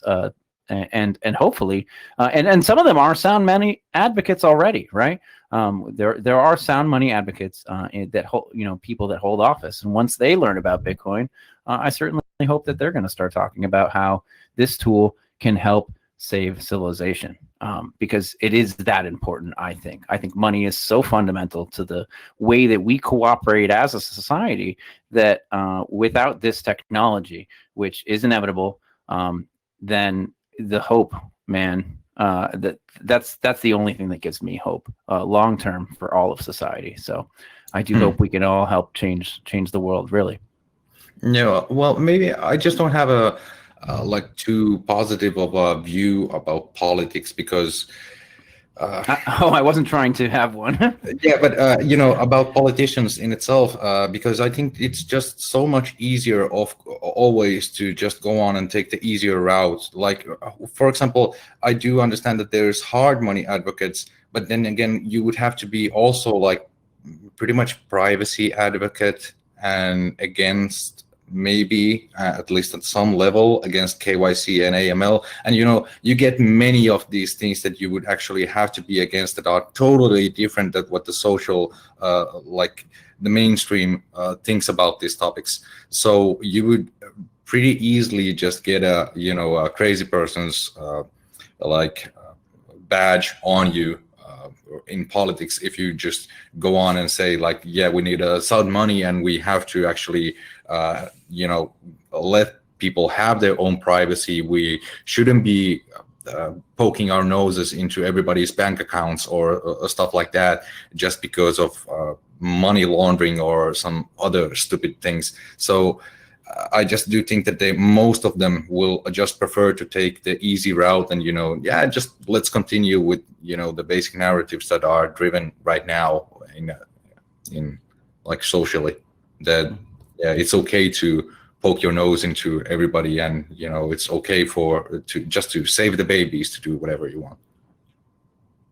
Yeah, absolutely, man. Well, I think we do have to start wrapping it up here. I know we have some heavy hitters coming on to take the reins on the next rung of this amazing 57-hour live stream in support of HCPP TV for the. You can help me out with the name here, Rafa. Sorry, I didn't catch. What do you mean, Hackers Congress? Hackers Congress. Yes, thank you. Yeah. But yeah. So should we introduce our next guys here and turn it over? Let's just first change the stream key and then we can switch up. Just a second, guys. I'll try to change it quickly. It's okay. These guys know a lot about key ceremonies, I'm pretty sure. Oh, I think you're still muted there. I don't remember how I did it. I think I clicked on the dots and then clicked on me, right-clicked on me, and then put my name. So one more time? So on the three dots, and then me, right-clicked on that. I think I got my name in there that way. And Michael Flaxman, I don't know if you can hear me, but huge fan of your work. Just listened to you on Stefan, man. It was great. Oh, thanks. I appreciate that. We appreciate the work that you're doing, and we definitely touched on some of the topics that and you've shaped my thinking in that. So I appreciate you a lot. Oh, thank you. What has he most shaped your thinking on? Well, certainly that I liked the idea that hardware, the software that runs on hardware wallets, we can't know what that is, right? That's an interesting one. I liked obviously the most important point he makes is that if there is some kind of compromise, whether any of the different levels of compromised pieces of hardware or software, anything along the way, along the supply chain, that protecting it with multiple is not just an additive, but a multiplicative security enhancement. And the fact that I think these tools are just being built to make multi-signature solutions easier and easier and more robust. I'm very bullish on it. So thank you. I love it. This is the year of multi-sig. Yeah. Just a second. Did you guys hear that this voice saying that we are live? Yes. I don't. Yes. Oh, yes. Okay. Okay. I didn't hear anything. So just give me a minute and I'll try it again. Is this going to be a new stream link or? Yeah. Now it's going to be a new stream link because let me check the YouTube. Yeah. All right. I think it's send me that link so I can chill it too. Yeah. All right. Just a sec. I can throw it in